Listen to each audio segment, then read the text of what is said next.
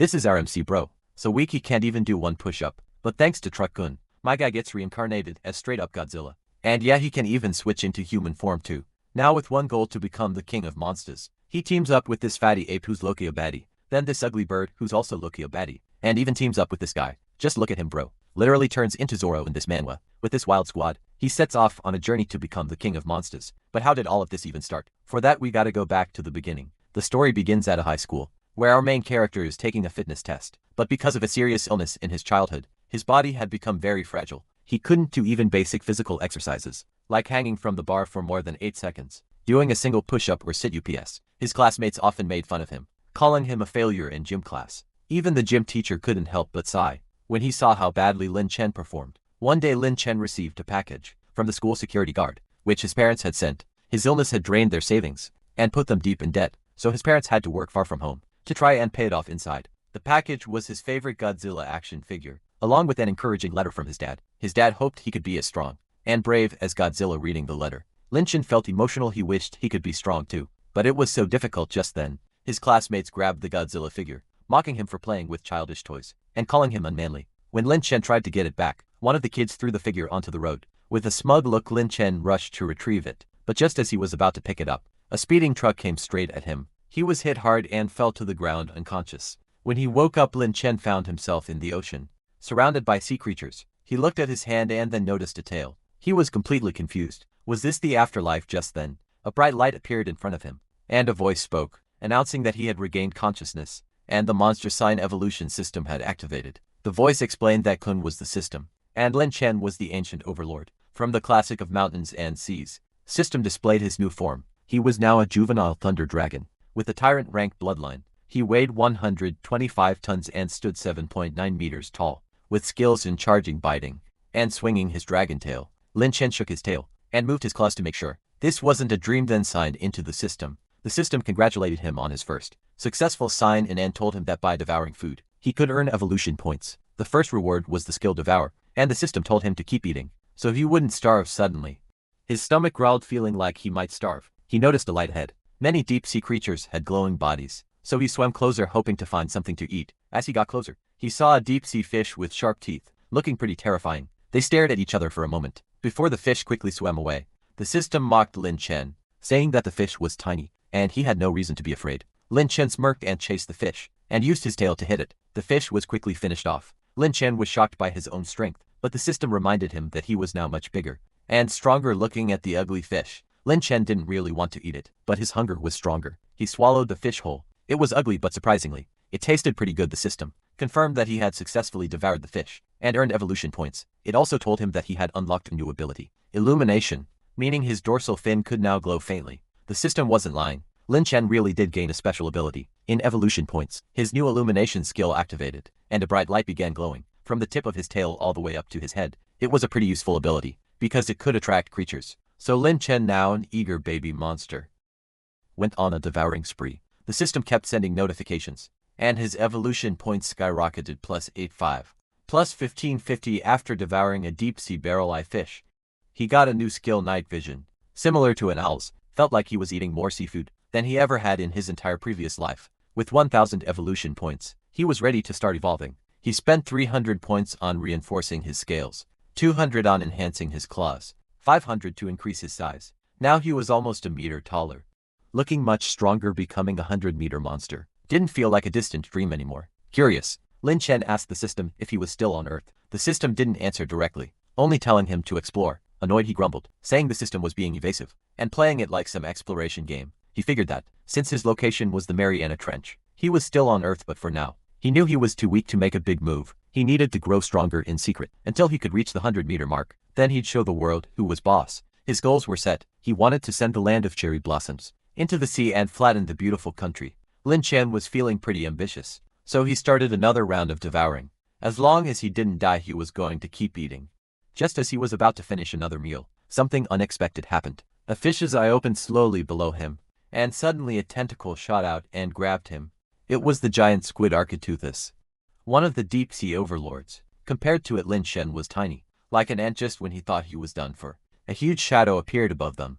A sperm whale, another ocean overlord, swam over, and the squid let go of Lin Chen to face the whale. Instead, the squid used its 10 tentacles to hold the sperm whale down, and the two giants began fighting fiercely. As he watched, Lin Chen realized how small and weak he still was compared to these true ocean rulers. It hit him hard, and memories of being bullied in his past life came rushing back. He swore he would never back down again. He would become stronger and never let anyone bully him again. Determined, he charged at the squid and took a bite out of its flesh. The taste reminded him of raw cuttlefish. As he chewed, the system notified him he'd successfully devoured part of the squid, earning him plus 21 evolution points. That was a pretty big win for Lin Chen. He kept tearing at the squid's tentacles, feeling the evolution points pile up. The squid was in so much pain, its eyes were rolling. Lin Chen couldn't help but feel a little smug. But soon, the squid let go of the whale and glared at him, anger in its eyes. Before Lin Chen knew it, the squid grabbed him again with its tentacles. He was frustrated now. Was it picking on him just because he was smaller? That really made him mad. He bit down hard on the squid's tentacle, launching another attack, yelling that he wasn't afraid of it anymore. He kept chewing on the squid's tentacles, determined to show it who is in charge. The squid started bubbling, clearly frustrated and preparing to fight back. Lin Chen was ready for whatever came next. The sperm whale gave Lin Chen a sly grin, and without warning it bit down on the squid's head. Together they worked as a team, Lin Chen attacking from below, while the whale attacked from above, leaving the squid no chance to fight back. In just a few moments, the giant squid was completely devoured. Afterward, the two monsters just floated lazily in the water, content and full, letting out satisfied belches. Lin Chen was surprised by the huge reward he'd earned, 3,000 evolution points for his part of the meal. Although Lin Chen only ate half of the squid, the points were a big boost. Then the sperm whale gave him another look, this time with a playful expression. Lin Chen, annoyed, thought the whale might want to pick a fight. He angrily challenged it, asking if the whale thought it was better than him. But when the whale seemed to hesitate, remembering the spikes on Lin Chen's back, Lin Chen's anger only grew. He demanded a fight. The whale just turned away with a disdainful look and swam off. Lin Chen shook his head, muttering that he'd let the whale go this time because it had helped him earlier. But now he was ready to level up. He spent 500 evolution points on reinforcing his scales, another 500 on his claws, and 500 more on his fangs. Finally, he spent 1,500 points to grow bigger. After the upgrades, his physique was stronger than ever. He weighed 179 tons and stood 10 meters tall. His abilities now included the S+ rank Devour, the C-grade Illumination, and the E-grade Night Vision. Feeling a bit proud of himself, Lin Chen joked to himself about wanting a monster credit card to spend his points faster, looked around for more giant squids, hoping to find one to get even bigger. If he could get another 50 evolution points, he could reach a 50-meter size, and then nothing, whether it was a giant squid or sperm whale, would stand in his way. The system then notified him that he'd earned a special reward, a monster compass. The system excitedly told him he had unlocked a skill that would allow him to detect the presence of monsters. With this new skill, he wouldn't have to worry about getting ambushed by any giant squids. He decided to turn off the light coming from his dorsal fin. To stay hidden, Lin Chen swam toward the deep sea, where he spent the next few days, waiting for the giant squid to stop hiding. He figured it would eventually come out, but for now he decided to explore the shallow waters to find some other prey. A week later, his luck ran out. His stomach was growling from hunger, and the shallow waters had barely any large fish. Even the great white sharks couldn't satisfy him.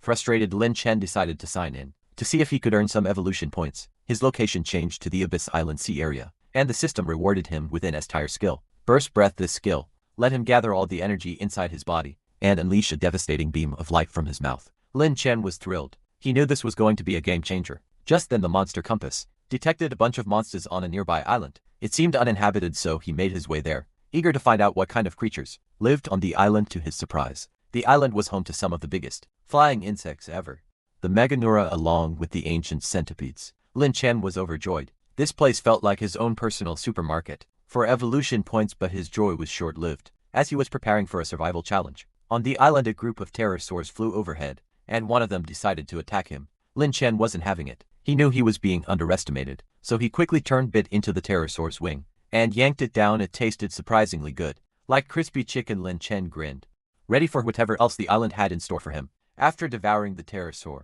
Lin Chen was feeling a bit tired of seafood. He was ready for something different, so he decided to try out his new Burst Breath skill. As he prepared to unleash it, his dorsal fin lit up. The pterosaurs, noticing his stance, quickly backed away in fear. Lin Chen fired the burst, but when he saw the small flame that came out of his mouth, he was stunned. It was more like a tiny spark than the powerful attack he expected. Pterosaurs, feeling insulted, got ready to attack him instead. Lin Chen nervously backed off, asking what the deal was with his burst breath.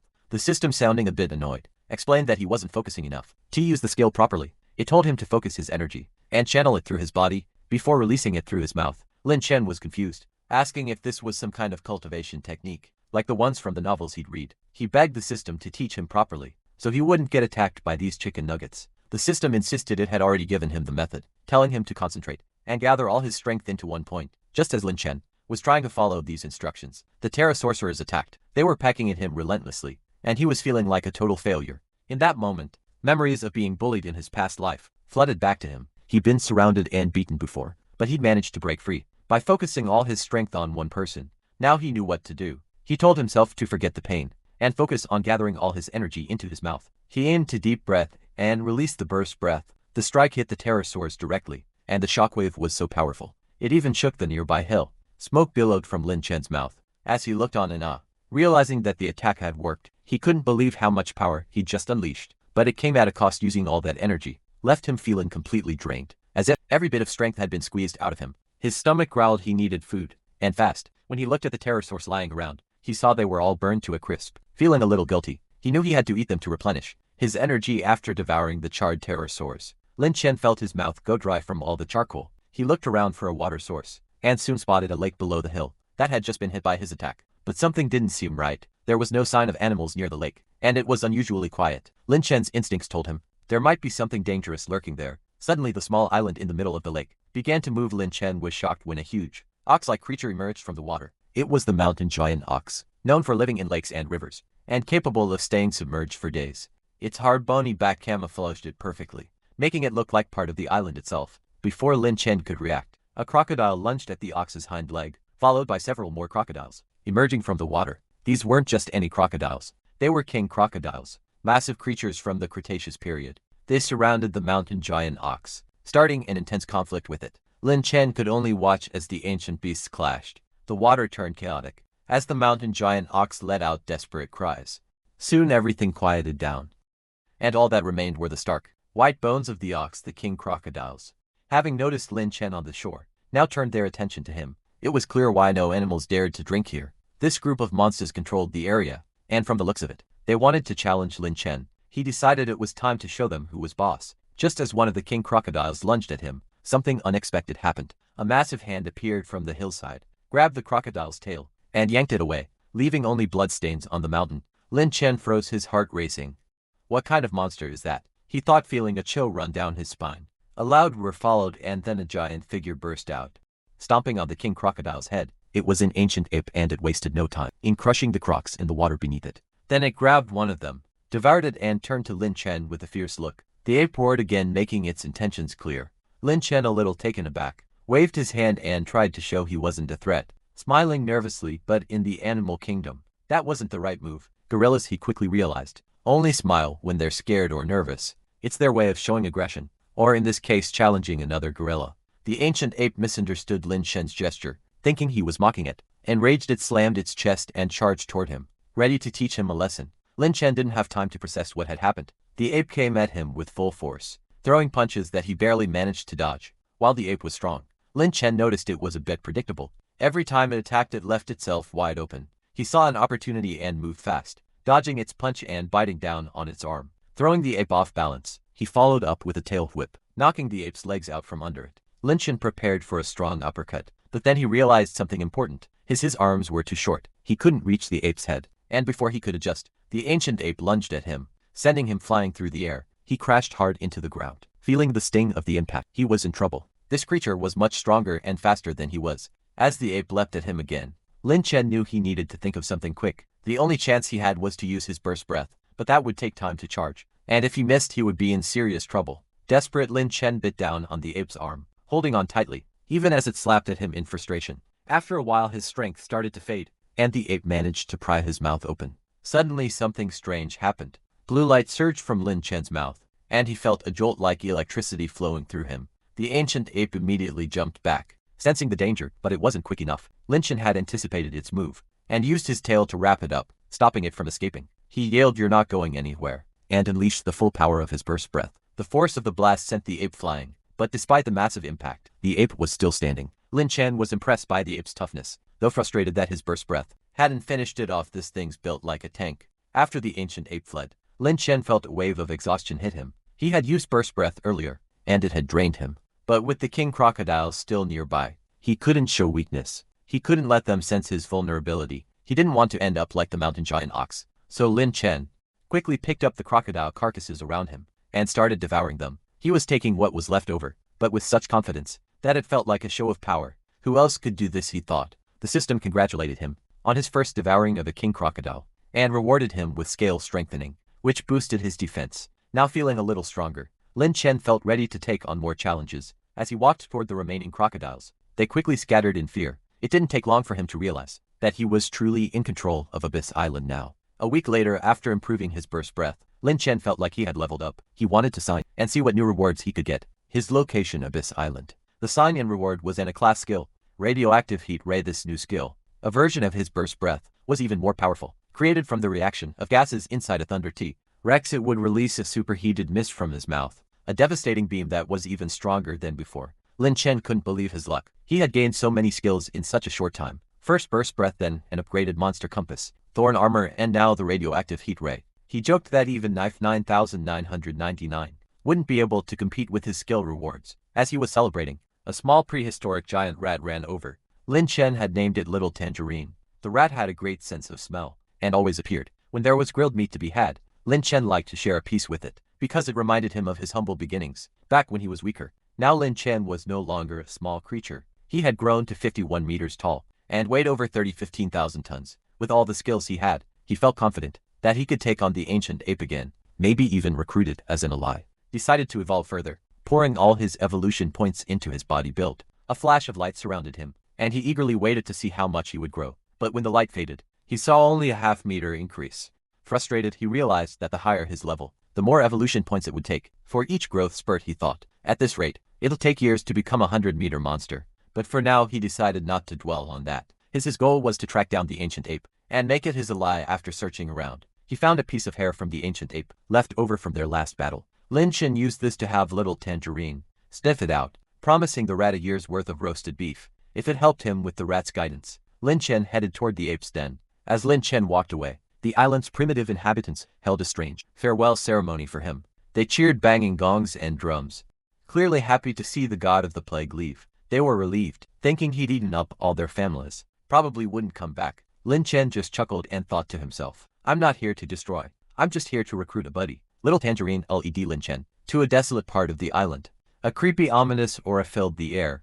Lin Chen raised an eyebrow. Are you sure it's here? He asked the rat. This doesn't look like the kind of place the ancient ape would live. He also noticed that his monster compass wasn't picking up any energy from the ancient ape. Something felt off. Lin Chen walked with Little Tangerine toward the cave, trying to comfort the little rat, which was clearly nervous. It was trembling, and Lin Chen couldn't help but wonder what kind of monster could be hiding in there. Don't worry, I've got you, he reassured it. What's there to be afraid of? But as they entered the cave, a foul stench hit him, and his monster compass still wasn't detecting anything. It was strange, no sign of any creatures. A bit deeper into the cave, Lin Chen heard a roar echoing from inside, but it didn't sound like the ancient ape. Curious, he decided to sneak a bit closer and take a look. The cave had cobwebs hanging from the ceiling, and there were strange monster eggs scattered on the floor. It looked like a spider's den, but something else caught his eye. A beautiful woman trapped in the cave. The system suddenly chimed in with some unexpected information. The ape possesses the bloodline of the ancient fierce beast from the classic of mountains and rivers. After eating something unusual, it transformed into a human form. Lin Chen was stunned. Wait, is this the ancient ape? How did it turn into a human? And a woman at that. The woman seemed just as surprised to see him. Lin Chen crouched down, confused, and asked, used to be about the same size as me. How did you get so small? The woman stuttered, clearly taken aback. It's you. What are you doing here? Lin Chen chuckled and jokingly said, did the ancient ape refine itself into a little goblin? But before they could say more, the woman suddenly yelled, watch out, look around. Lin Chen looked up, just in time to see a bunch of ugly creatures crawling down from the cave ceiling. One of them, with a giant mouth, lunged straight at him without hesitation. He grabbed it with one hand. The system helpfully identified it as a dead, rotten reptile, a huge monster from the classics of mountains and rivers. These creatures were the overlords of the underground world on Abyss Island and the ancient ape's biggest enemies. The dead, rotten reptile tried to bite Lin Chen's arm, but he squeezed it tightly until it burst. You dare bite me, he muttered, disgusted as his palm was covered in foul liquid. The other creatures, enraged, surrounded him and lunged at him with their sharp fangs. Lin Chen stomped on the ground and yelled, get away, you disgusting reptiles. But there were too many of them. Some even climbed onto his back, biting into his spikes. Lin Chen wasn't worried though. His defense was top-notch. As they gnawed on him, he could feel their teeth shattering against his scales. What do you think you're doing, huh? He thought, Let me show you what happens when you mess with me. He activated thorn armor and instantly, the creatures on his back were turned into a spiky mess. The woman watched in awe as Lin Chen took care of the monsters with ease. As she looked closer, she grimaced at the disgusting liquid all over his back. Lin Chen could see that his image in her eyes had taken a bit of a hit, but before he could dwell on it, the dead rotten reptiles shifted their attention to her. They lunged at her ready to drag her away. Lin Chen wasn't having any of it. He stomped forward and crushed them into the ground. With me here, who dares to hurt her? He said, his voice full of confidence. The creatures hesitated, clearly intimidated, but one of them made a move to escape, thinking it could flee. Lin Chen wasn't having that either. Did I say you could leave? He shouted, then unleashed a radioactive heat ray at the retreating creatures. The blast hit them squarely, turning them into ash in seconds. But the smell of cooked meat filling the air, Lin Chen gave the little ape girl reassuring heart sign with his fingers, letting her know that he would protect her. He then carefully used his claws to cut the ropes. Binding her arms, she quickly freed herself. Once she was free, he cleared his throat and asked how she transformed into a human. The ape girl hesitated, then backed away a little. Searching for something, she grabbed a large bone and smashed it against a rock. Lin Chen immediately thought she was getting ready to fight, so he quickly reassured her. Don't worry, I'm not gonna hurt you. I don't bully women, but instead of a weapon, she broke the rock open and pulled out a leftover fruit core. She stuttered as she explained that eating the fruit was what turned her into a human. Lin Chen was shocked. You turned into a human from eating that? Is this some kind of legendary devil fruit, or a transforming pill? He couldn't believe it. To get on her good side, he decided to impress her by cooking something. Watch what I can do for you, he said, gathering some firewood into a small pile, then using his burnt breath to light it up. Even though he was cooking a dead rotten reptile, it was disgusting to him. Lin Chen did it for the sake of impressing the girl and earning evolution points. As the meat roasted, the ape girl started to drool. Lin Chen handed her and little tangerine a skewer of the roasted meat. They both dug in eagerly. How's it taste? Pretty good, right? This is called a skewer, Lin Chen asked with a grin. While they ate, he asked the ape girl if she could change back into her original form. If you turned back into the ancient ape earlier, you wouldn't have had to deal with those reptiles. The ape girl shook her head. I can't change back, she said. Lin Chen was baffled. It seemed like she was taking it pretty easy, even though she was in a dangerous situation. He thought to himself that if she hadn't met him, she'd probably have been eaten by now. Curious, Lin Chen asked the system if there was any way to help her revert to her original form. The system confidently responded, of course I can. I just need to analyze the fruit and modify it so she can return to her original form. And even better, after the modification, she could switch freely between human and ape form. Excited by the possibilities, Lin Chen couldn't help but wonder if he too could switch between human and monster forms. He imagined reuniting with his family in the human world. Eager to help the girl, he asked her where she had found the fruit. The ape girl stuttered, cliff. Pile of bones. Lin Chen thought about it for a moment, then shoved the skewer into his mouth. As he devoured it, the system rewarded him with evolution points. Nice, 20,000 evolution points. This is great, he thought, smiling.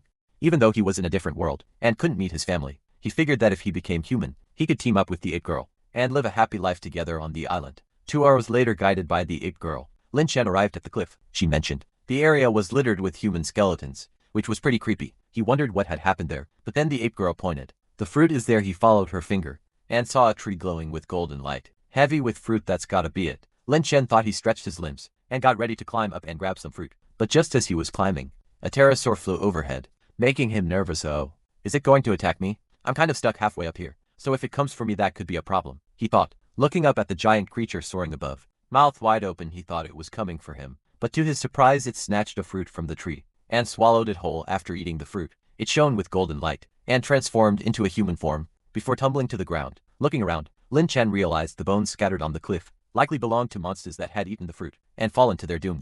This place definitely gave off bad vibes. He needed to grab the fruit and leave quickly. Right then, a massive bird appeared on the cliff top. Its crimson eyes locked onto Lin Chen, and the system alerted him that it was a death lark, a powerful creature with the bloodline of an ancient beast called Yu Chang.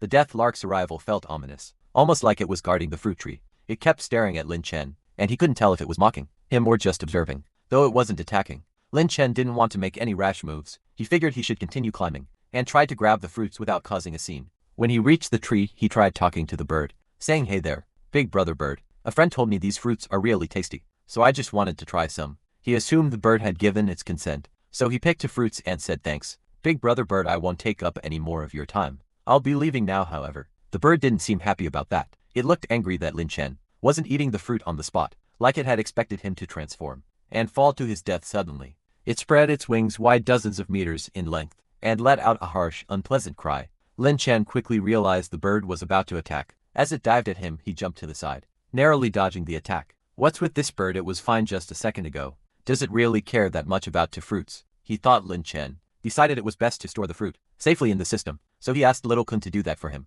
However, Little Kun pointed out that analyzing the fruit would cost 100,000 evolution points, and Lin Chen didn't have enough. At the moment he was short by about 7,000 points. Frustrated, Lin Chen muttered to himself about how he wished the system hadn't mentioned analyzing the fruit, if it wasn't even possible, but he didn't have time to dwell on that. As the death lark was coming for him again, the bird stretched out its sharp claws and scratched at him. Even his tough skin couldn't prevent the pain, and he knew he had to defend himself. As the bird prepared to attack again, Lin Chen swung his tail and sent it flying back. Quickly he charged up his radioactive heat ray, shouting, "I'll turn you into roasted bird." The attack hit the death lark, but to his surprise, it had a recoil effect that sent the shot off course. Still, it was enough to set the bird's feathers on fire, and it plummeted toward the ground. Lin Chen knew it wouldn't be enough to finish the bird off, though he needed to wait for the right moment to use a more powerful burst breath. After a short while, the bird recovered from the flames and flew back up into the sky.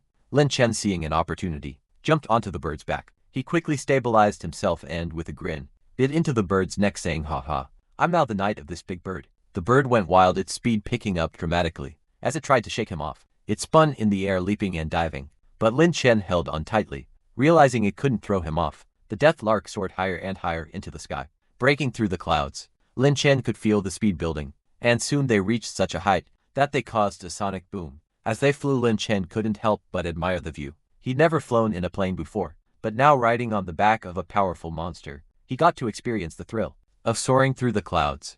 He thought to himself, being a monster has its perks. As Lin Chen was reflecting on everything that had just happened, the death lark suddenly sped up and turned around, heading straight for the cliff below. Panicking, Lin Chen thought he might be done for. He was about to be finished by a crazy bird, but just as he was about to give up hope, he noticed a lake nearby. He quickly came up with an idea. If he could use the recoil from his burst breath to launch himself into the lake, maybe, just maybe, his tough body would help him survive. Determined, he gathered energy for the attack. With a loud whir, the burst breath hit the death lark, sending it crashing toward the cliff. While Lin Chen was launched into the air, as he was about to land in the water, he felt the ape girl cling to him tightly, tears in her eyes. Together, they hit the water with a huge splash. The death lark, on the other hand, crashed into the cliff, its head hitting the transformation fruit tree, causing the fruits to scatter all around. It slammed into a pile of bones with a heavy thud. After surfacing, Lin Chen let out a victorious laugh. He turned to the ape girl and said, "We did it, we're having chicken tonight." But just then something unexpected happened. The transformation fruit fell right into Lin Chen's mouth. What was that, he thought.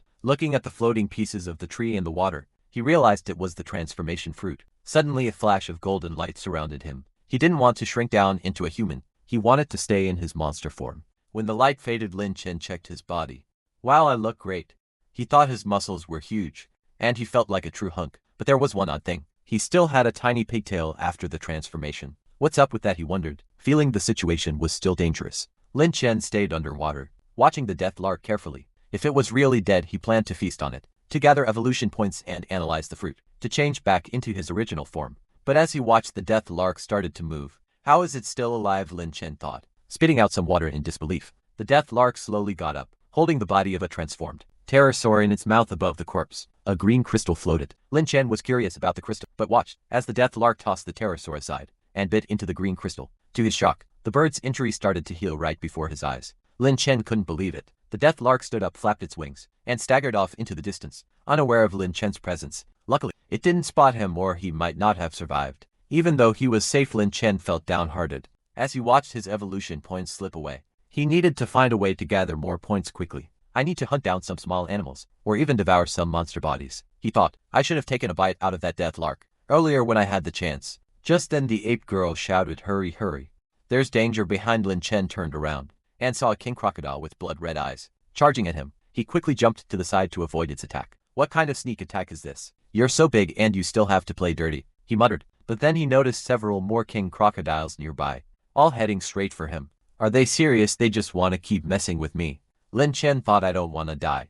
I want to stay a monster." In a burst of panic-fueled strength, Lin Chen managed to pull ahead, leaving the king crocodiles behind. He was amazed at how much power he just tapped into. Is this what happens when you're pushed to your limit? He wondered, feeling a rush of adrenaline. But just as he was feeling proud, another king crocodile appeared in front of him, blocking his path. Without thinking, Lin Chen decided to make a desperate move. He charged at the crocodile, grabbed its massive mouth, and held it shut. Crocodiles are known for their powerful bite, but their jaw-opening muscles are weak. so Lin Chen found it surprisingly easy to keep the creature's mouth closed. However, just as he thought he might be safe for a moment, he realized the situation was getting worse. King Crocodile's eyes turned red and Lin Chen was stuck. If he let go, the crocodile would swallow him, but if he didn't, the other king crocodiles would get him. In that moment of panic, he heard the ape girl's voice calling out, "Grab the vine!" Just as Lin Chen thought he was safe, the king crocodile lunged at him again, its massive mouth wide open. He barely dodged, managing to escape just in time. But the ape girl grabbed him and pulled him to safety on the shore.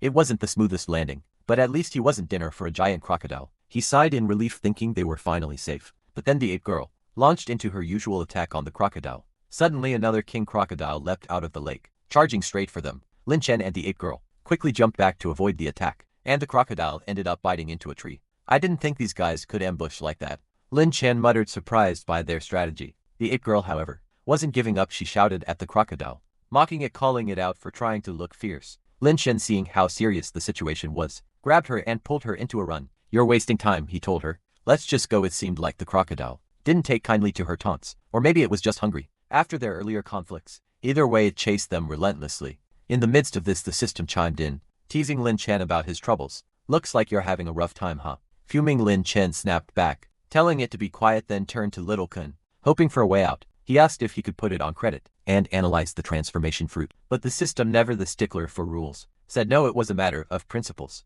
No evolution points, no analysis. Lin Chen dropped any sense of pride and pleaded with Little Kun, asking for an exception, but of course, Little Kun wasn't budging. "Take it or leave it," it replied. Lin Chen was running out of time, and he might get eaten before he could make any progress. That's when the system cracked a joke and said he could get a skin for checking in. A flash of blue light passed over him, and a cool new skin appeared on his body. Great, but not the time. He thought. The ape girl, still on her game, suddenly sped up and jumped onto a large tree. Smart move, Lin Chen thought. She was figuring things out and using her skills. "Get up here, danger's behind," she shouted at him. Despite being terrible at sports in his past life, Lin Chen had no choice but to give it his all now. With a burst of effort, Lin Chen jumped high enough to avoid the crocodile's attack and scrambled up the tree. "Wow, this is awesome," he thought, realizing just how strong he was now. In his old life, he couldn't even do a pull-up, but now climbing a tree was easy. He shouted in excitement, "This is great." But just then the king crocodile slammed into the tree. With a deafening crash, Lin Chen's feet slipped, and before he knew it, he was falling back down toward the waiting crocodile.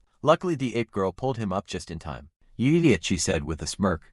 Rolling her eyes, Lin Chen couldn't help but grin as he thanked her, but in his mind he was thinking, "I can't believe this girl is mocking me right now." They finally made it to the top of the tree, where Lin Chen lay on the trunk panting. Below them, the king crocodiles kept slamming into the tree, but they weren't getting anywhere. Feeling safe for the moment, Lin Chen couldn't resist boasting, "You think you can shake this tree? You guys are way overestimating yourselves." The ape girl moved closer, staring at him with wide eyes. Lin Chen thought maybe she was impressed by his toughness, but then she started comparing their heights. She teased him, saying he had gotten so small after his transformation. Lin Chen, now a little annoyed, shot back, "How am I small? You want to fight or something?" At that, the ape girl suddenly got really angry. Just as Lin Chen thought the ape girl was going to get into a fight with him, she unexpectedly pulled him behind her and started shouting up at the trees. A giant snake was hanging there, hissing and glaring down at them. System chimed in with an alert, giving its usual, overly detailed description of the creature. Lin Chen wasn't thrilled with the system's usual, helpful information. He shouted at Little Kun, sarcastically thanking it for its compass, which only seemed to alert him about how much stronger his enemies were. He turned to the python and tried reasoning with it, asking if there was some misunderstanding, since he hadn't eaten any snakes before. The massive python, however, didn't care. Its tail lashed out toward them, and both Lin Chen and the ape girl had to quickly jump out of the way. Without missing a beat, the ape girl pulled Lin Chen up, and they started running, leaping from tree to tree to avoid the snake's attacks. While they were running, Lin Chen asked Little Kun if it could give him the transformation fruit back, so he could use it on the snake, hoping it would turn into a human and fall prey to the king crocodiles. But of course the system refused. It explained that analyzing the fruit would cost a huge amount of evolution points. Lin Chen tried to explain that he didn't want the fruit analyzed, he just wanted it back. Little Kun stuck to its guns, saying he'd need to pay 100,000 evolution points just to start the procedure. Lin Chen, frustrated, muttered that if he had that many points, he might as well analyze the fruit directly. He accused Little Kun of trying to get him killed, with all its rules, threatening to file a complaint and give it a 0-star review. Just as Lin Chen was getting worked up, the prehistoric python attacked again. It slammed into the ape girl, opening its huge mouth to bite her. Without thinking, Lin Chen jumped in front and pushed her away, only to get swallowed by the massive snake himself. Inside the python's stomach, it was dark and foul-smelling. Lin Chen realized he was inside the creature's digestive system, but didn't feel any pain yet. probably thanks to his enhanced physical state. He knew though, that if he stayed there too long, he wouldn't survive. He started gathering energy, thinking of using his burst breath to burn a hole and escape, but Little Kun quickly warned him that, with his human body, he wouldn't be able to handle such intense energy, and could explode instead. Little Kun suggested he use a burst bite to enhance his biting ability. Lin Chen agreed, realizing that he could devour the snake's insides to gain evolution points. It was gross, but it was his only option. As he started biting into the python's stomach, he couldn't help but think it tasted like eating a pair of stinky socks. Still he kept going. The system chimed in, congratulating him with the first evolution points for successfully devouring part of the snake. Lin Chen grinned knowing he was on the right track. He kept biting away and soon enough, he could feel the snake writhing and thrashing around. Clearly in pain, it started to fall from the tree.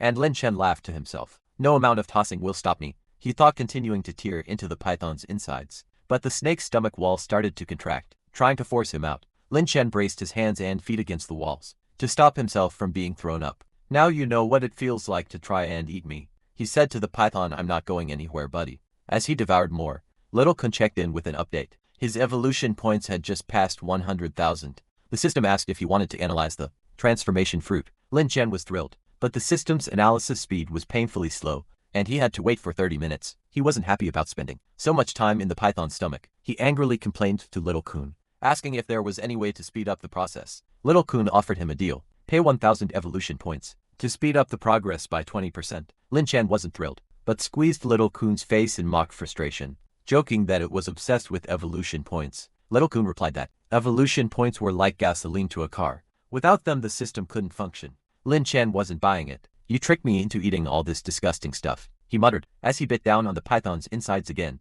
The system kept announcing his evolution points as they climbed, and the python thrashed around even more with each bite. Lin Chen could feel the analysis progress, inching forward, and eventually, after some hard work, he reached the final 100% completion. The transformation fruit was fully analyzed and ready for retrieval. After Lin Chen ate the transformation fruit, he noticed it had changed color from red to green. He eagerly dug in, and though the taste was a bit unusual, it wasn't bad, kind of like papaya. He finished the fruit quickly, and even let out a satisfied burp. Finally, I can turn back into a monster, he said excitedly. He shouted, transform, expecting a big change, but nothing happened. Confused, he turned to Little Kun and asked why nothing had changed. Little Kun, sitting casually and sipping its little coffee, explained that the transformation fruit actually contained an energy that wasn't of this world. When a monster ate the fruit, it would condense its life essence into a crystal nucleus, which was about the size of a fist. Afterward, the monster would lose its life essence and transform into a human. However, thanks to some modifications Little Kun made,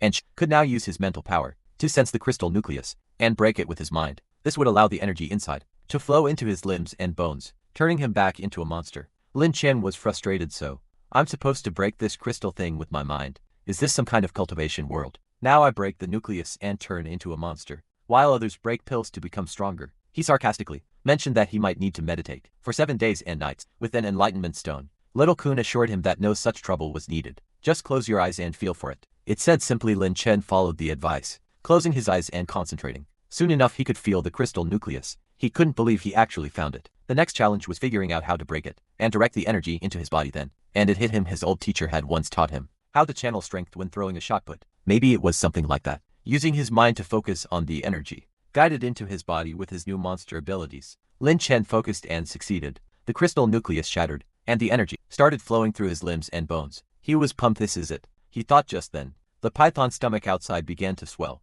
letting out a painful roar. With a huge burst, Lin Chen's transformation into a monster was complete, and the snake's stomach exploded. The prehistoric python fell to the ground in defeat. Lin Chen had finally transformed back. The ape girl cheered in excitement when she saw him, while the king crocodile looked terrified. But Lin Chen wasn't done yet. You reptiles thought you could bully me, huh? Ready to face my wrath now? After a while, Lin Chen had piled up the creatures, getting ready for a roasting feast. He couldn't help but reflect on how close he had come to losing his life when eating the fruit. It had been a risky move, but in the end, it worked out. He wasn't planning on turning back into a human anytime soon. To scary. While Lin Chen worked on the feast, the ape girl and little tangerine were busy collecting firewood. Lin Chen used his burst breath to start the fire, and thought to himself, it's definitely better being a monster. Sure, his appearance might not be perfect, but as the king of monsters, he felt unbeatable. Just then, the ape girl said something from below, but her voice was too soft for him to hear. She then shouted up, asking how he had transformed back so quickly, and why he seemed so much taller than the last time they fought. Lin Chen, still working on his skewers,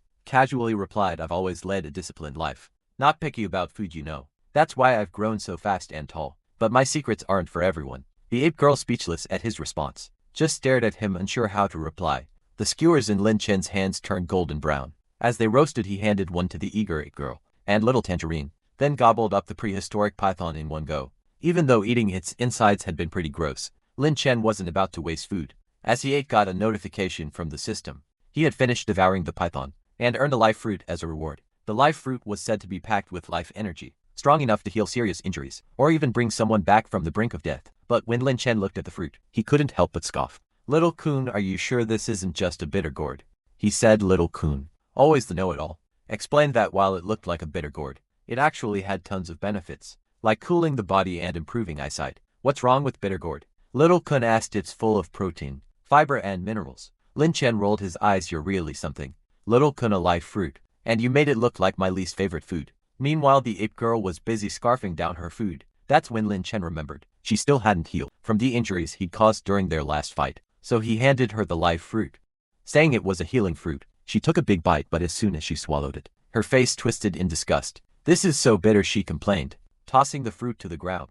But then a soft green light surrounded her, and her wounds started to heal right before their eyes. Suddenly all the bitterness was forgotten. She devoured the rest of the fruit and, feeling the energy surge, yelled out, "This feels amazing, I'm full of power." Lin Chen couldn't help but sweat, a little concerned about her enthusiasm. Ape girl, you really need to stop shouting and banging around like that. If you didn't have that habit, your wounds would have healed a lot faster. Ape girl stared at him and shrugged. What? When I face a monster, I just yell and the problem is solved. No need to fight, she said. But hey, why did you attack me out of nowhere? The first time we met when I was about to leave. Lin Chen paused him. That's a good point. You're just protecting your food and territory, right? A couple of shouts and maybe a fight to settle things. Lin Chen quickly shifted gears. Hey, eat up, gather enough evolution points, and I can help you transform back into an ancient ape. Then remembering something, Lin Chen asked her, wait, if even I almost got taken out by that death lark, how did you avoid it? After eating the transformation fruit, why were you captured by the dead rotten reptiles? Ape girl explained that she had climbed up the cliff, grabbed the fruit and popped it in her mouth. Lin Chen pictured her as an ancient ape, eating the fruit and falling down the cliff. But as he was lost in that thought, Ape girl handed him a large bone and asked, what are you thinking about? She went, I managed to grab hold of the cliff and hang on. Just then a dead, rotten reptile seemed to have been knocked down by something. Out of curiosity, and slowly crawled closer to the seam, and saw a bunch of dead, rotten reptiles fighting with a strange bird. It was a big cave, and although the bird, which was actually a death lark, seemed strong, it was outnumbered. Before long, the bird was overwhelmed and pinned to the ground, with its feathers being ripped out one by one. It was clear that the death lark wasn't doing so well against these reptiles. Watching this unfold, Lin Chen thought for a second. The enemy of my enemy is my friend. Maybe I should talk to that death lark. Ape girl continued the story, explaining that the death lark had fought hard to break free from the dead, rotten reptiles, but eventually it had to flee the cave. However, it didn't get far before the reptiles caught her. Lin Chen was surprised to learn that Ape girl had been captured and taken to the cave after falling from the cliff. He asked why the reptiles hadn't just eaten her. Ape girl's face turned serious as she replied that they likely planned to offer her as a sacrifice to their leader. Lin Chen raised an eyebrow. The dead rotten reptiles wanted to make you their queen. Ape girl's expression darkened even more as she explained her past. Abyss Island, where she and her family had lived, used to be a beautiful place, inhabited by a tribe of ancient apes. Everyone looked the same regardless of age or gender, and they lived peaceful lives. But then the dead, rotten reptiles showed up and ruined everything, throwing the island's ecosystem into chaos. No wonder the cave had such a lifeless, gloomy atmosphere. To restore the island, her parents and some other monsters had tried to find and destroy the dead, rotten reptiles' nest, but they never returned. After that, Ape girl decided to join the fight to protect the island and bring her parents back. She believed the dead, rotten reptiles had been after her all along because she carried the scent of her parents. Lin Chen, feeling protective, reassured her, don't worry, Ape girl, you're like family to me now. I won't let these reptiles ruin Abyss Island. We'll take them down together. He realized that stand a chance against the king of the dead, rotten reptiles, who had already defeated so many monsters, including her parents. He needed to level up fast. If he could evolve into 100-meter tall monster, then he'd be ready to face that powerful reptile leader. As he was thinking this, Ape girl was, as usual, getting a bit carried away. She was shouting and pounding her chest, not caring about her image one bit. Lin Chen sighed, shaking his head at her antics. Just then he heard something strange, and spotted two giant cats slowly creeping toward them. The monster compass buzzed, alerting him to the danger. Giant Smilodon 8 meters long, 24 tons, equipped with sharp teeth.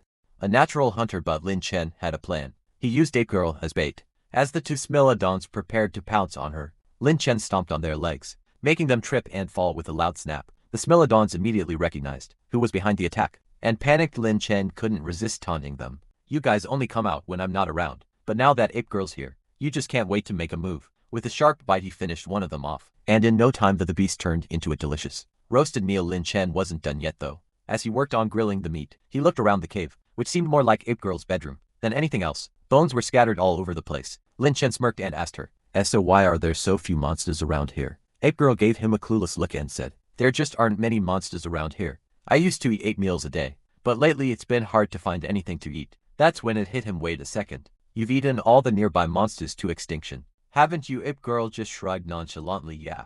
Now I just hunt in other territories. Lin Chen could only shake his head at her logic. Your intelligence worries me sometimes. Ape Girl, you really wiped them all out. Lin Chen immediately scolded Ape Girl for her reckless behavior, telling her that, even if she moved to different territories, she had to think about sustainability. If she kept hunting everything in sight, wipe out all the monsters on the island. Right after he finished speaking, Ape Girl suddenly clutched her chest, feeling a sharp pain, and collapsed on the ground. Both Lin Chen and Little Tangerine were shocked, and rushed to ask her what was wrong. Ape Girl weakly explained that her heart hurt a lot. Little Kun, who had been observing, stepped in to explain what was going on. Apparently staying in human form for too long was starting to take a toll on Ape Girl's body. Little Kun explained that the transformation fruit condensed the monster's life essence into a small crystal, and monsters didn't know how to properly control that energy over time. The excess energy could cause dangerous reactions, like heart problems or even worse. Ape Girl had already been in her human form for a whole week, and it was taking a serious toll. Little Kun added that it was lucky Ape Girl was a strong monster to begin with, and had been holding on, especially after Lin Chen gave her the life fruit. Panicking, Lin Chen asked Little Kun if there was any way to help. Unfortunately, his evolution points were far too low. To fix the situation, Little Kun suggested that Lin Chen needed to gather 100,000 evolution points, but that wasn't something Lin Chen could do overnight. So without wasting any more time, Lin Chen decided to search for a powerful monster that could help him get the points he needed. He quickly opened the monster compass and saw a bright spot on the map, indicating a strong monster nearby. Determined to help Ape Girl, Lin Chen grabbed her and set off in the direction of the monster. He wasn't sure if he could defeat the creature, but for Ape Girl, he was willing to risk it all this time. He told Little Tangerine to find a safe place to hide, and dashed toward the monster's location. As he ran, he startled a bunch of creatures, including a polypetid which lunged at him. He slapped it away disgusted, but just as he was about to keep going, the polypetid jumped right into his mouth. To his surprise, Lin Chen gained 150 evolution points for devouring the creature, and as a bonus, he got a special reward of 2,000 evolution points. Excited by the boost, Lin Chen decided to go all out. Switching into frenzied feasting mode, he began devouring everything in his path, even the most unappetizing creatures.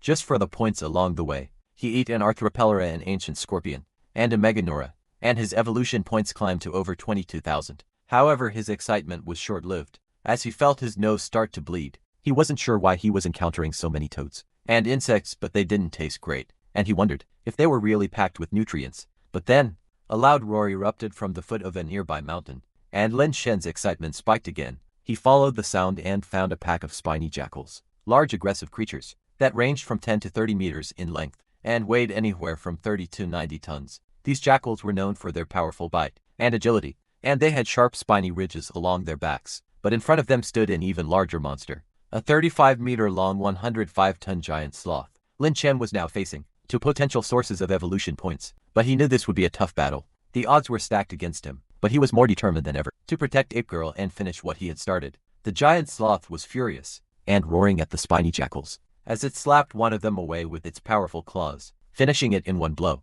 The Vol's body went flying through the air, right into Lin Chen's mouth. As soon as the other spiny jackals saw what happened to their comrade, they started attacking the giant sloth in a frenzy, turning the whole area into a chaotic battle. Lin Chen, meanwhile, was enjoying a snack. He thought the more intense the fight got, the better. It was almost like he didn't have to lift a finger, just wait for both sides to weaken each other. Eventually, after a while of fighting, the spiny jackals had lost many of their members, and the giant sloth was clearly tired. Just when Lin Chen thought the fight was winding down, the sloth suddenly gathered its strength and flung all the remaining wolves off of it. Then, to Lin Chen's surprise, it charged straight at him. It seemed like the sloth had noticed him, and there was no way Lin Chen could face it head-on, so he quickly sidestepped, and while the sloth wasn't paying attention, used his tail to sweep its legs out from under it. The sloth crashed to the ground. With a thud, Lin Chen wasted no time, jumping on its back and tearing off a huge chunk of meat. The taste was incredible, but just as he was enjoying his meal, A bold spiny jackal decided to attack him.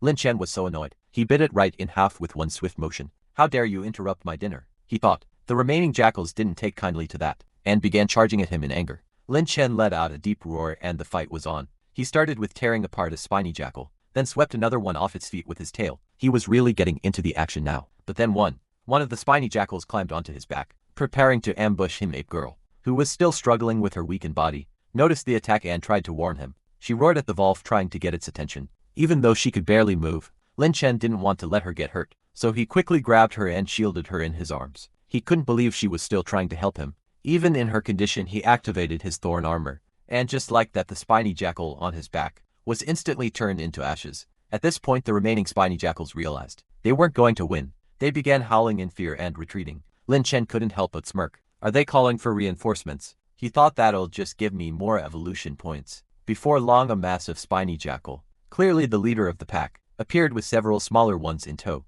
Lin Chen was excited. This one had to be worth a lot of evolution points, and he was ready to devour it. But first he wanted to finish his meal.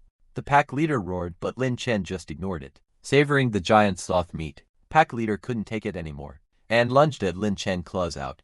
But Lin Chen was in no mood for interruptions. He opened his mouth wide, startling the spiny jackal, and snapped at its smaller pack members, finishing them off one by one. The leader was now furious, but Lin Chen couldn't care less. He just wanted to eat in peace. Finally, just as Lin Chen stood up, feeling satisfied with his meal, and ready for more action, he felt he had gathered enough evolution points. That's when the unfortunate leader of the spiny jackals was in the wrong place at the wrong time. Lin Chen was eagerly waiting as the system began analyzing and modifying the transformation fruit. With the progress bar slowly ticking up, the system estimated it would take about 18 minutes to finish. As he looked down at Ape Girl, curled up weakly on his shoulder, he wondered if she'd be able to hold on for that long. Unfortunately, there were no more monsters around to snack on.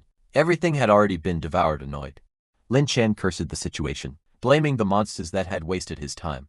Then he remembered the spiny jackal pack leader he had ignored earlier. It seemed like he needed to finish it off to earn some more evolution points. Lin Chen whipped his tail at it, but the wolf dodged and lunged at him with a roar. That was exactly what he wanted. He bit down on the wolf, but it swiped its claws at his eyes, forcing him to fling it away. Despite the pain, Lin Chen tore a large chunk of its flesh, but the wolf kept growling at him, thinking about what Ape Girl had said earlier, how monsters fight for food and territory. Lin Chen got annoyed. He charged at the wolf, ramming it with his shoulder, and sending it flying a few dozen meters. But even then the wolf refused to back down, and bared its teeth at him. Lin Chen, now serious, gathered energy for a big hit. The spiny jackal pack leader was clearly sweating, not expecting Lin Chen to be this strong. Lin Chen unleashed a powerful radioactive heat ray, hitting the wolf dead on. The shockwave from the attack made the ground tremble, and when the dust cleared, the wolf was in terrible shape. Its fur was completely gone, and its body was steaming, with blood dripping from its wounds. Lin Chen couldn't help but joke about his new move, radioactive heat ray hair removal.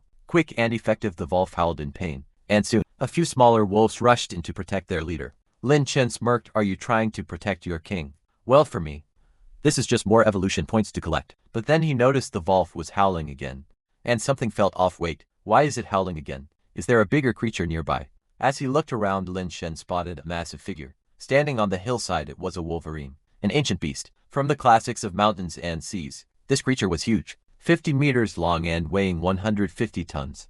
It had a powerful presence, and Lin Chen began to feel a little uneasy. Wolverine carried a huge blade, and was slowly walking toward him, and as it approached, all the spiny jackals bowed before it, almost like they were its subjects, and Chen was annoyed. Great. Just what I need, another giant creature.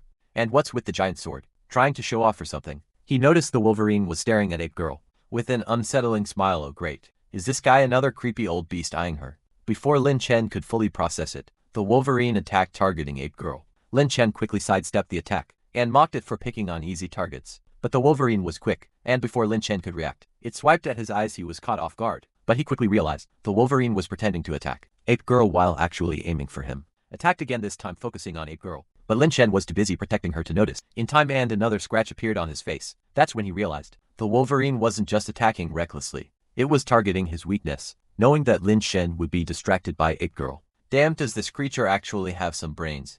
Lin Chen thought, starting to worrying that he might be in over his head. Lin Chen was getting more and more frustrated as the Wolverine kept running around him, occasionally attacking Ape Girl to distract him. He was furious. I'm a human, the ruler of Earth. You think you can outsmart me? Not even close, he yelled, then whipped his tail around, using it to send a skeleton flying toward the Wolverine. The Wolverine dodged the skeleton, but Lin Shen didn't waste any time. He gathered energy for another heat ray. The Wolverine, remembering how badly the spiny jackal had been burned, dodged the attack just in time. Still, it couldn't avoid the heat entirely, and got its paw scorched. It bared its teeth, looking more irritated than ever. Lin Shen taunted it there. Now we're even. Suddenly, the Wolverine sped up, leaping off a nearby tree to get higher in the air. Lin Shen was confused, unsure of what the creature was planning. To his shock, the Wolverine used its mouth to pull out a massive blade. From its back, Lin Shen's jaw dropped. Wait. It pulled out a blade. The Wolverine raised the blade high, and before Lin Shen could react, it came crashing down on his shoulder. Pain exploded through him as he felt a deep cut. Blood sprayed everywhere. This thing's way too much to handle. Lin Shen thought, panicking. How am I supposed to fight it without weapons? Am I supposed to fight this wolf with my bare hands? Not willing to back down, Lin Shen bolted, running for cover. What kind of world is this? He muttered to himself. How does a wolf know how to use a blade? I thought monsters couldn't be hurt by anything, lava, bullets, you name it. But right now there was no time for that. He had to get Ape Girl back to her original, stronger form. The two of them together could take this guy down. Lin Shen gently placed Ape Girl down, telling her to climb up a nearby tree. She nodded, understanding how much weaker she was. In her current state, she struggled toward the tree, as fast as her shaking body would let her. But before Lin Shen could react, the Wolverine leapt at him again, this time slashing at his thigh with its blade. Lin Shen gritted his teeth, grabbed a tree and ripped it out of the ground, hurling it at the Wolverine. Don't think you're the only one who can use tools, he yelled. The Wolverine slashed through the tree with its blade, but that gave Lin Shen just enough time to gather energy for his next move. Burst breath, he shouted, launching a massive energy blast right at the Wolverine. The creature dodged with a flip, its thick hide absorbing the hit without even flinching. Tough skin, I get it, Lin Shen grumbled. That's a boss level ability right there. But no matter how tough the Wolverine was, it still hadn't dropped that blade, and that weapon was making things a lot harder. Lin Shen knew he had to get rid of it somehow. Deciding to use pure strength, he charged at the Wolverine,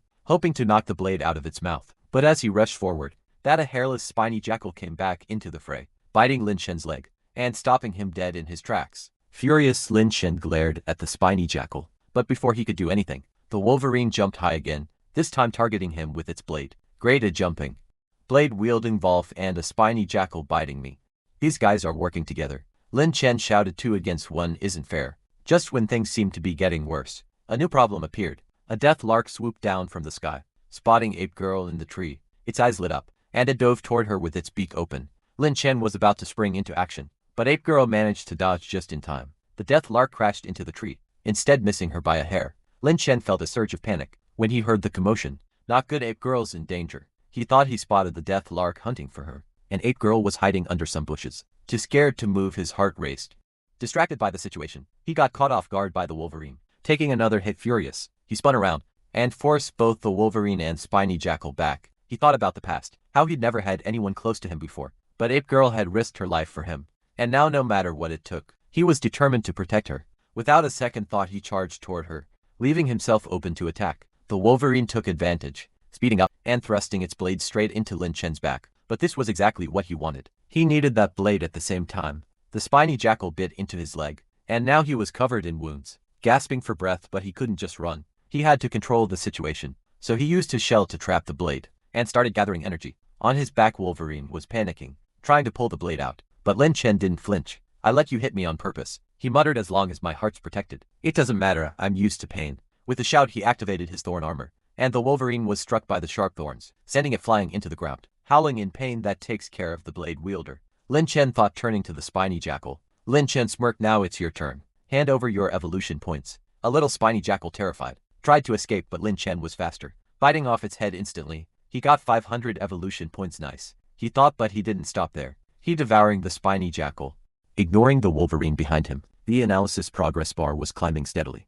After a few minutes, all that was left of the spiny jackal was one leg. Just then Little Kun appeared, saying the transformation fruit analysis is complete. Do you want to retrieve it? Lin Shen nodded, and the green transformation fruit appeared in his hand. Just then the death lark pushed through the bushes and spotted Ape Girl. Lin Shen quickly tossed the transformation fruit toward her. Ape Girl, eat it, he shouted. She scrambled over and began chewing it as fast as she could. Meanwhile, the death lark saw her and dove toward her with its beak open, ready to snatch her up. Lin Shen yelled at her, transform. Use the method I taught you, quick. As the death lark charged, Ape Girl reached up and slapped it. The bird looked at her tiny hand, thinking it was no threat, but then something incredible happened. Her hand transformed into that of an ancient ape's, and with one powerful swing, she slapped the death lark right out of the air. Ape Girl stood tall and let out a triumphant roar. She'd finally regained her powerful form. Did I really transform back? She said, amazed. And she couldn't help but shout with joy. I did it, I've transformed back. Then remembering something Lin Chen had once told her, she thought the enemy of my enemy is my friend. So with that in mind, she decided to talk to the death lark. She jumped on the bird's back and said, Dragon brother says we can be friends. She even stepped on the death lark's weak spot, practically squashing it. Ancient apes communicated in a rough and straightforward way, so she pounded her fists on the death lark and demanded, Speak up, do you want to be our friend? At this point the death lark was beyond angry, thinking it had been utterly humiliated. Ancient ape wasn't backing down. She threatened the death lark, saying it better speak up or she'd keep attacking. But the bird wasn't having it. It suddenly flipped over, throwing Ancient ape off, and then started flapping its wings hard, trying to escape. Seeing the bird act like that, Ancient ape got even angrier. She beat her chest and roared, looking around for something to use. When she spotted a fallen tree, she quickly had an idea. She picked up the tree trunk, like she was going to throw a javelin, and with a quick motion, launched it straight at the death lark. The trunk almost hit the bird, but it dodged just in time. Cursing loudly, Lin Chen couldn't believe it. The death lark just cursed. He had thought after seeing a wolf with a blade and an ape throwing trees, hearing a bird curse didn't seem so strange anymore. Forget it, I'll let Ancient ape deal with the cursing bird. I've got bigger problems, he muttered, focusing on the Wolverine in front of him. The Wolverine was just standing there, staring at Ape Girl, clearly shocked by her transformation. Lin Chen couldn't resist teasing it. So what do you think, I've got a backup? And you've lost your big blade. Still wanna fight? Suddenly the Wolverine let out a roar, yellow electricity sparking around its body, and it charged at Lin Chen with full force. Oh, did I say something wrong? Lin Chen thought. The Wolverine hadn't shown any sign of slowing down. It was still fast and strong. It jumped at him, aiming for the blade again, but Lin Chen wasn't about to let it take back the blade he had fought so hard for. He quickly responded with a dragon tail swing, sending the Wolverine flying. But something felt off. His body was tired, weak, and he was breathing heavily. There just wasn't enough energy left. His giant form felt drained, and the blade still stuck in his chest was taking its toll. Ancient ape, hearing the noise of the fight, started to worry and was about to come to his aid. But then the death lark switched directions and dove straight at her, claws extended. Ancient ape swung back at the bird, but it was clear the death lark had the upper hand, especially with its aerial advantage and its tricky moves. Lin Chen could see she was struggling, and he shouted to her, Don't worry about me. Stay focused on your fight. Even though my body is tough, I can't keep going like this with a blade in my chest. We need to take out one of these enemies quickly. While he was thinking, the Wolverine took the chance to jump onto his back again and grab the blade with its mouth. Not good, Lin Chen thought. Just as Ancient ape noticed his struggle, she ran over to help, but before she could reach him, the death lark suddenly swooped down, slashing across Ancient ape's back with its sharp claws. She stumbled, clearly hurt. Seeing this, Lin Chen's anger flared. He growled, You really don't learn. Do you trying to attack my back again? He started gathering energy, blue electricity crackling along his back. The Wolverine, remembering the pain of the thorn armor, let out a whimper and jumped off, running away as fast as it could. Lin Chen couldn't help but smirk. Good to know you're scared now, he thought, but you've been tricked. My real target was never you. With a loud boom, Lin Chen released his strongest move. The burst breath aimed straight at the death lark. The bird, cursing as it was blasted away, shouted, Why am I always the unlucky one? As it was sent flying thousands of meters into the distance. After the explosion, Lin Chen was completely drained. He collapsed onto the ground, exhausted. Ape Girl, it's up to you now, he whispered weakly. The Wolverine, seeing how weak he was, let out another roar and charged at him. But just as it got close, Ancient ape, filled with rage, jumped high and slammed a huge punch into the Wolverine, sending it flying. Unfortunately, the Wolverine was tough, and the punch barely seemed to faze it. It snarled and stomped the ground, before charging at Ancient ape again, this time sinking its teeth into her thigh. Ancient ape swung her fist, trying to break free,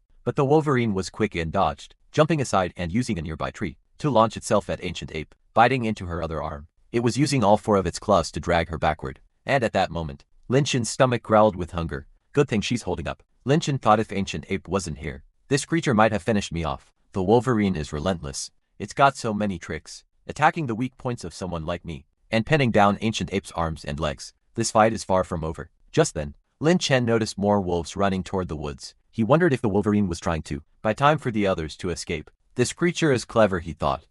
Meanwhile, Ancient ape raised her arm and tried to punch the Wolverine in the head, but it dodged quickly and then charged right toward Lin Chen. It was clear that the Wolverine was trying to drag Ancient ape away, distracting her to get to Lin Chen. Lin Chen realized it was all part of the Wolverine's plan. As the Wolverine pounced, Ancient ape grabbed its tail just in time. With a mighty roar, she spun it around and hurled it toward a nearby tree. The impact was huge and the tree snapped in half. Ancient ape let out a victorious roar, but the Wolverine was still focused on Lin Chen. It didn't seem to care that it was covered in injuries. Even though Lin Chen had the blade, the Wolverine was relentless. Lin Chen began to understand. The blade was important to the Wolverine, and that's why it was so determined to get it back. Lin Chen, seeing that the fight wasn't going to end anytime soon, decided to try something different. Maybe I can end this without more fighting. He thought. He shouted at them to stop. Everyone stop fighting, I wanna talk. Ancient Ape, still angry and hurt, tried to keep fighting, but Lin Chen stopped her. It hasn't taken our food or territory. There's no reason to keep fighting. Ancient Ape, who is pretty straightforward, quickly agreed. Right, you're right. She understood because of the transformation fruit. And to Lin Chen's surprise, the Wolverine seemed to understand him too. Must have encountered humans before. Could it be that there had been humans on the island before? Lin Chen pointed to the blade on his chest and said to the Wolverine, I can tell that this blade is important to you. I'll return it to you, but once you have it, will you leave us in peace? The Wolverine seemed surprised and a little calmer after hearing this. Lin Chen sat down, signaling Ancient Ape to take out the blade. Reluctantly, she placed her hand on the hilt. But as soon as Ancient Ape pulled the blade out, blood sprayed out, and Lin Chen was in so much pain he nearly passed out. Ape girl, are you trying to make me bleed to death? He groaned then. To his surprise, the Wolverine let out a whining sound. It seemed to be teaching them how to treat wounds. It was using its tongue to cover its own injuries. With dirt, why didn't I think of that? Lin Chen thought. He realized the Wolverine was using soil to help stop the bleeding. It must have learned this from its encounters with humans. Lin Chen quickly explained to Ancient Ape, need to press clean soil on the wound. To stop the bleeding, they both grabbed some fresh soil and pressed it into the wound to slow the bleeding. Lin Chen, still feeling weak, asked Ancient Ape to toss the blade to the Wolverine. The Wolf picked it up and walked off toward the woods, leaving them in peace. And Chen sighed with relief. Good thing the Wolf didn't attack us again. But just then, another figure appeared from behind a tree, eyeing the Wolverine as it left. Since I can't get that Ancient Ape spirit core, I might as well take yours first, the new figure said, exhausted. Lin Chen collapsed on the ground, panting. His stomach growled. I've been fighting the Death Lark and the Wolverine, and now there's something even stronger lurking around. I'm not ready for this. Ancient Ape, looking worried, asked, Dragon brother, are you okay? Lin Chen, in a weak voice, replied, how could I be okay? Look at my stomach. Ancient Ape thought he was talking about his wound, and started scooping up some dirt to cover it. Lin Chen nearly threw up. No, not that dirt, he said. I'm just hungry, we need food, not more mud. Ancient Ape, now understanding, ran off, and came back soon, with a few spine wolves and ground sloths. Watching her try to cook was a disaster. She wasn't exactly a skilled cook, and the spiny jackal still wasn't quite finished off. When Ancient Ape accidentally skewered it in the wrong place, Lin Chen was watching Ancient Ape, who was busy trying to cook their food, when he couldn't help but point out how brutal it was, that the spiny jackal wasn't even dead. Yet after getting the skewers ready, he started showing Ancient Ape how to cook properly. Don't flip it too soon, he reminded her. Let it roast for a bit longer. If you flip it too fast, it'll burn. But Ancient Ape didn't really listen. She grabbed the wrong end of the skewers, and in her excitement to eat, she accidentally set her arm on fire, dropping the skewers in the process. Lin Chen slapped her hand away, frustrated. I told you not to put your hands in the fire. Why is teaching you so exhausting? The skewers were burnt and covered in mud, but Ancient Ape didn't mind at all. She just dug in, munching away like a true foodie, totally enjoying the food. At that moment, the system gave an alert. Severe injuries detected in the host's body. Evolution points automatically deducted for wound repair. In an instant, all of Lin Chen's injuries disappeared. He hadn't realized that his devouring ability could work like that. He thought back on everything that had happened. He'd been reborn as a monster, had learned the burst breath, defeated the pterosaur, and even faced the tough Ancient Ape and other enemies. The Death Lark and Wolverine had really taught him a hard lesson about how much more there was to learn. Ancient Ape had told him about her parents, who had fought against the powerful king of the dead, rotten reptiles along with many monster masters, and still lost. That creature must be incredibly strong. The challenge is bigger than I thought. Lin Chen realized, I still have so much more to do. He needed to keep sneaking around, developing his skills and collecting evolution points. Ancient Ape had grown stronger after eating the life fruit, so maybe he should share more of the system's gifts with her. Having an extra ally was always a good idea. Then Lin Chen remembered the Death Lark, the one he'd hit with his burst breath. He wondered where it had fallen. Lin Chen pointed in the direction, saying it fell over there. Lin Chen got excited. It's probably dead by now. Let's cook it, he figured. If it was dead, they could make good use of it. Who knows how many evolution points it might give them. Maybe even a new skill. But when they got there, all they found was a giant pit in the ground. There was no sign of the Death Lark. If it wasn't dead, we should have seen it trying to escape. Lin Chen thought, puzzled. Ancient Ape, still munching on food, explained that when she'd gone looking for food, the Death Lark was already gone. Just then Little Kun appeared, looking around and saying, the energy waves here tell me that a monster just transformed into a human. Could the Death Lark have transformed and left? Lin Chen was annoyed and pointed at Little Kun, saying, that explains why the Death Lark disappeared. But didn't transformation require modifying the transformation fruit? Little Kun quickly denied it, saying, it's not me. I'm loyal to you, I'd never serve that ugly bird. Lin Chen was skeptical, thinking, loyal to me, more like loyal to getting me into trouble. Little Kun quickly turned away. Pretending to ignore him, Ancient Ape, confused, asked. The dragon brother hit his head. Why is he talking to himself? Meanwhile, Little Kun continued, forget about the death lark transforming. I'm more concerned about the ability it got from that man who turned into a pterosaur. Remember how it took a crystal from the man and swallowed it to heal itself? The transformation fruit can compress a monster's life essence into a crystal. That's how it works. Lin Chen suspected that the death lark might have used a crystal nucleus to heal itself, similar to how he devours monster flesh to recover. He wondered aloud if the death lark could also use the crystal to level up. Little Kun wasn't sure but suggested that Lin Chen could take advantage of an opportunity to study the creature by defeating it. Lin Chen, though, wasn't so keen after all. The death lark had taken 2 of his birth breaths. Without even flinching, he joked that next time they met, it wouldn't be clear who would finish who. Little Kun then offered a different approach. Instead of a full-on battle, he suggested that Lin Chen could simply scratch the surface of the death lark's body. With a sample, Little Kun could analyze it and figure out more. Lin Chen wasn't interested though. If you want to go yourself. I don't have time for that, he said, clearly done with the idea. Lin Chen had already decided to head back to his own territory to continue leveling up in peace. Ancient Ape's territory was running low on food, and he wanted to see the looks on the faces of the monsters who had dismissed him when they saw him return with a foodie. Like Ancient Ape a week later, life was pretty easy. Ancient Ape brought food back every morning, and Little Tangerine had become a pro at stacking firewood. Lin Chen, however, was still picky. He kept reminding Ancient Ape not to bring back poisonous spiders, even though their constitution made it safe to eat. Some of them they didn't taste great. Ancient Ape took notes in her little notebook, learning the ropes of cooking and barbecuing. Lin Chen didn't have to lift a finger anymore to enjoy tasty food. He even started thinking about teaching Ancient Ape how to make fire by friction. That way he could just sit back, devour and level up with minimal effort. Life was becoming pretty sweet. Then Lin Chen got a notification from the system. He eagerly called out system check-in. The response came with excitement. His reward was a new rank skill, Dragon Roar. This roar could energize allies and stun enemies, freezing them in place. Lin Chen almost burst into tears of joy. After 20 days of checking in, he finally earned another rank skill. Little Kun chimed in to congratulate him, mentioning that Lin Chen had completed a full month of check-ins. On Abyss Island, this unlocked a special reward package. Lin Chen was curious and even more excited. A package? What's inside? Is it even better than the rank skill? Little Kun smiled mysteriously and explained that the package was something special, not just any normal item or skill from the system. As a reward for his continuous check-ins, Lin Chen would now have access to the system store and map plus a hefty 300,000 evolution points. Lin Chen couldn't believe it. Wow, system store and all those evolution points. Time to treat myself, he said, eager to see what Little Kun had to offer. When Little Kun opened his mouth, Lin Chen was shocked to find the store hidden inside. The first item that caught his attention was the Thunder Fruit from the Pirate Emperor's world. This fruit could turn his body into lightning, allowing him to move at incredible speed and release high-voltage electricity. It was perfect for dealing with the slow-moving giant monsters. The next item was the Tai Chia from the Fire Shadow world. It granted the ability to see through anything and detect an opponent's weaknesses. It was almost like a cheat code for battle, and Lin Chen couldn't help but feel excited about the possibilities. Lin Chen was scrolling through the system store, looking at all the new skills and items available. The Thunder Fruit was priced at 500 million evolution points, the Tai Chi at 200 million, and the Titanium Mecha at 100 million.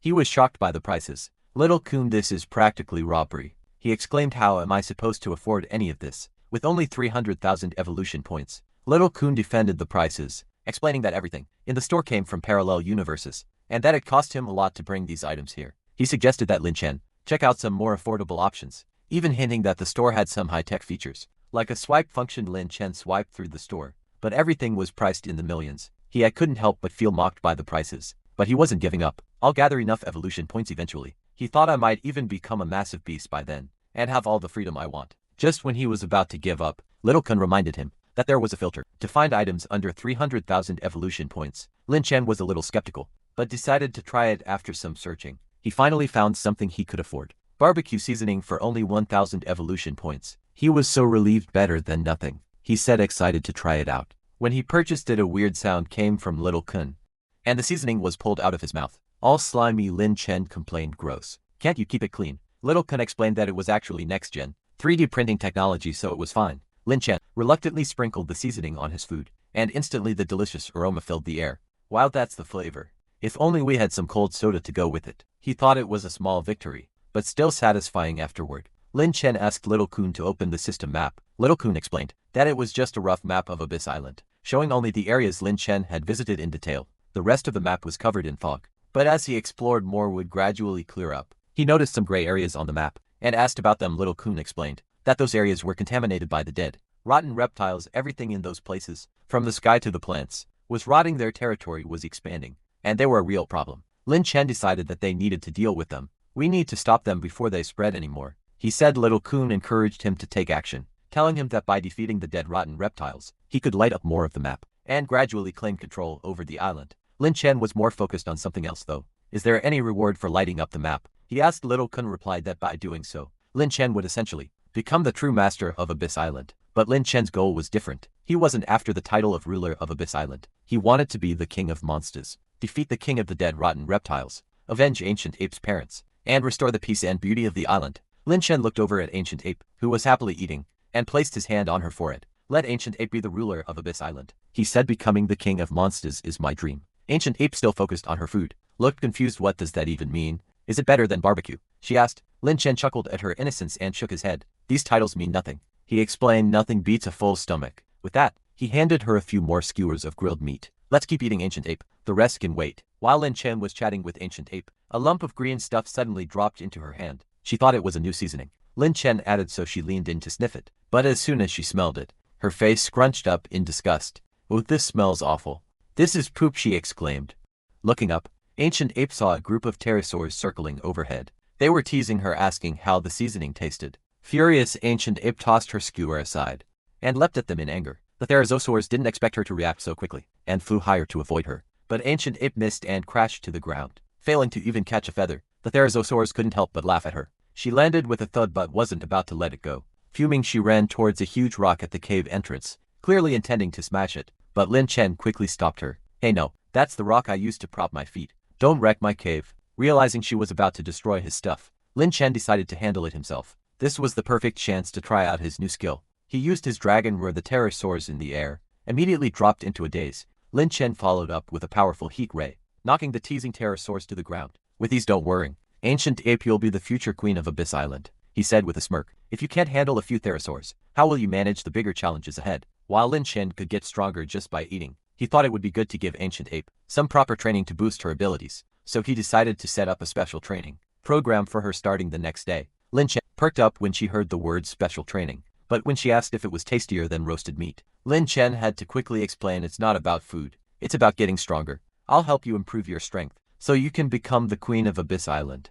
Ancient Ape, still munching on grilled meat, wasn't interested. I don't care about being the queen. No one has stolen food from me, so why should I fight? Lin Chen sighed, knowing she'd react like this. But he wasn't giving up. He remembered his days of training dogs and knew how to make it work. He waved a skewer of delicious roasted meat in front of her. If you do the special training, I'll reward you with this. The mention of food, Ancient Ape's eyes lit up and she happily agreed. I'll do it. Special training is the best. She was practically jumping with excitement. All thoughts of strength training forgotten. The first task of the special training was strength training 1000 pull UPS. Lin Chen demonstrated first by jumping up and grabbing the bar. But of course, he quickly realized his arms were too short to reach it. Not a problem though. He gritted his teeth, jumped higher, and clamped onto the bar with his mouth. The sight was pretty ridiculous, like a chicken hanging by its neck. But Lin Chen wasn't about to give up now. Ancient Ape looked at Lin Chen completely puzzled. When he turned to look at her, he realized she wasn't even on the ground anymore. Instead, she had climbed up a tree and stretched down a hand to him. Isn't climbing a tree easy? What's so hard about it? Come on. I'll help you, she said. Lin Chen felt embarrassed. All right. Ancient Ape, you're the real master of climbing. But even if you're super strong, it's not all about strength. Endurance is key in a real fight. Before he could say more, a loud rumble echoed from the forest. Crocodile that had just woken up found itself stomped flat by Ancient Ape in one swift move. The other crocodiles watching nearby cowered in fear, clearly not wanting to end up the same way. Lin Chen, a bit out of breath, tried to catch up with Ancient Ape, but no matter how hard he ran, he couldn't match her speed. Out of breath, he muttered seriously, I've turned into a monster, and I still can't outrun a girl. As Lin Chen caught up, Ancient Ape was more focused on the skewers and seasoning. She was holding happily, flashing a peace sign at him. The small animals around them, that got caught in the chaos, looked upset, holding signs that read, no reckless running, don't hit passers-by. The entrance to Lin Chen's cave had turned into a complete mess, with constant sounds of fighting echoing from the area. While Ancient Ape's strength and endurance were impressive, Lin Chen knew that skills and experience were what would really lead them to victory. That's when he decided it was time for their next training session. Lin Chen and Ancient Ape were sparring now. Lin Chen launched a dragon tail whip at her, and the impact sent her flying into 2 big trees, knocking them over as she hit the ground. For a moment she lay motionless. Lin Chen rushed over worried he'd gone too hard. Just as he was about to check on her, Ancient Ape suddenly threw a punch at him, catching him by surprise, and turning his vision a mix of purple and red, playing dead for a sneak attack. Haven't you heard? It's rude to punch someone in the face. Lin Chen grinned ready to retaliate, and gathered all his energy for a blast of power. But Ancient Ape dodged, sending his energy wave racing off into the distance. It crashed into a small caracal nearby that had been watching them. The forest around them was in total chaos. That moment Little Kun spoke up, shaking his head. You to have turned this place into a disaster zone. The dead, rotten reptiles don't even need to show up anymore. At this rate you'll destroy the island yourself. Lin Chen couldn't help but agree. The forest was a mess and if all the prey had fled, he'd have nothing to eat, but he reasoned they still needed to train if they wanted to be strong enough to face the king of the dead rotten reptiles. Little Kun suggested, it's not impossible to enhance your strength, but have you looked at your size? The ground shakes when you walk. How can you expect to train like that? Lin Chen had an idea. What if we transform into our human forms for the training? Would that help us get stronger in our monster forms? Little Kun explained that training in human form helped them increase their capacity to handle the energy from the crystal nucleus. When you transform, your body can handle more energy, and when you turn back into a monster, that energy will make you stronger, he said. Lin Chen was convinced. He turned to Ancient Ape and asked, all right, Ape sister, let's try transforming. Follow me and we'll start meditating to pull our energy in the right way. Little Kun then explained how to make the transformation change from a monster to a human. They would need to gather all their energy in their lower body and form a nucleus there. Lin Chen couldn't help but laugh at how this sounded like something straight out of a cultivation novel. Well, if we're going to cultivate, let's do it properly. Come on, Ape sister, let's sit down and focus on meditating. We need to gather all our energy around the lower body, Lin Chen said, leading the way. After a while Lin Chen suddenly had to open his eyes. A sudden urgent need to pee hit him out of nowhere. Damn it, he muttered. He realized that focusing his energy in his lower body had made him need to relieve himself. After quickly handling that, he felt a lot lighter. But when he looked around for Ancient Ape, she was gone. Ape sister, where'd you go? Did you need to pee too? Lin Chen called out. Then he heard a faint voice from below. He looked down and was shocked to see Ancient Ape, already in human form, happily jumping around. I'm here, she called out cheerfully. Lin Chen was surprised. What? How did you transform so fast? He couldn't help but feel a little annoyed. In his past life he had been surpassed by a girl, and now it seemed like he was getting left behind again. As Godzilla, instead of leveling up by battling monsters, he was sitting cross-legged, trying to learn how to cultivate his power. He felt frustrated. He was outclassed by Ancient Ape in strength, endurance, and sparring, things he could accept. But to be outdone in knowledge of monster transformations, that was too much for his pride as a man. I can't let myself be shown up like this. He thought so. He focused on trying to learn more about how to form a nucleus and transform. He spent the entire day thinking about it, while Ancient Ape's stomach growled in hunger. She didn't complain though, and when it was finally evening, she brought back groceries and reminded him to start the fire for dinner. By then Lin Chen had completely lost his patience. Can you stop pacing around in front of me? You're disturbing my meditation, he snapped. Ancient Ape gave him a confused look. What's going on? Are you about to fire again? Lin Chen was momentarily speechless. I didn't plan to. I didn't even know what just happened. That's when he realized something. Both the burst breath and the transformation required focusing energy at a single point. Maybe that was why he'd unintentionally activated the burst breath just now. Thinking quickly, Lin Chen swallowed the energy back down to avoid any more unintended chaos, and surprisingly this seemed to help him focus. A yellow light surrounded his body, and in the next moment, he had successfully formed a nucleus and transformed back into his human form. Lin Chen was ecstatic. Maybe this burst breath can help me circulate my energy, he thought. He felt like he could finally do some proper training. In this form his body felt lighter, and he was able to test his endurance by running around, and his strength by doing pull UPS. He even decided to redefine what it meant to be an 8-second man, meaning he could do 10 pull UPS in 8 seconds. He got so excited that he kept training all through the night. By morning Lin Chen was feeling great. Training in human form was much more comfortable, and it saved the environment. He looked over at Ancient Ape and the little tangerine, both sleeping soundly. He felt a sense of satisfaction. He quietly moved around them, testing out some new moves. Ancient Ape had transformed into human form as well, and she joined him in training. Finally they could spar. Without any hesitation Lin Chen joked, if you can beat me, I'll reward you with 10 skewers of spicy grilled meat. Hearing about the reward, Ancient Ape instantly perked up. Her eyes sparkled with excitement. She raised her arm and slammed it down on Lin Chen before he even had a chance to say go. With a loud boom Lin Chen found himself on the ground. Face first, Ancient Ape cheered. 10 skewers are mine. Lin Chen was too stunned to speak. I didn't even say start yet, he muttered, but before he could do anything, she launched another fierce attack on him. It seemed like nothing got Ancient Ape more motivated than the promise of food. After a week of intense training, Ancient Ape's strength had grown by leaps and bounds, leaving Lin Chen far behind. Luckily, his daily meals had earned him over 600,000 evolution points. He decided to keep 100,000 points for later, and use the rest for his evolution. Lin Chen called for Little Kun, and after thinking it over, he decided to invest all 500,000 evolution points into increasing his size as the points were absorbed. A bright white light enveloped him and bit by bit, his body began to grow. Ancient Ape stared in amazement as Lin Chen grew taller right before her eyes. Then the system chimes in with a notification. It told Lin Chen that, because he had finally hit puberty, his ancient Kui Titan bloodline had officially awakened. Because of this, he shot up in height almost instantly, looking much bigger and stronger than before. Ancient Ape was totally confused, pointing at him and asking how he managed to grow so tall in just a few seconds. Lin Chen put on a proud face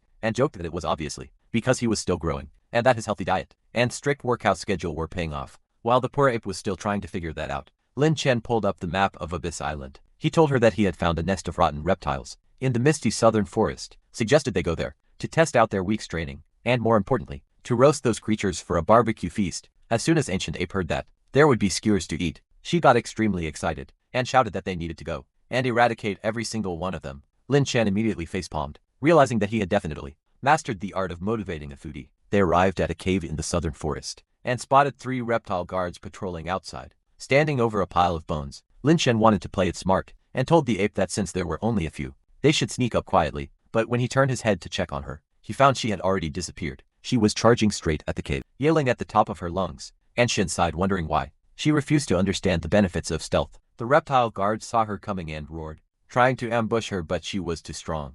She landed a heavy elbow strike on one, and then grabbed the other 2 with her large hands, smashing them together and defeating them instantly. Just after she dealt with the guards, a massive swarm of rotten reptiles poured out of the cave. Lin Chen caught up and asked if it was an easy fight, noting that her strength, speed, and reactions had leveled up nicely after their special training. I looked at the approaching horde and decided this was the perfect time to vent his frustration from his recent bad luck. Lin Chen and Ancient Ape began to tear through the minions. Even though the enemies were numerous, their attacks were weak.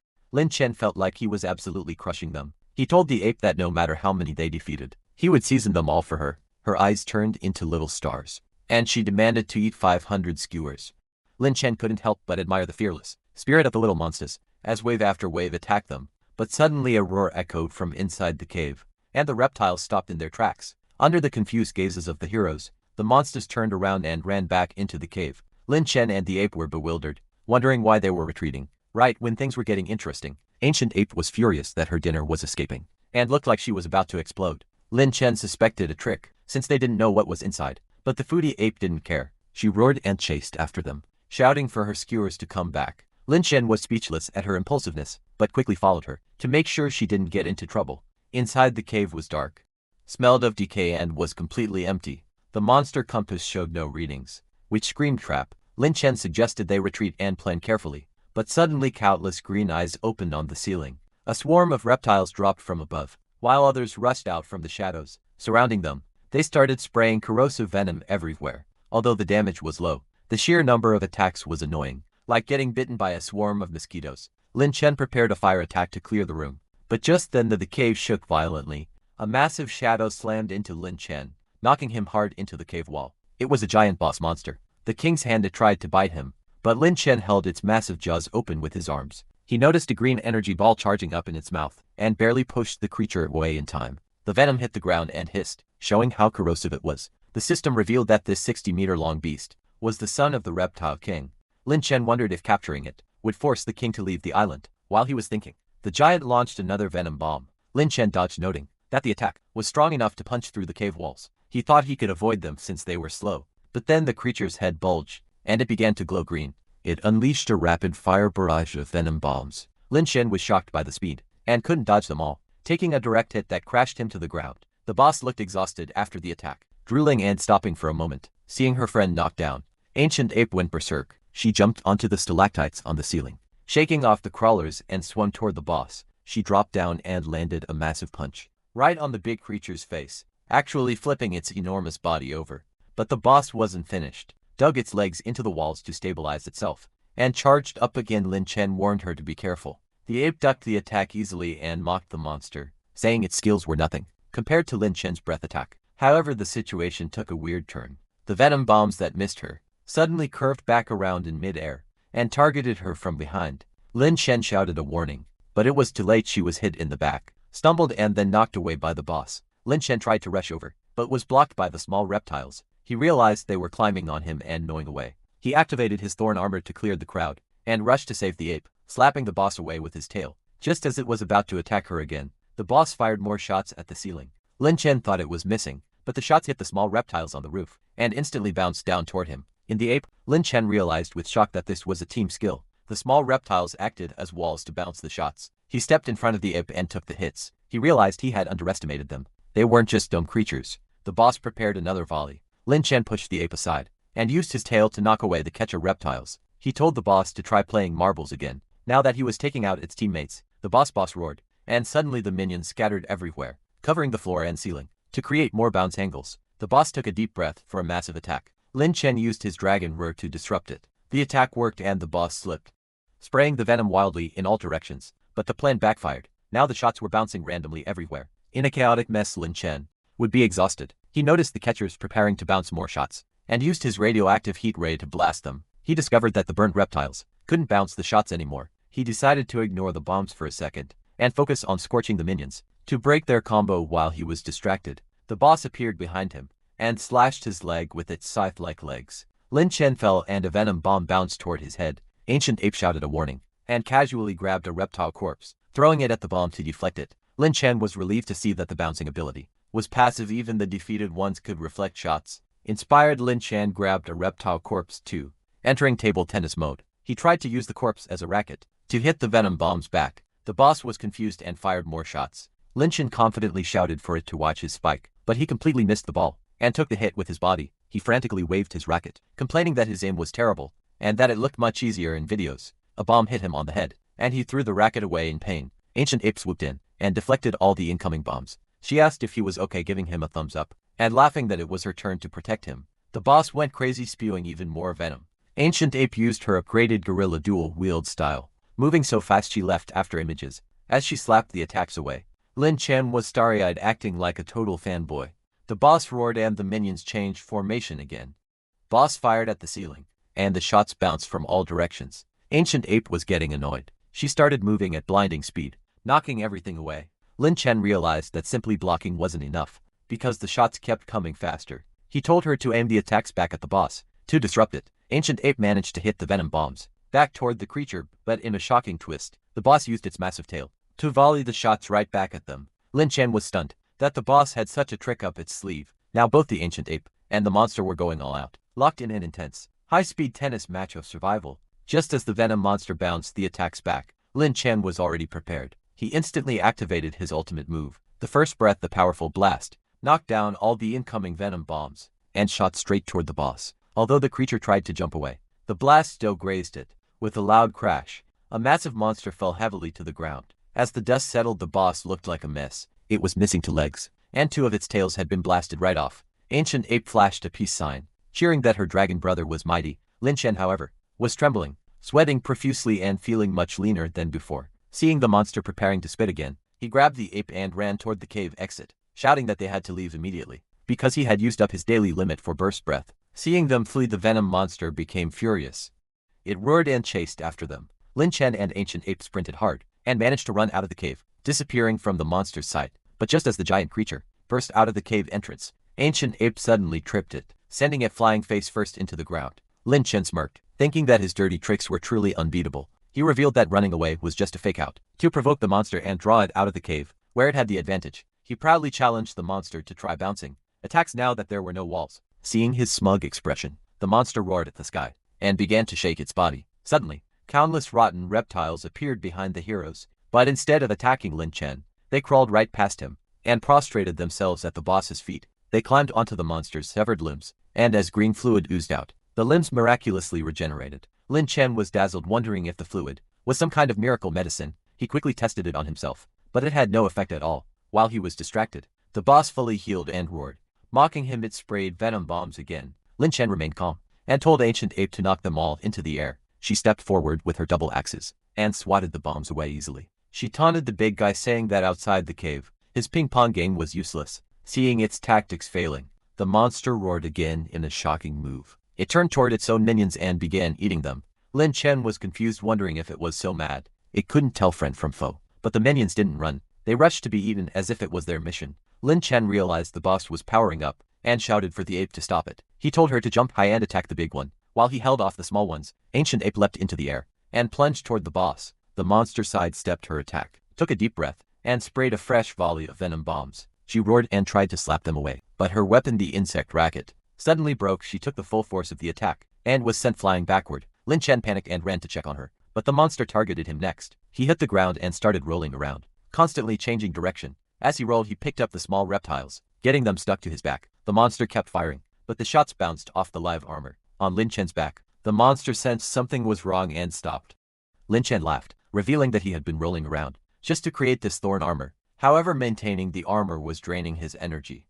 To end the battle quickly, he charged at the boss. The creature started firing like a machine gun, but every shot bounced off Lin Chen's shield of minions. He shouted for the monster to go down and rammed into it with the spikes on his back. The boss was knocked back, its body riddled with holes, and it crashed to the ground. Seizing the opportunity, Lin Chen rushed forward, bit onto the monster's forelimb, and tore it off with a powerful tug. At the same time, electricity flickered around his body, gathering into a radioactive heat ray. He blasted the monster at point-blank range. Green fluid sprayed everywhere. As the monster's limbs were severed again, the creature roared one last time, and the remaining minions gathered around to be devoured so it could heal. Lin Chen realized the monster wasn't regenerating. This time it was charging up for a final, desperate move. He was at his limit and couldn't hold his armor much longer. He charged again, mocking the monster for trying the same tactic, without limbs to support itself. But the monster's mouth flashed with a blinding light. A massive giant venom bomb formed, and was spat out with a deafening roar. Lin Chen went berserk seeing the size of the thing. He quickly turned his back, trying to use the minions to bounce it, but the force was too strong, and he was being dragged backward. He shouted for Ancient Ape to help. She rushed over shouting for him to hold on, but clumsily slammed right into his stomach. Lin Chen groaned, asking if she was trying to finish him off herself, but thankfully with their combined strength, they managed to push the giant bomb back. Lin Chen shouted that he was returning the gift, and released his most powerful burst breath. The blast shattered the giant bomb, and pierced right through the monster's head. With a final crash, the venom monster fell.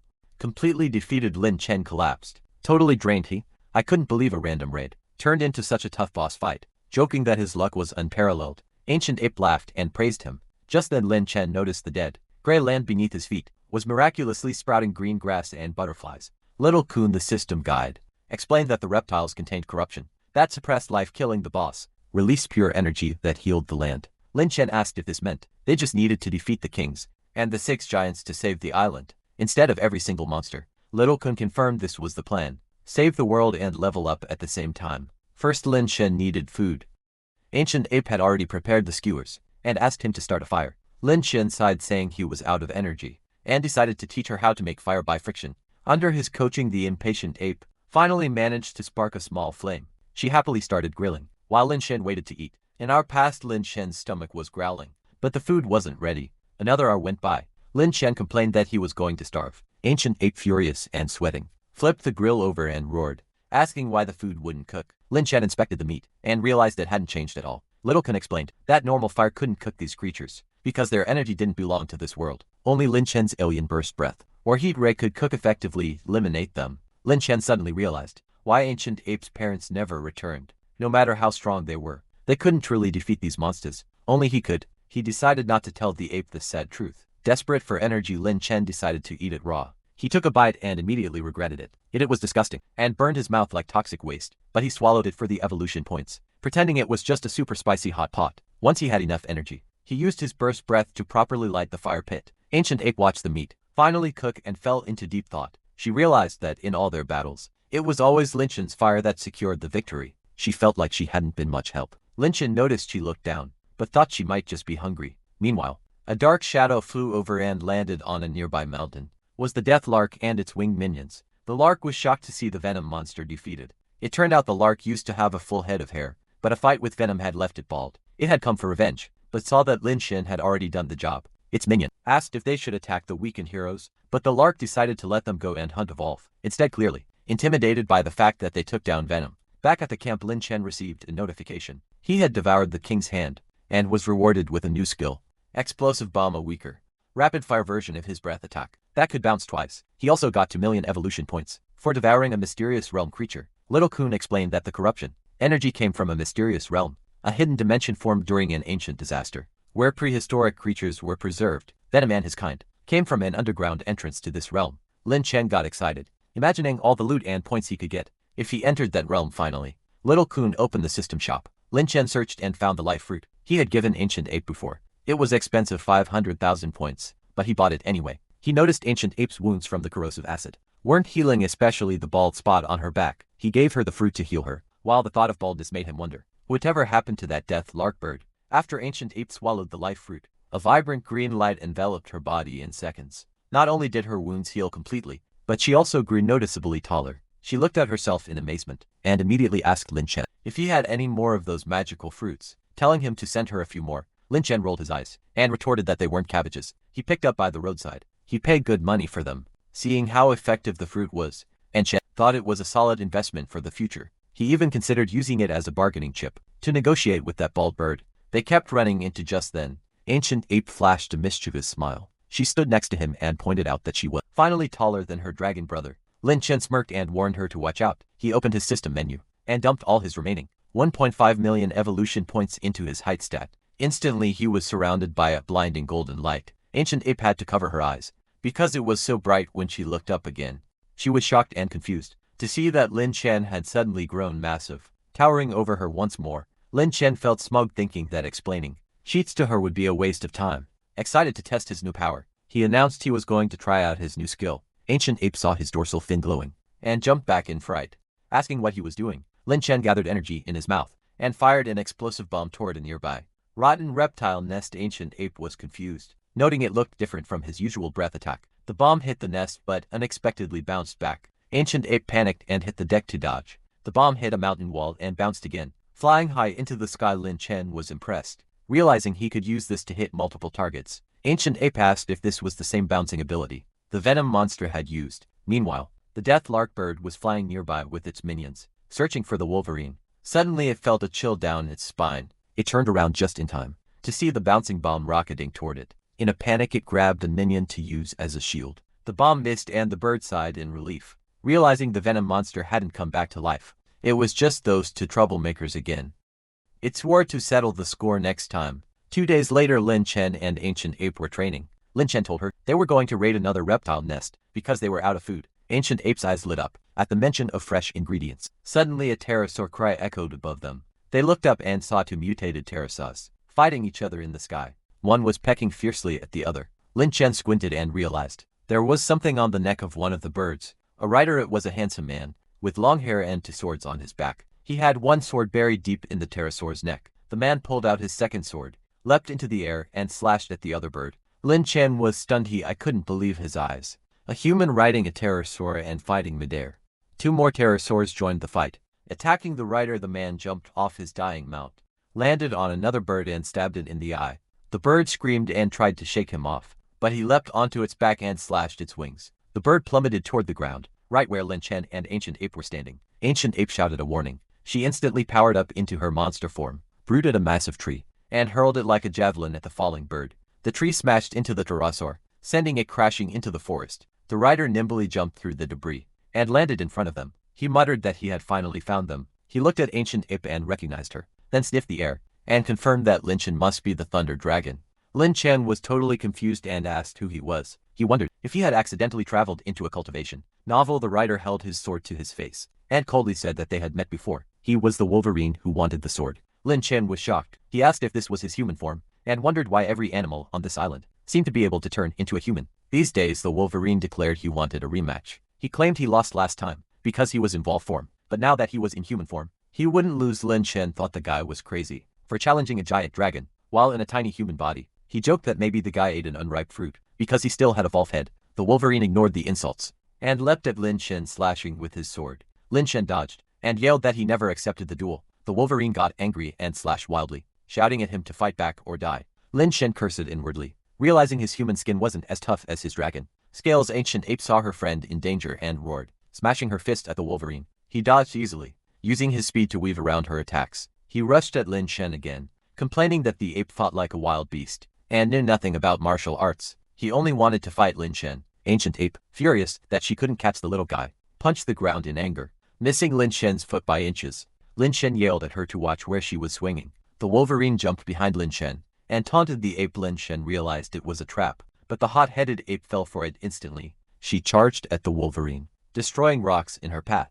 Lin Shen sighed at her temper. Suddenly the Wolverine held a knife to Lin Shen's neck and whispered that he knew Lin Shen was actually a human. Lin Shen played dumb, asking if he meant his current form. He laughed and said he preferred fighting as a monster because it was stronger. He mocked the Wolverine for fighting with a tiny body against giant monsters. The Wolverine sneered, explaining that human bodies were best for martial arts, leapt up and lunged at Lin Shen's throat. Lin Shen instinctively raised his arm to block. The Wolverine flipped over him, stepping on his arm with a smug look. He pointed out that Lin Shen used his hands like a human would, proving his theory. Just as the Wolverine prepared to strike Lin Shen's eye, a massive shadow flew over them. The Wolverine looked up calmly and said she wouldn't give him a second chance. Suddenly the death lark swooped down and grabbed the Wolverine with its talons. Lin Shen was furious that someone dared to snatch people in his territory. He fired an explosive bomb at the bird. The lark panicked, recognizing the attack, and used a minion as a shield. Again the bomb bounced off, and the lark was confused why it didn't explode. But a second later, the bomb bounced back and hit her directly.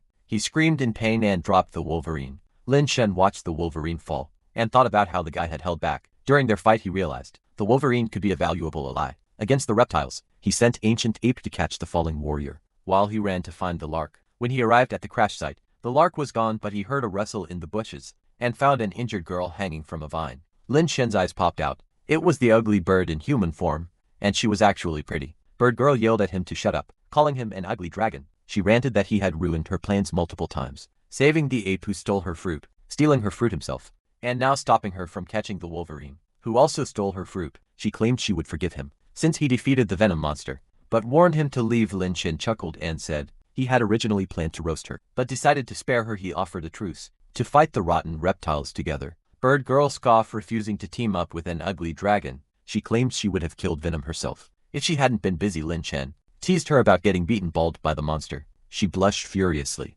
Lin Shen offered her a fruit to regrow her feathers. Just when he thought she might agree, she laughed and revealed she knew he was just stalling for time, so the ape could save the Wolverine. She told him to look up. Lin Shen turned and saw two ancient terracers holding the Wolverine, and shockingly, Ancient Ape, they had captured her too. The bird girl sneered and pulled out 3 glowing feathers. She said she never saw him as a threat and unleashed a wind blade attack. The blade sliced through a massive tree and cut Lin Shen. She released a second feather, summoning a powerful tornado. The immense pressure pinned Lin Shen to the ground. She declared that the first feather was punishment for saving the ape, and the second was for helping the Wolverine. Countless trees crashed down on top of Lin Shen, trapping him completely under the weight. At that moment, the bird girl pulled out a third glowing feather and smirked at Lin Shen contemptuously. Lin Shen struggled to lift his body, realizing that in his current state, another hit like that would leave him permanently disabled, or worse. But then, unexpectedly, he put the feather away. She looked down at him and said she had planned to punish him for stealing her fruit, but seeing him on his knees was satisfying enough. She asked if he finally realized the gap in their strength. With a burst of golden light, she transformed back into her giant bird form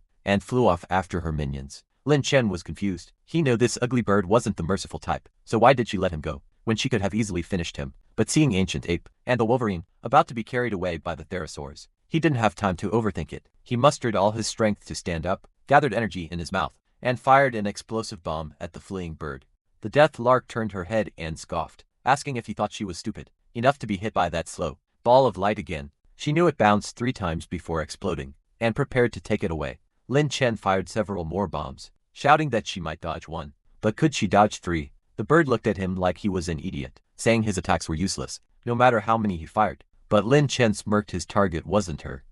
It was the minions behind her. He declared that, while he might have failed physical education, he was a master of geometry. As the bombs bounced for the second time, they ricocheted off the terrain and slammed directly into the pterosaurs, carrying the Wolverine and Ancient Ape. Fireworks exploded in the sky as the minions were hit. The death lark was dumbfounded, realizing she had been used to distract herself from the real targets. Meanwhile, the therizinosaur carrying Ancient Ape was still struggling to stay airborne. Ancient Ape seized the moment, grabbed its wing, flipped over and landed on top of it, serving the bird down to a safe landing. Lin Shen rushed over to check on her. She apologized for failing to rescue the Wolverine. Lin Shen reassured her, pointing out that the Wolverine had fallen into the forest and should be fine. He told her to find something to smash the ugly bird. With Ancient Ape picked up the unconscious pterosaur she had landed on and hurled it at the death lark. The bird dodged easily, Lin Chen was annoyed that she wasted food he hadn't devoured yet, but followed up with a burst breath. The lark dodged that too, furious that they dared to attack her precious feathers. Suddenly a therizinosaur shot up from the forest below, with the wolverine lying on its belly. He sprang up and lunged at the death lark. She dodged backward, but the wolverine was faster. He sped up and snipped off the few remaining feathers. On top of her head, tears welled up in her eyes as she watched her precious feathers fall. Diving to catch them, Lin Chen, an ancient ape, watched in disbelief. The wolverine landed, his eyes glowing gold, and chuckled. He claimed that, as long as he could predict the movement and target the weakness, there was nothing he couldn't cut. Lin Chen realized the wolverine was the bird's natural nemesis. He lavished praise on the warrior, inviting him to join their team. But the wolverine was unappreciative, scoffing at Lin Chen's size and saying he would be useless in the jungle. Lin Chen thought the guy held a grudge, but shamelessly agreed, admitting that the human form had its uses. He proposed they deal with the bird first, and then he would transform into a human for a proper duel. The death lark was annoyed by their plotting, calling Lin Chen ungrateful for attacking her. After she spared him, she knew she couldn't beat all three of them, so she prepared to flee. Lin Chen stopped her, blackmailing her with her own fallen feathers, gave her an ultimatum: join them to fight the reptile king, or leave her magical feathers behind. The bird scoffed, doubting they could stop her from flying away. Lin Chen reminded her that the wolverine was watching. From the trees she tried to take off, but the wolverine instantly appeared above her. Slashing down, she ducked, but lost her balance and crashed to the ground. She let out a distress call, and her minions dived at the heroes. Ancient ape swung a tree trunk like a baseball bat, smacking a pterosaur out of the air. The death lark took the chance to run on foot, trying to gain enough speed to take off. Lin Chen thought she looked like an ostrich, and chased after her, mocking her skinny legs. He accelerated past her, spun around, and slammed into her with a dragon kill body slam, sending her flying hundreds of meters. He asked again if she wanted to join them. The wolverine looked confused, asking when he agreed to join this crusade. Lin Chen ignored him, focused on the bird. The death lark exploded in anger, saying he was no different from the stupid ape. Just then the wolverine slashed again, cutting off her tail feathers and shredding them to pieces. The death lark screamed in rage. She revealed that each feather contained the life essence of a monster she had saved. Turned out she was turning monsters into humans to save them from the island's corruption, storing their cores in her feathers. Lin Chen's expression darkened. He realized she had been hunting Ancient Ape and the wolverine to save them by force. She declared that the island was facing a disaster, and that they had wasted the goodwill of the monsters. She carried her tail, began to spin rapidly, summoning a massive hurricane. The wind was terrifying, uprooting trees and hurling stones. Even Lin Chen, as strong as Godzilla, was blown away. Ancient Ape shouted from a deep pit, telling him to take cover. Lin Chen jumped in, wondering how they could fight a natural disaster. Suddenly the wind weakened. He looked out and saw the death lark chasing the wolverine. He wondered why she was so obsessed with him. Was it love? Just then, a flock of dimorphodon pterosaurs arrived. These small, fast, sharp-toothed flyers could strip prey to the bone in minutes. The death lark signaled them to attack Lin Chen and Ancient Ape. Ancient Ape wanted to fight and eat them, but Lin Chen warned her that their teeth were sharper than blades. He told her to run and help the wolverine. While he held them off, he used his dragon roar to stun the flock and whip them with his tail. Ancient Ape broke out and ran toward the wolverine. The terrors recovered and swarmed Lin Chen, biting him relentlessly. Lin Chen got angry and started biting back. He devoured one and gained 900 evolution points, plus a 5,000 point bonus for a new species system. Use the points to instantly heal his wounds. Lin Chen realized he could out-heal the damage, as long as he kept eating. He challenged the chickens to a contest of who could eat faster. Meanwhile, the death lark, wrapped in her tornado shield, furiously attacked the wolverine. He dodged easily, but couldn't break through her wind barrier. Knowing he would eventually lose stamina, he sprinted away, hoping to draw her attention so the others could escape. He regretted not getting to fight Lin Chen properly. Suddenly Ancient Ape dropped from the sky and shielded the wolverine. He looked at her, annoyed, calling her a big fool and telling her this wasn't her fight. Seeing Ancient Ape arrive, the death lark unleashed a violent death tornado. Without hesitation, blast hit the ape directly, sending her flying backward hundreds of meters. Wolverine immediately jumped in front of her, telling her to step back because he was the target. He wanted to handle the bird himself. Ancient Ape groaned and thanked him sarcastically, saying that dragon brother taught them to share the burden. If they were friends, Wolverine snapped back, calling her a silly girl and saying she was just getting in the way. But the Ancient Ape refused to leave, declaring that if they were going to lose, they would lose together. She wouldn't abandon him. This moment triggered a memory for Wolverine. He remembered his old master telling him not to follow, because he was just a little soldier who would get in the way back then. Wolverine had refused to leave his master's side. Seeing the same loyalty in Ancient Ape made him realize these two were actually pretty adorable. While they were having their moment, the death lark appeared out of nowhere and grabbed Ancient Ape with her talons. Wolverine went berserk, slashing at the bird's leg, but his attacks did nothing. He put one blade in his mouth, pressed down on the other with his hand for extra force, and unleashed his special move, Dazzle Slash. The powerful, full attack forced the bird to stagger back, dropping the ape, but as the bird fell back, she whipped up a tornado that hurled massive boulders at Wolverine. He was hit midair and sent flying. Luckily, Ancient Ape caught him before he hit the ground and carried him toward Lin Chen. By this time, Lin Chen had finished off the small pterosaurs, using his lifesteal ability. Seeing Ancient Ape return with a Wolverine, he gave her a thumbs up. Impressed, she managed to rescue him. Wolverine, however, wasn't happy, complained that fighting that monster was suicide, because her attacks were like natural disasters. Lin Chen put on his serious face and outlined a plan.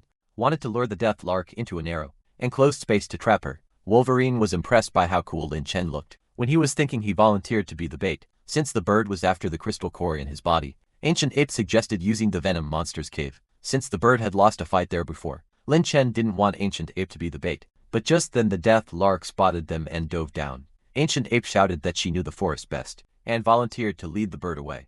Lin Chen realized she was right. She was capable, he agreed, but told her to ride Little Tangerine, the saber-toothed tiger, for speed. He called the tiger over, and had Wolverine hide inside his mouth. For a surprise attack, the plan began. Ancient Ape rode the tiger toward the Venom cave. She realized the bird wasn't following her, but looking for Wolverine. He told the tiger to wait, climbed a tree and beat her chest, taunting the bird and calling her ugly. Two random saber-toothed tigers nearby watched her antics, disdainfully, saying that was exactly how their cousins died, falling for traps and getting eaten. Before they could finish mocking her, the Death Lark swooped down, uprooting trees with her wind. The tigers hugged each other in terror. Ancient Ape jumped down, landed on Little Tangerine, and they bolted into the bushes. The Death Lark assumed Ancient Ape was weak, decided to eat her to replenish energy. Before catching Wolverine, she tried to call her minions to track them, but when she looked back, she saw Lin Chen eating her pterosaurs. Furious, she summoned a new flock of mutated dodos and Archaeopteryxes to chase the ape. Little Tangerine darted through the bushes, but the Archaeopteryxes acted like reconnaissance drones, blocking their path while dodos attacked. Lin Chen, communicating remotely, told Ancient Ape to take out the flyers first. She jumped off. The tiger used a vine to snare one bird and caused the other two to crash into it. She proudly called it the bird-catching net technique. Lin Chen warned her that the Death Lark was right behind her. A gust of wind nearly blew her away, but she held onto a tree. Lin Chen appeared behind the bird, ramming her with his thorn armor, and fired a Wolf bomb, which it was actually the Wolverine riding. An explosive bomb. The bird dodged the initial shot, mocking Lin Chen's aim. But then Wolverine stomped on the bomb midair, redirecting it to hit the bird from behind. As the bomb exploded, Wolverine followed up with a slash to the same spot. The double impact sent the bird crashing down. Ancient Ape sighed in relief, but the bird wasn't done. Furious, the Death Lark went berserk and chased them. With a horde of dodos, they reached the entrance of the Venom cave. The dodos suddenly stopped, terrified to enter the dead monster's lair. Ancient Ape ran inside, and realized the bird wasn't following. The Death Lark was yelling at her minions, reminding them Venom was dead. Ancient Ape had a brilliant idea. She mimicked Venom's roar from deep inside the cave. The minions panicked and fled, thinking the boss was still alive. The Death Lark was enraged by her cowardly minions. Just then Wolverine appeared on a hill, and cut a massive boulder loose. Rolling it toward her, she braced herself to stop it, but Lin Chen leapt from the top of the hill. Combining his rolling gourd and thorn armor moves, he crashed into her with tremendous force, and both of them tumbled deep into the cave. Lin Chen landed hard, and realized he had reverted to his human form, because the impact was too painful. He looked around and saw the Death Lark had also turned back into her human form, a girl with torn stockings. He taunted her, asking if she was convinced, now that she had been beaten back to her original form.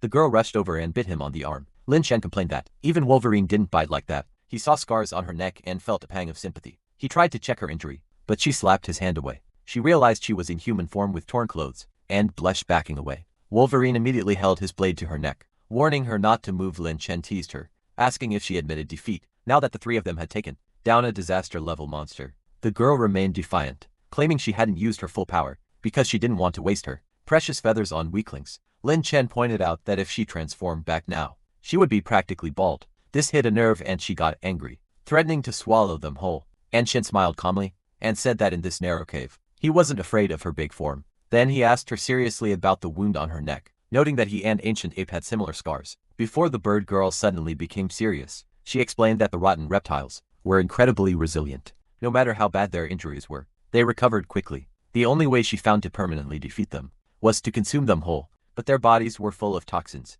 which caused her immense pain, and left those scars on her neck as a side effect. Ancient Ape smacked her lips and chimed in, saying she used to eat them raw too. She agreed they were disgusting, and gave her stomach aches. But ever since meeting Lin Chen, things had changed. His special flames not only killed the reptiles for good, but also roasted them perfectly. With a little seasoning, they were actually delicious. Bird's sister was reluctant to admit it, but she conceded that Lin Shen's flames were the only thing on the island that could truly kill the reptiles, something no other monster could claim. Hearing this, Lin Shen was thrilled. He asked if this meant she would join their team to take down the reptile king. Bird's sister scoffed haughtily, replying that just because 3 rookies beat her once didn't mean she respected them. She told him to dream on. She needed to observe them more. Then she snapped at Wolverine to get his crappy blade out of her face. Lin Chen laughed, deciding to take her non-refusal as a yes. He declared they were all partners now and should get to know each other. He introduced himself as coming from the deep sea and explained he stayed on the island because of its beauty and ancient ape. He asked Wolverine why he used human weapons and fighting styles and asked Bird sister about her history with the transformation fruit tree. Wolverine turned away, grumbling that he never agreed to join their crusade, so he wasn't sharing his backstory. Bird's sister mocked him, calling him a coward who wouldn't dare face the king. Wolverine fired back saying he wasn't like her. He couldn't just discard his subordinates because he had people to protect. Bird's sister retorted that he shouldn't act like a saint, implying the people he protected were junk. Wolverine got angry, and the tension in the cave skyrocketed. Lin Chen felt helpless, watching them glare at each other. He shouted at them to cut it out, since they were friends now. He turned to Bird's sister and asked how she found the transformation fruit and learned about condensing life essence. She hotly refused to tell him. Lin Chen sighed at these 2 proud weirdos. To show his sincerity, he bought 2 live fruits from the system shop. He tossed one to Bird's sister, saying it would treat her baldness. She immediately clawed at him, screaming that he was the bald one. Ancient Ape jumped in to explain that the fruit not only healed wounds, but also boosted strength. She begged Lin Chen for another one, but he told her to let their new friends have them. First, Bird's sister examined the fruit, realizing it must be real based on the ape's reaction. Lin Chen handed the second fruit to Wolverine. He asked the warrior why. He seemed unaffected by the transformation fruit's energy, unlike Ancient Ape who almost died from it. Wolverine realized the unstable energy was what he had been feeling, but as a warrior, just assumed it was another form of training. To push his limits, Lin Chen clapped him on the shoulder, praising him, but the next second, the robust Wolverine suddenly collapsed. Sitting down heavily, Lin Chen told him not to force it, and to eat the life fruit to help his body resist the energy storm inside. He promised to teach Wolverine how to switch freely between human and monster forms. Bird's sister was shocked, saying that was impossible, since the transformation was caused by unstable energy. She asked when Lin Chen had eaten the fruit. Lin Chen proudly claimed he was, like the legendary healer Shenong, testing herbs for the greater good. Ancient Ape interrupted, muttering that she remembered him eating it by accident. Because he was greedy, Lin Chen ignored her, sticking to his righteous story. Bird's sister didn't believe him. Lin Chen proposed a deal. Give him 1 transformation fruit, and he would prove he could control the energy. By teaching Wolverine, Bird's sister was furious, blaming him for damaging the fruit tree last time. She asked where he got the fruit he gave Wolverine. Wolverine interjected, accusing the weird bird of hoarding the fruits for herself. She argued she did it for the island's safety, calling his clan junk again. They started fighting once more. Lin Chen intervened again, playing peacemaker. Bird's sister reluctantly agreed to the deal. She said she could give him a fruit, but he had to prove his claims first. If he could really control the energy, she would consider joining them. She warned them that the place where the fruit was hidden, the Swamp of Bones, was extremely dangerous. Wolverine groaned at the mention of the name. Bird's sister proudly stated that only flying monsters like her could go there safely. Ground crawlers like them would sink. Wolverine retorted that he had chopped her down plenty of times, despite her flying ability. Lin Chen, tired of their bickering, asked what the Swamp of Bones actually was. Bird's sister explained it was a monster graveyard, filled with blinding fog, deadly traps, and carnivorous plants. Any monster that wandered in was doomed. Wolverine told Lin Chen not to risk it for him, saying he didn't plan on turning back into a giant wolf anyway, but hearing about carnivorous plants, Lin Chen's eyes lit up. That sounded like a massive buffet of evolution points. He insisted on going. Ancient Ape loyally agreed to go wherever he went. Bird's sister thought they were idiots for wanting to go to such a dangerous place, but since they were determined, she offered to let her dodo birds carry them as compensation for the live fruit. Lin Chen declined, striking a pose and saying he and Ancient Ape would transform into monsters and walk there faster. Wolverine stopped him, explaining seriously why it was called the graveyard. Small monsters could cross, but giant ones like Lin Chen and Ancient Ape would sink instantly into the deep mud. He advised them to stay in human form and ride the dodos. Lin Chen realized Wolverine made a good point and thanked Bird's sister for the ride. He then noticed they hadn't eaten the life fruits yet and joked that they weren't poisoned. Wolverine took a bite without hesitation, and Bird's sister followed. They grimaced at the awful taste, but seconds later a green light enveloped them. Bird's sister felt her body relax, and the scars on her neck began to itch as they healed. Realizing the benefits, they started wolfing down the fruits. Bird's sister looked at Lin Chen with starry eyes, hoping the fruit would regrow her feathers. She asked to trade a transformation fruit for more life fruits. Lin Chen politely declined. She pouted like a child, calling him stingy, and said she would only give him 1 transformation fruit since her stock was limited. Lin Chen laughed, saying one was all he needed. Once they left the cave, Bird Sister whistled, and several dodo birds waddled over. She told Lin Chen that these were their new mounts. He was absolutely forbidden from eating them. Lin Chen promised he wouldn't chew on his transportation, no matter how hungry he got. He and Ancient Ape struck a pose, and began to glow with golden light. Bird Sister watched in bewilderment, as they effortlessly transformed back into their monster forms. She was shocked at how easily they controlled the transformation. Fruits energy, something she struggled with.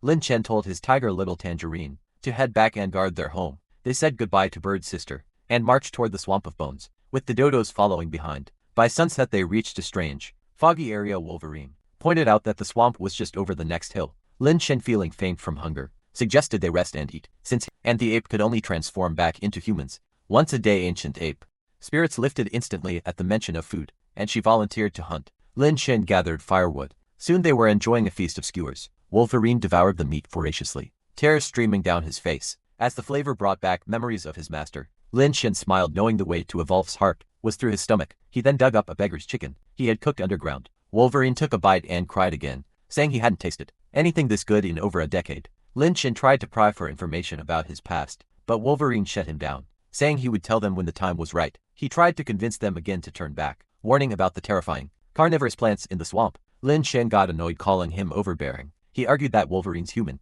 form was only a temporary solution, and that eventually the energy would kill him. He declared they were friends, and he wouldn't watch a friend die and do nothing. Wolverine fell silent, touched by his naive loyalty. That night Wolverine took the watch. He sat in a tree, thinking about how his master called humans dangerous. Yet this guy was as innocent as a Wolf pup. Suddenly he heard roaring, and saw green tentacles waving in the distance. The next morning they entered the swamp. At first it seemed easy, almost like a jungle walk. Lin Chen commented that it wasn't so bad, but Wolverine warned him not to let his guard down. Ancient Ape spotted a strange-looking tree trunk, and approached it out of curiosity. Wolverine shouted for her not to touch it. Suddenly a leg shot out from the trunk. It was a giant dead tree mantis, 7-meter-tall ambush predator. It raised its sides to chop Ancient Ape. The dodo birds panicked. Ancient Ape leapt up to dodge, and the mantis sliced one of the poor dodos in half. When she landed, her feet sank deep into the swamp mud. She struggled to get out, but only sank deeper. Lin Chen shouted for her to stop moving, and tried to get a dodo to pull her out. The mantis raised its scythe again. Wolverine rushed in and slashed the mantis, deflecting its attack just enough to miss Lin Chen, who used the distraction to pull Ancient Ape free. The mantis, frustrated, locked onto Wolverine. It chased him down, and another dodo bird fell victim to its blades. Wolverine leapt into the air, shouting for Lin Chen to take the ape and run. He unleashed a golden radiance slash, cutting through the mantis midair. Lin Chen caught him on the last remaining dodo bird,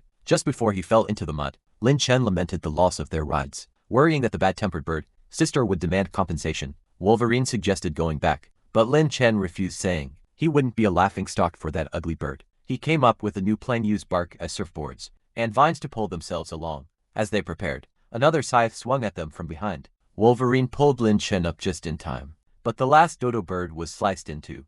Lin Chen despaired. Their last ride was gone.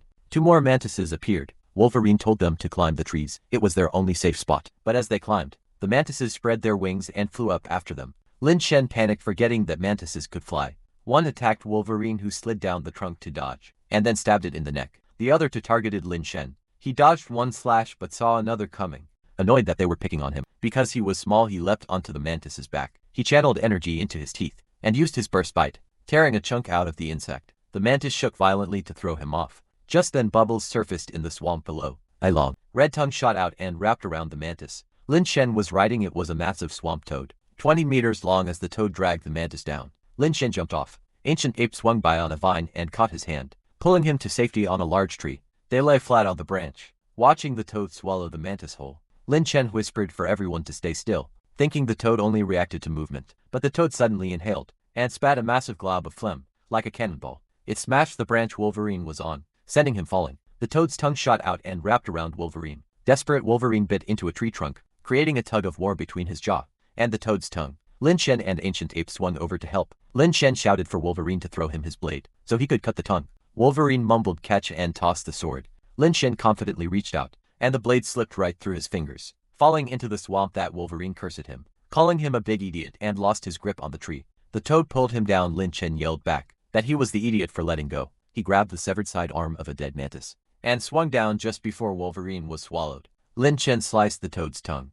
Wolverine fell free, grabbed a vine, swung onto the toad's head, and plunged his remaining blade into its skull. The toad burst into light and was defeated. Wolverine shouted angrily for his lost sword. Lin Shen apologized profusely like a scolded grandson, promising to get him a new one. At that moment, Ancient Ape pointed in a direction and said, "The sword was over there." Wolverine immediately dropped to the ground, crawled over and picked up his blade, with tears streaming down his face, harassing it like it was his own child. After that little emotional reunion, Lin Shen had Wolverine and Ancient Ape collect bark and vines. He used the leaves to craft makeshift shoes for everyone to help traverse the swamp. Wolverine praised the shoes, but asked curiously about the vines on Lin Shen's back. Lin Shen explained they were makeshift grappling hooks, just in case. Wolverine remarked that humans were incredibly resourceful, and that he still had a lot to learn from them. As they ventured deeper into the swamp of bones, a terrifying sound echoed through the fog. A human baby crying. Lin Shen was confused, wondering why a baby would be in such a dangerous place. Wolverine and Ancient Ape looked bewildered, never having heard such a sound before. Just as they were speculating if there were other humans nearby, the crying suddenly stopped. Lin Shen decided not to dwell on it, and led them forward. Suddenly, the small hill behind them moved, two crimson eyes opened, and a massive shadow charged toward them. It was a giant salamander, 25 meters long and weighing 27 tons. It lunged with its sharp teeth, but the trio quickly jumped aside. The beast face planted into the mud, but recovered quickly, thrashing through the swamp after them. As the creature gained on them, Ancient Ape started falling behind. Lin Shen shouted for her to throw her vine hook at the branch above. She didn't hesitate, swinging herself up just in the nick of time. As the salamander snapped its jaws below her, the monster thrashed furiously in the mud. Just then Lin Shen shivered.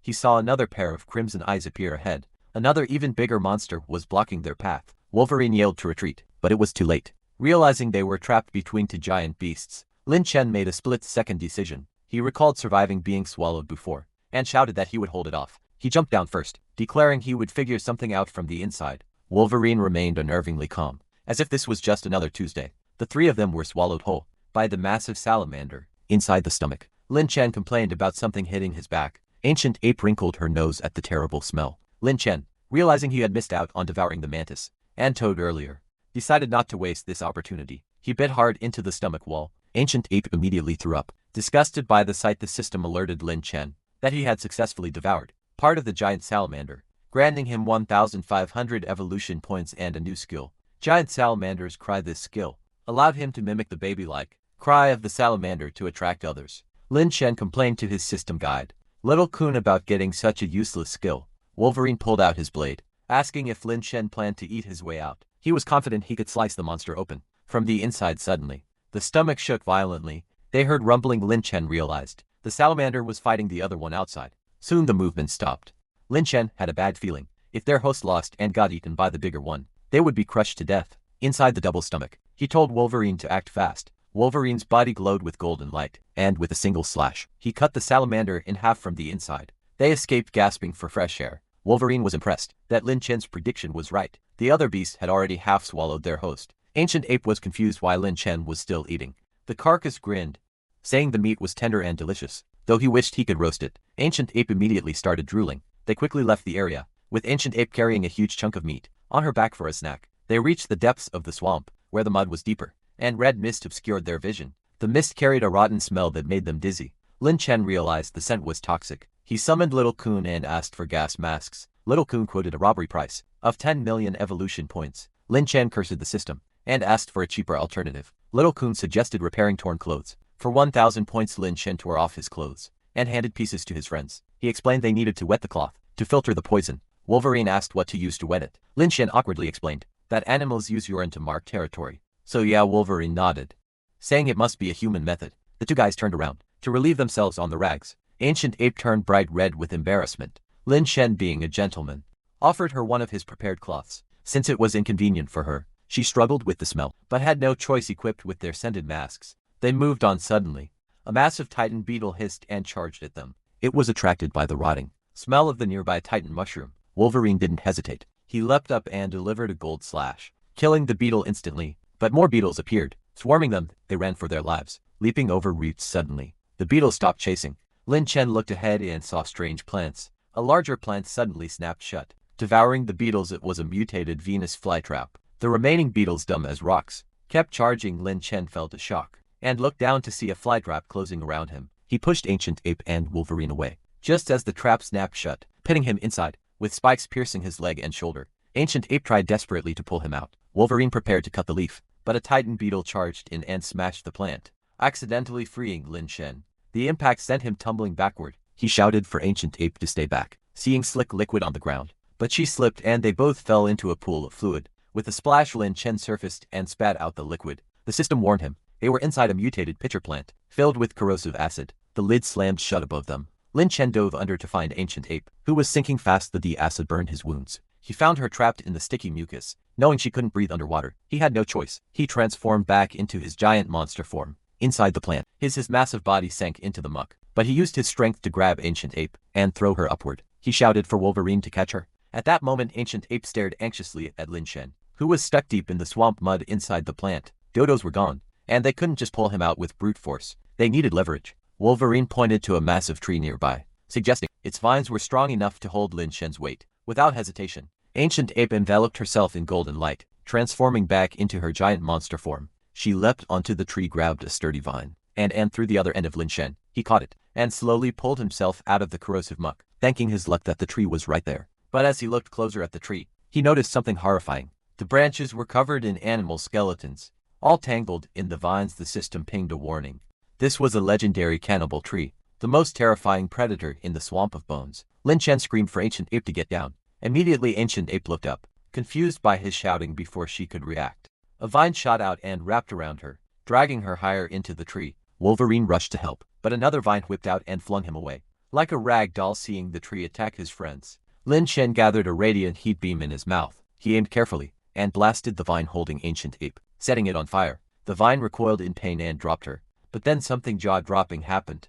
The vine, acting like it had a brain, plunged itself into the swamp below. To extinguish the fire even crazier, all the other vines dove into the mud to wet themselves, creating a fireproof shield against Lin Shen's attacks. Ancient Ape, furious after landing, charged at the tree and started biting the vines. Lin Shen warned her to be careful, but it was too late. The tree shook its soaked vines and whipped them through the air, gathering them into a massive watery fist. Wolverine watched in astonishment as the tree came to life. The giant vine fist slammed down at Ancient Ape. She dodged and punched back, but her hit did nothing against the massive plant. Another fist appeared behind her and slammed into her side, knocking her down. Lin Shen was enraged seeing his sister hit. He cursed the tree for knowing combination punches and prepared to burn its hands. But suddenly a vine shot up from the mud and hit him right in the groin. Lin Shen questioned his life choices as the pain radiated through him. He screamed that the tree was cheating, while Lin Shen and Ancient were immobilized by pain and vines. The tree wrapped them up tight. Lin Shen demanded a fair fight, but the tree ignored him. Wolverine burst into golden light, attempting a gold slash to cut them free. The cannibal tree, showing terrifying intelligence, twisted its vines and used Lin Shen's body as a human shield. Wolverine had to slam on the brakes midair to avoid slicing his friend in half. His blade barely grazed Lin Shen. Wolverine was stunned. Was this really just a tree? While he was distracted, a giant vine hand formed a flicking gesture and swatted Wolverine away like a fly. Lin Shen tried to use the distraction to fire an explosive breath, but vines wrapped around his mouth, gagging him completely. Soon, Wolverine was captured too. The tree began to tighten its grip, planning to strangle them and drain them dry. Lin Shen felt like he was about to burst. Frustrated, he summoned his system guide, Little Kun, and asked how many evolution points he had. Learning he had 2.1 million, he ordered Little Kun to dump all of them into his height stat. Golden light exploded from his body. He rapidly expanded. The vines groaned and snapped under the pressure. Lin Shen grew to a colossal 70 meters tall and weighed 700 tons. Ancient Ape and Wolverine watched, with their mouths hanging open. Breaking free, Lin Shen fell toward the swamp, but adjusted his angle midair. He unleashed his most powerful burst breath directly into the tree, blowing a massive hole through its trunk. The recoil sent him crashing into the mud. He wasn't done. Fired another beam, swinging his head to create a light sword that sliced horizontally through the canopy, cutting the vines holding his friends. Ancient Ape and Wolverine fell free. Ancient Ape shouted that she was coming to pull him out of the mud, but Lin Shen stopped her, warning that the monster tree would just catch her. Again he yelled at the tree, knowing it could understand him, threatened to cut it in half if it wanted to keep fighting. Unexpectedly, the tree threw up its vines and surrendered, and actually spoke in human language. It shouted, "I give up. No more fighting." The trio was completely shocked. The tree put on a humble act, claiming it never intended to kill them, and was just testing their strength, because they seemed different. Lin Shen didn't buy it, accusing the tree of being scared. Now that he was bigger, Tree retorted that he was still stuck in the swamp, and needed its help to get out. Lin Shen scoffed. He declared he had plenty of ways to escape. He activated his giant salamander's cry skill. Mimicking a baby's cry, the tree panicked, thinking he was crying because he lost, and told him to stop being a baby. Lin Shen ignored it and listened. "Here it comes," he shouted.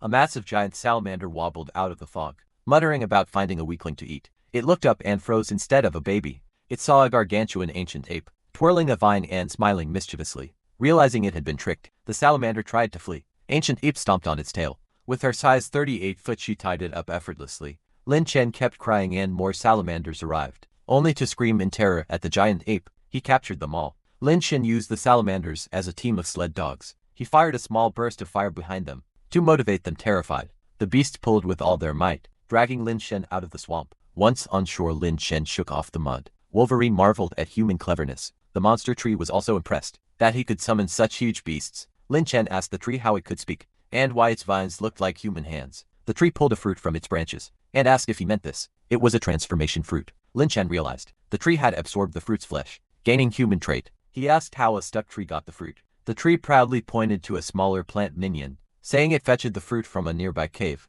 Lin Chen realized that cave was their destination. The tree gave them directions, but warned them to hurry, because a group of crabs was moving the fruits out. Lin Chen was puzzled why crabs would want the fruit, but didn't waste time. He taught Ancient Ape how to drive the team of salamanders. The monster tree watched them leave, smiling and thinking that these transforming humans might be able to help it someday soon. Lin Shen, Ancient Ape, and Wolverine, now riding a chariot of giant salamanders, fed off toward the cave. Before long, a hidden cave appeared in front of them. He told Ape Girl that there really was a cave there, and that it had to be where the Deathlark was hiding the transformation fruits. As they got closer, they saw two crabs moving the fruits. When the crabs noticed them, they scrambled away as fast as they could. He grew frustrated, noticing that the place had already been raided. He asked Ape Girl to watch the large creatures, while he went inside to investigate. When he entered, he didn't find a single fruit, only a mutated pterosaur lying on the ground. He realized the thieves hadn't left anything behind for him. He walked over to the fallen terrorizer, and got a live fruit from Little Coon to feed it. Wolverine was confused and asked why he would give such a valuable fruit to the creature. He explained that the terrorizer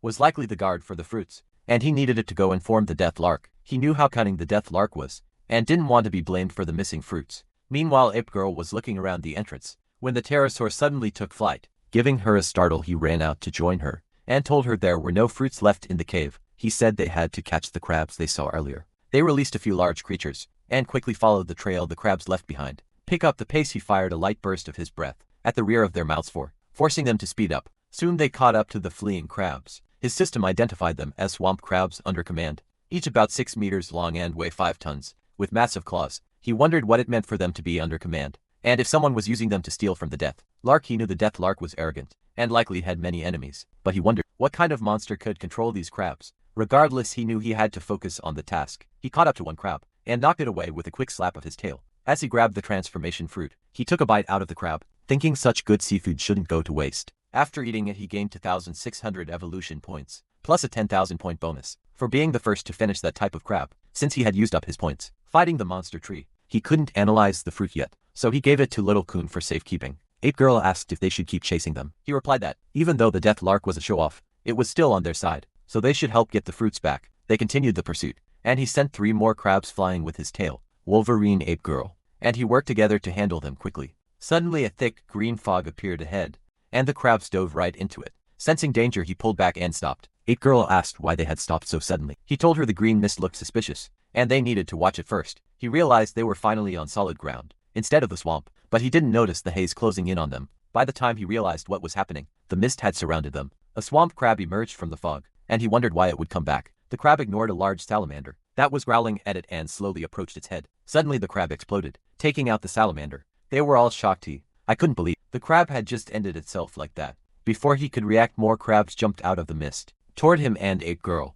He worried they were all going to explode. As he tried to knock them away, they began to glow green, and blew up right in front of them. He realized it was a trap, and that the crabs had used the fruits as bait to lure them into an ambush. Suddenly a blade of light struck him from behind. He warned everyone to be careful, because they were being attacked. A roar cleared the mist, revealing a massive 50-meter-long creature named Blade. Another roar came from behind them, signaling the arrival of another creature named Bomb. He realized they had fallen into a trap set by the leaders of the dead rotten reptiles. The ground began to shake violently. A massive 9-headed creature appeared. It was Shanglu, the king of the dead rotten reptiles, standing 150 meters tall. He asked the king why he was there. The monster kept breathing out green smoke, creating a thick fog. He warned Ape Girl and Wolverine to hold their breath, in case the gas was poisonous. Suddenly he found himself in human form in a dark alley. 3 people were approaching him, accusing him of reporting them to a teacher. In the vision, he was being beaten and was begging them to stop. They called him a coward and mocked him. While filming the encounter, he woke up screaming and realized that Ape Girl and Wolverine were still trapped in the hallucination.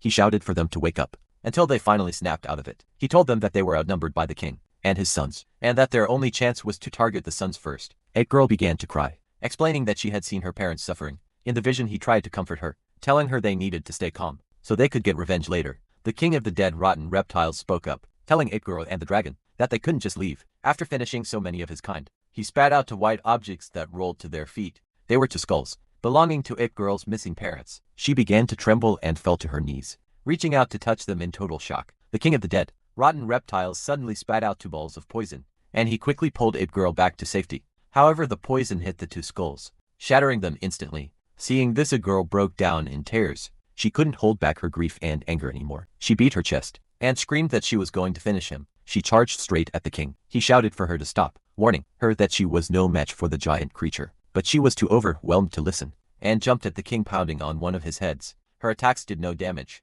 and the king easily tossed her aside. With a powerful blow, the king mocked her, asking if that was all she could do, while 2 of his other heads moved in to bite her arms. The king taunted her, saying he would help her reunite with her parents. Seeing her in danger, Wolverine and he rushed forward to save her. However, Blade and Bomb blocked their path. Wolverine told him to stay back, and that he would hold them off while he saved Ape Girl. He warned Wolverine not to be reckless, as they were currently outmatched, and it would be a losing battle. Wolverine didn't listen, asking if he was just going to watch her perish. Wolverine charged with his sword, but Blade intercepted the attack and flung him away. Using the momentum, spun through the air and headed toward the king. The king didn't take him seriously and snorted, questioning how Wolverine dared to use a blade against him. The king then slammed into Wolverine head first. The impact was devastating. Wolverine was severely injured and knocked unconscious. Without hesitating, the king bit into Wolverine's lower half and called him a weakling. Seeing this, he became furious and demanded the king let Wolverine go. He rushed forward, determined to stop the monster. Blade suddenly appeared beneath him and slashed him, causing him to lose a lot of life force. Despite the pain,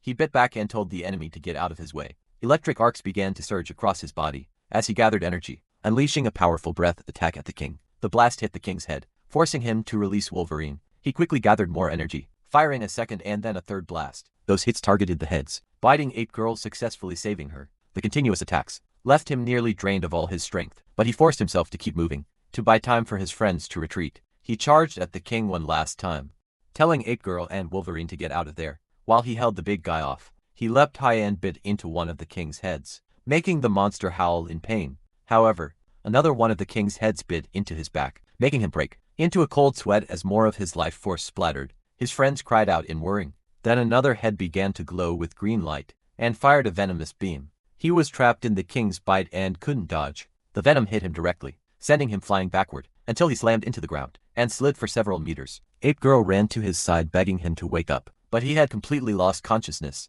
The king ordered a large group of reptiles to attack them, but just then a huge shadow covered the sky.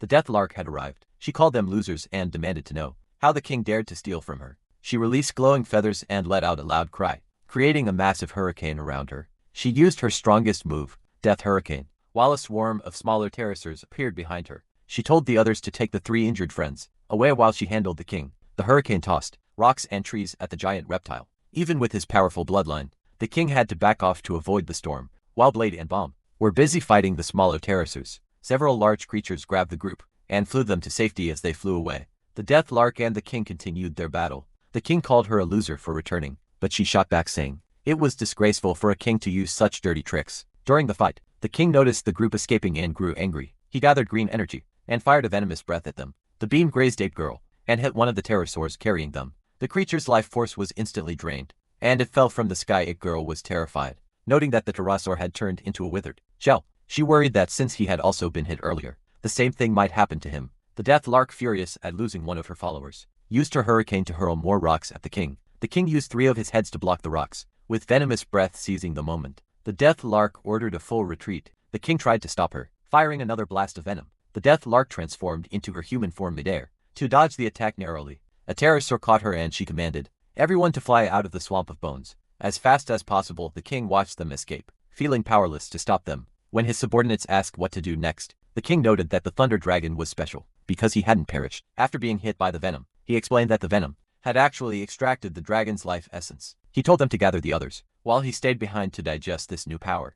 Meanwhile, the group made it out of the swamp. Since the Deathlark's territory was no longer safe, she asked Wolverine where they should go. Wolverine suggested they hide at his place. Suddenly, Ape Girl noticed something strange and asked what was happening to the dragon. The others didn't see it at first, but she pointed out that he was actually getting smaller. They decided to hurry to Wolverine's lair to figure it out later. He woke up in Wolverine's home. He was surprised to find that his wounds had miraculously healed. He saw the Deathlark and Ape Girl standing over him, giggling and covering their mouths. He was confused and asked them why they had grown so fast. Then Wolverine walked in, looking much taller and in human form. Ape Girl explained that they hadn't grown. He was the one who had shrunk. He was shocked, unable to believe he had gotten smaller, and immediately called out to Little Kun to find out what happened. After Little Kun appeared, he pulled up a status panel, showing that he had shrunk to only 8 meters tall. The system explained that he had been beaten so badly that he basically had to level up again. From scratch, he asked Little Kun what that meant, and the guide explained that it was likely caused by the king's venomous breath. Usually that poison drains the life force of a creature until it passes away. However, since his life force is tied to evolution points, the poison only drained the points he had gained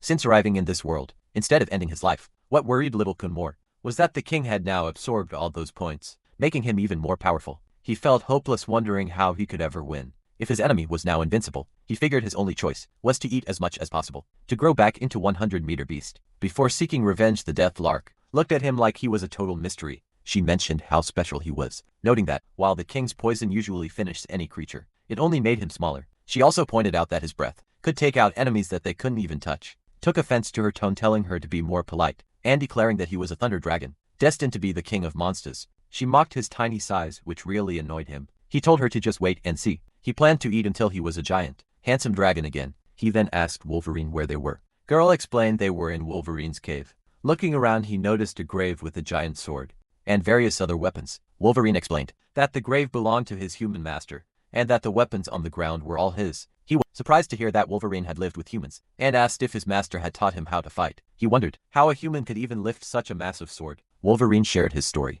explaining that this wasn't the world he used to know. In this place, many humans have supernatural powers, like controlling fire, lightning, or even summoning beasts. His master was a powerful psychic, who could use telekinesis to control dozens of blades at once, even ones that were several meters long. 20 years ago, his master was chased to the island by enemies, and saved Wolverine from a giant saber-toothed cat. Under his master's guidance, Wolverine learned the way of the sword. Though he couldn't master the psychic parts, his master had even explored the island's underground to find out why the creatures there grew so large. He asked how a human could carry so many swords, and Wolverine mentioned a space ring that could store items. Was excited to hear about legendary items like that, and asked where the ring was, but Wolverine ignored the question and continued his story. Wolverine explained that after 10 years, his master's enemies found him. To keep Wolverine safe, the master went to fight them alone. Wolverine later found him badly injured. The master had won the battle, but at a terrible price. For the last 10 years, Wolverine and his pack had stayed there to protect his master's legacy. The Deathlark scoffed, saying it was foolish to stay in a peace treaty with the king just to guard a pile of junk while the island was being destroyed. Wolverine told her to shut up and not insult his master. She countered that the king wouldn't let him go. Now that he had broken their agreement, he stepped in to stop the arguing, asking if the cave was a safe hiding spot. When he confirmed the enemies didn't know about it, he declared that the most important thing was to find food and eat. Both the Deathlark and Wolverine yelled at him for caring about eating. During such a serious situation, feeling embarrassed, he explained he needed nourishment to grow. Soon Wolverine's followers brought plenty of prey to the cave. Ape Girl, who knew his style well, set up a campfire. He used his secret seasonings and barbecue sauce to make a feast. Even Wolverine was drooling, and the Deathlark couldn't stop praising the delicious aroma of fennel and cinnamon. They all sat together for a big meal. Afterward, he relaxed on the grass and decided to check into the location for a reward. The reward was a grade skill called Explosive Bite.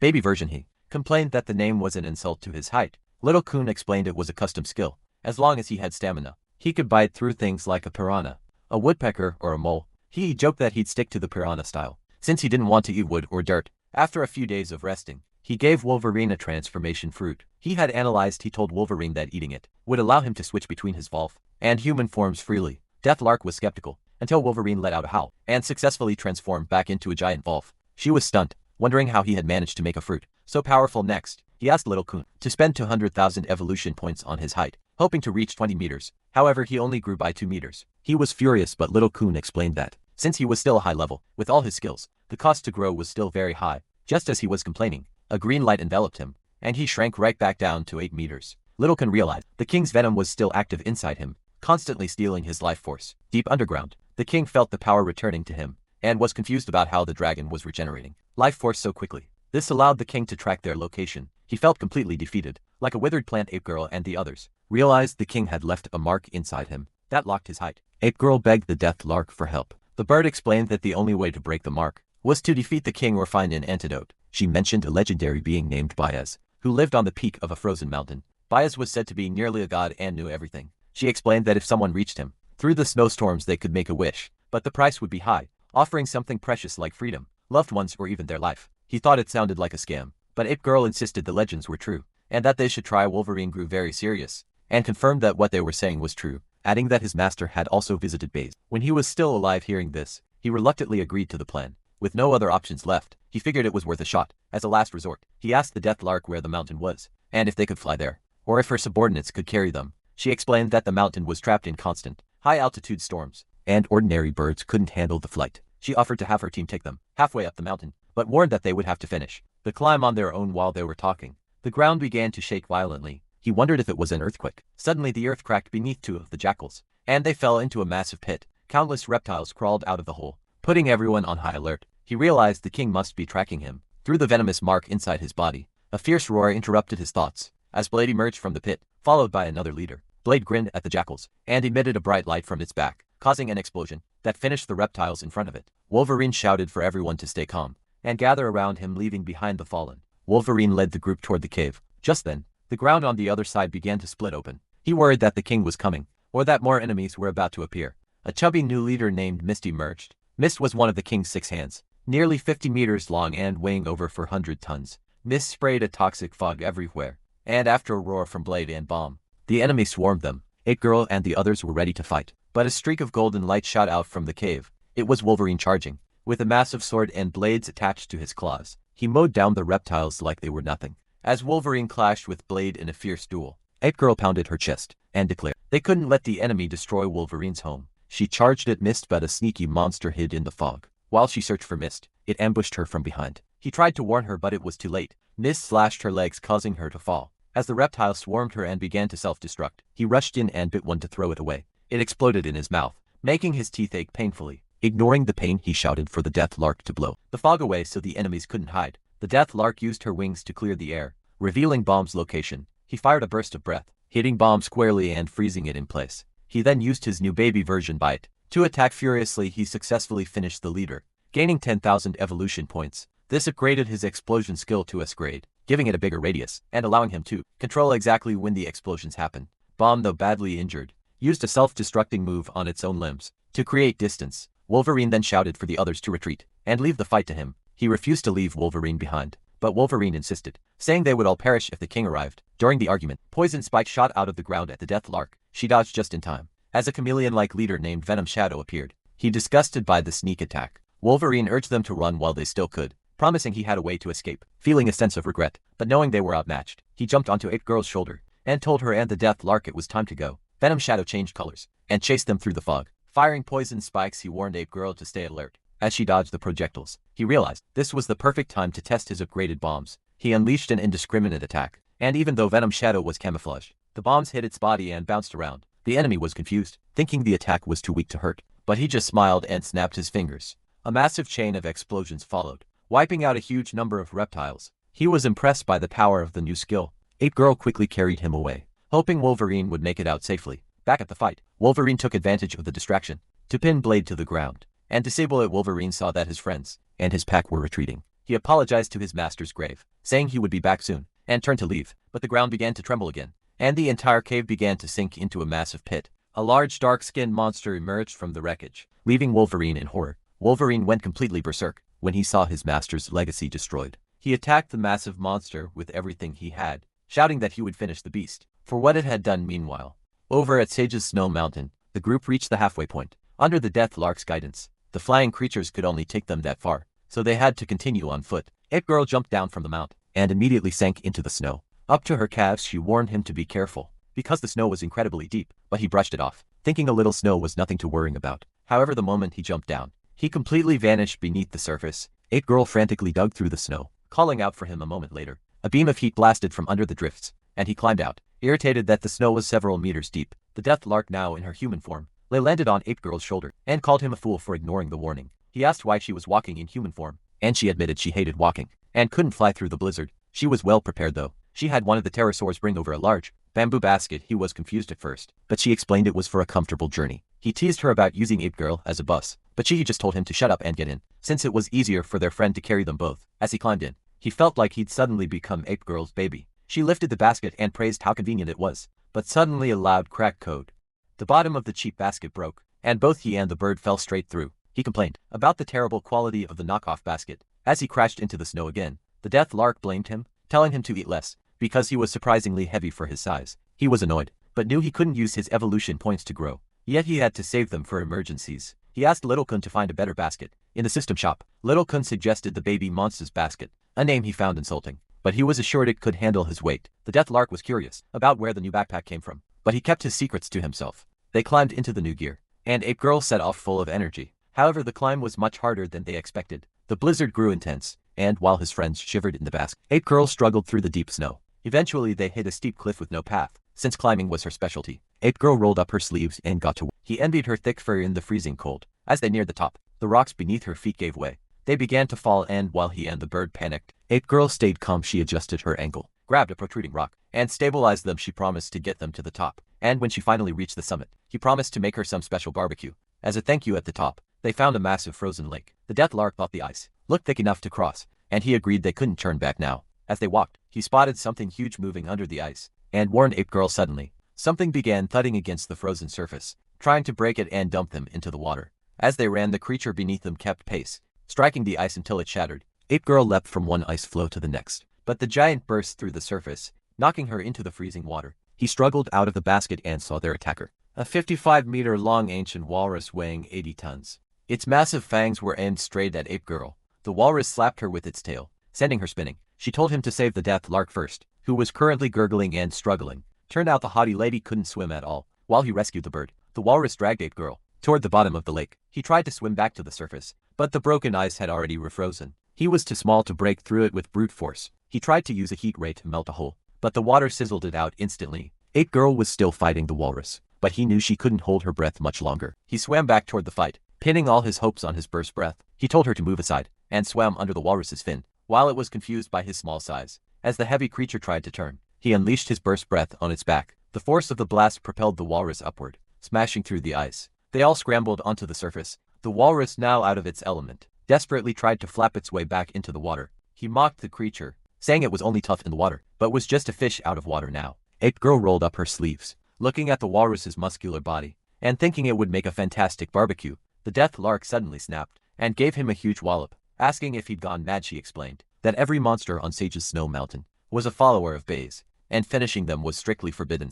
As they argued, the walrus poked the ice with its fangs, broke through and slipped back into the water, vanishing in a flash. Ape Girl and he could only watch helplessly. She muttered that she was only sparing its life. For the bird's sake, he felt incredibly upset, sitting back in the basket, complaining that they were getting beaten up, and weren't even allowed to fight back. The death lark explained that if they finished any of the followers on this mountain, they could forget about ever meeting Bay's. Ape Girl continued to trek through the blizzard, until a magnificent cave appeared. It looked incredibly grand. As they approached, a 60-meter-old ancient snow bear jumped out and blocked the entrance, telling the outsiders to stay back from the sacred land of the Beast Lord. Then a 70-meter-tall ice Bigfoot stepped out grumpily, asking why a long-haired monkey like Ape Girl had brought humans to this forbidden place. He was shocked to hear the bear and the Bigfoot speaking human language. The death lark radiated a golden light and told them to look closely, asking if she looked like a human, before transforming back into her monster form. However, the Bigfoot dismissively said that being able to take a human shape meant she was related to humans, which was forbidden. The snow bear then pointed at him, asking if he was the little dwarf who had hit the walrus. He shot back that news traveled fast,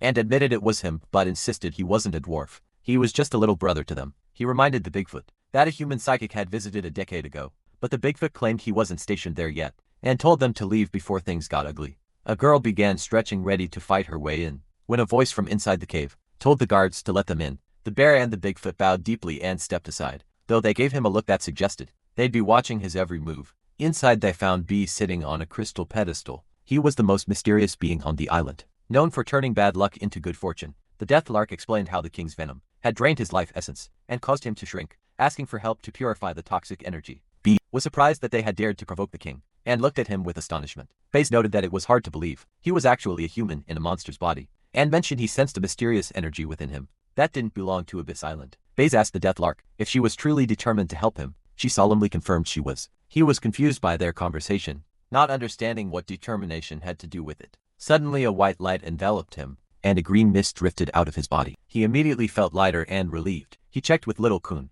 who confirmed the venom was completely gone. Thrilled that he could finally grow again, he used 200,000 of the evolution points he had saved up to increase his height by 2 meters. Beast watched the instant transformation, fascinated by how he could regenerate so quickly, despite losing his life essence. When he thanked Baze, the Lord told him he should actually be thanking the bird. He was confused until he remembered the price for a wish. Baze explained that on Abyss Island, the price for such a request is usually one's life essence. He felt like he'd been struck by lightning, realizing the Deathlark had offered her own life for him. He remembered how the pterosaur had turned into a mummy and asked what would happen to her. Bees explained that while he only shrunk, other monsters would age rapidly or pass away instantly. He was horrified and told her she was acting foolish, insisting he should pay for his own problems. She turned her head away, saying it was her choice, and claiming it would only make her look more mature. He didn't believe her, and begged Baze to revoke the deal and take his essence instead. But Baze shook his head, explaining he never makes deals with humans. Deathlock was surprised to hear confirmation that he really was human, though she noted his bond with Wolverine made more sense now. He clasped his hands and pleaded with Baez, saying he wouldn't let a companion suffer for his benefit.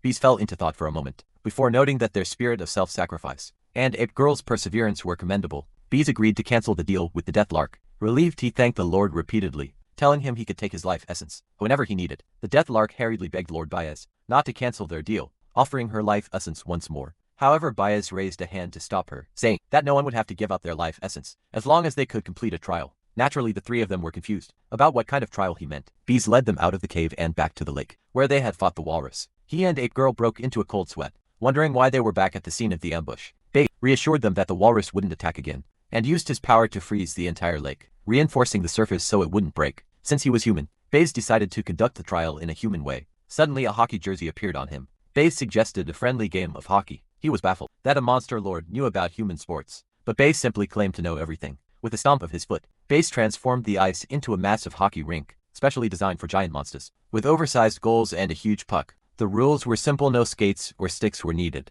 They could use any skills to get the puck into the goal, but they had to stay in monster form.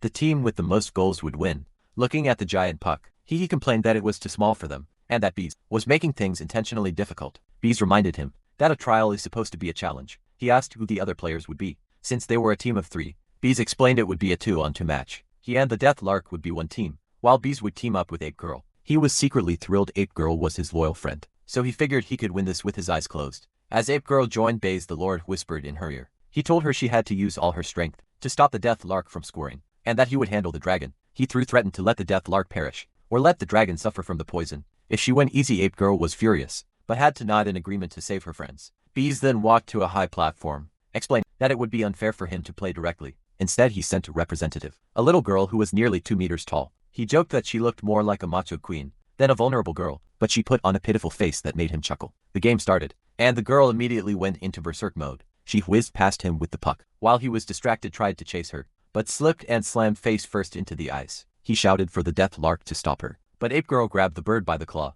and slammed her to the ground. The girl scored easily, putting Team Baze up 1-0. The Deathlark scolded Ape Girl for stopping her, but our friend just kept apologizing. In the second round, he tried using his tail to control the puck. The girl snatched it away again, and teased him for being a silly dragon. He lost his balance and fell again, allowing her to score a second goal. They were completely dominated, as the score climbed to 5-2. By the 6th game, he finally started to get the hang of running. On the ice, the Deathlark managed to block the girl, and blew the puck toward him. He saw a wide open chance to score and grew smug, telling the bird it was time to turn the tables. He swung his tail for a stylish shot, but he hit it so hard, the puck flew straight into outer space. The Deathlark slapped the back of his head for wasting the chance, but he sheepishly promised to score next time. In the 7th round, he gained control and coordinated with the Deathlark. He swept the puck to her, and she gracefully dodged Ape Girl's attack. She passed it back to him, and he was ready to celebrate his first goal. Suddenly a hockey stick appeared under his feet, tripping him. He tumbled across the ice and landed right in the goal. He shouted that it was a foul, but Bees replied that in this game, anything goes as long as they stay in monster form. The girl mocked him, calling the move a fair check. While he was upset, the girl gave some advice to Ape Girl.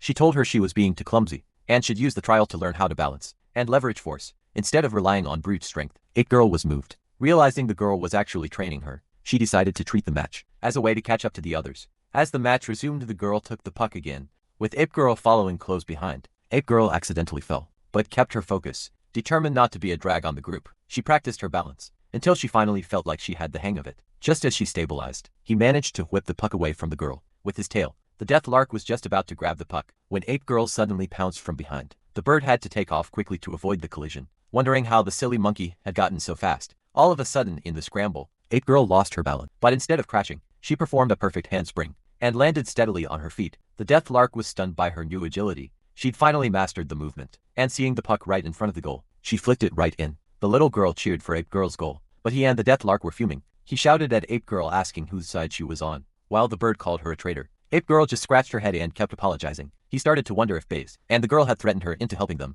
knowing how innocent and trusting she could be. The game resumed, having found his rhythm. He used a dragon dash to charge at the little girl, sending her flying. She started crying to Baze that he was being a bully, but he just told her that was called reasonable interference. This made her angry, and she warned him not to blame her for what came next. Suddenly she cloned herself. He complained to Baze that this was supposed to be a 2-on-2 game, and asked why she was allowed to bring in more hands, especially one carrying a giant hammer. Baze just smiled and explained that self-splitting was her skill, so it wasn't a foul. He decided that his skills were allowed. He had plenty to show off. He told the death lark to use her wind to blow them away as the clones flew up like paper. They shattered into pieces of ice. He realized they were just snow dolls and planned to melt them with his heat beams. However, he realized too late that the clone with the hammer was missing. The girl appeared behind him and slammed the hammer down. He saw stars from the impact, and while he was dazed, the other clones tripped him with their sticks and scored easily. Team Baze was now winning 10-0. The pain and the unfairness finally pushed him over the edge. He yelled at Baze, calling him an old geezer and telling him to take his healing back. He declared he was done with the game and would rather let the poison take him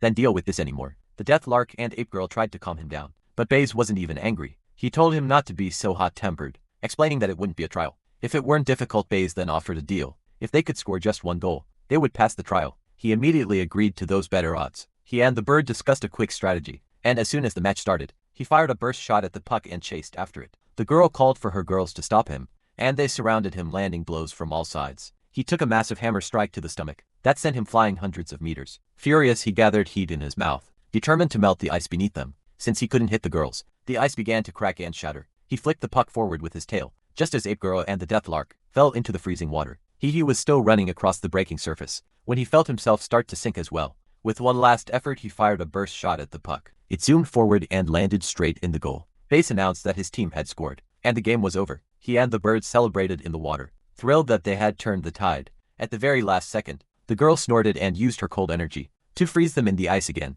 but Baze jumped down and stopped her, praised their cooperation, and confirmed they had won the trial. He promised not to take anyone's life essence, and said their previous agreement stood. Baze melted the ice to free them, and the group thanked him. Baze then pulled out an orb of light and apologized to Ape Girl for forcing her to play against her friends. He explained that the orb contained the life essence of her parents. Ape Girl was shocked, realizing her parents had also come to Baze for help. Baze told her that their wish was for her to grow up safely. As Ape Girl held the orb, she saw visions of her parents smiling at her. Baze helped her integrate the energy into her body, causing a massive transformation. She grew much taller and stronger, reaching 57 meters in height. He and the bird were so happy for her, seeing her finally gain the power she deserved. Ape Girl bowed deeply to Baze, full of gratitude for the gift. Baze smiled and told them not to mention it, saying that now that their wishes were fulfilled, they could leave the mountain. Bird Girl and Ape Girl both politely agreed to take their leave, but he stood his ground. He spoke up, telling Baze that the king of the dead, rotten reptiles was a pest to the entire island, and asked if the guardian of Abyss Island would join them in the fight. His friends were shocked. Bird Girl even slapped him,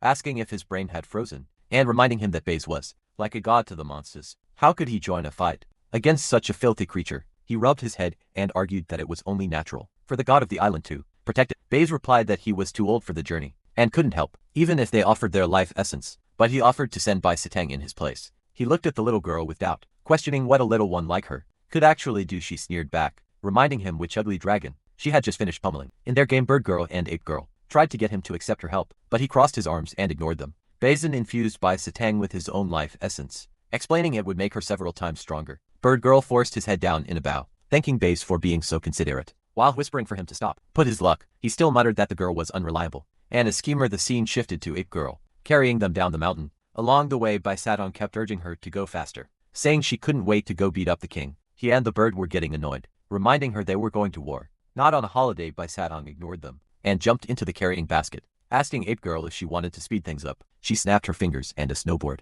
made of ice appeared under Ape Girl's feet. They started rushing down the mountain. At terrifying speeds, Ape Girl lost control.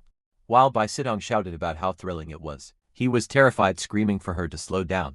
With tears and snot running down his face, Bird Girl yelled a warning about a tree ahead, and Ape Girl panicked, shouting that she didn't know how to stop the thing. After they finally made it back to Wolverine's territory, they found the area in utter chaos and filled with bodies. The little girl asked what had happened, and he replied through gritted teeth that the damned reptiles were responsible for destroying everything. He noticed the pit where the cave used to be, and realized the enemies must have broken through the bottom, dragging the remains and weapons down with them. He saw red blood stain near the edge and panicked, knowing that reptile blood is green. The red blood meant Wolverine was seriously injured. Just then Wolverine's pack emerged from the forest. He anxiously asked where their leader was, but they only responded with howls. Ape Girl translated, crying, as she told him that Wolverine had been taken by the reptiles. He was shocked, remembering that Wolverine had claimed he had a way to escape. The wolves explained that, after they left the cave, in the graveyard were destroyed. Wolverine had lost his mind with grief, and fought desperately, but he was ambushed from behind, and dragged into the pit while unconscious. He grew angry, and declared they had to go down and save him. Immediately Bird Girl stopped him, saying that going down there now would be suicide, and that after so many days, it might already be too late for Wolverine. He interrupted her, insisting that it hadn't happened yet. He believed the king took Wolverine as a ploy to draw him out, and wouldn't finish him until they met. Bird Girl tried to persuade him to wait, so they could unite the other monsters, and give him time to gain strength by devouring. He retorted that every minute they delayed put Wolverine in more danger. He summoned Little Kun, and used all his evolution points to grow another 5 meters. Bai Sidong was fascinated by how he could grow so quickly, but Bird Girl still blocked his path, saying he was still nothing compared to the king. He picked up a reptile corpse and started eating it, telling her not to worry, because there were plenty of them underground, and he would just eat his way through. Friends turned pale with disgust, calling him hardcore for eating the remains. He didn't care and asked Bird Girl how many flying creatures she could summon to help with her plan to unite the monsters. Bird Girl covered her mouth in thought, and estimated she could summon about 100 or 200 followers. He asked her to call them all together immediately. He then turned to Ape Girl, asking her to check with the spiny jackal about how many of Wolverine's pack could be gathered.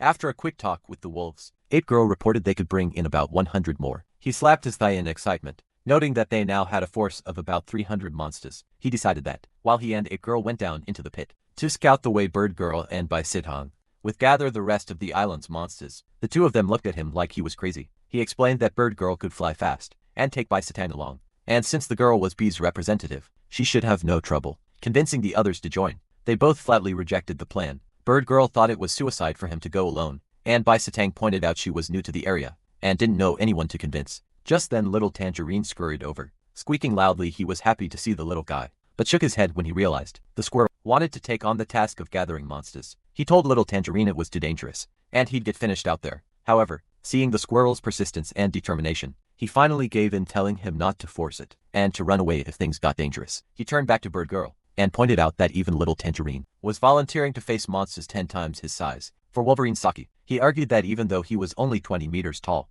he had to try this time. Bird Girl didn't stop him. She said she couldn't watch them go to their deaths alone and decided to join the mission. He jumped into the pit first, followed by the rest of the group, landing firmly on the ground. As he was trying to strike a cool pose, Bai Satan smacked him on the head. He shouted at her for always stepping on people's heads, but she just told him to move. A second later, a giant foot came down right where he had been standing. He narrowly dodged being crushed by Ape Girl. Ape Girl scratched her head, embarrassed, and apologized, saying she was coming down too fast to help it. Bird Girl landed gracefully, and muttered to herself about being surrounded by idiots. They looked around, and realized they were in a massive cave system. He gestured for everyone to follow, as they went to save Wolverine. As they moved deeper, the smell of decay got worse, and they saw more and more skeletons. They spotted a few reptiles resting ahead, hiding behind some bones. He whispered that they had officially entered enemy territory. He suggested they sneak in quietly to find Wolverine, and get him out without causing a scene. Everyone agreed. Ape Girl quickly finished the first reptile they saw with a kick, and Bai Sidong took down another. He kept up his fine tradition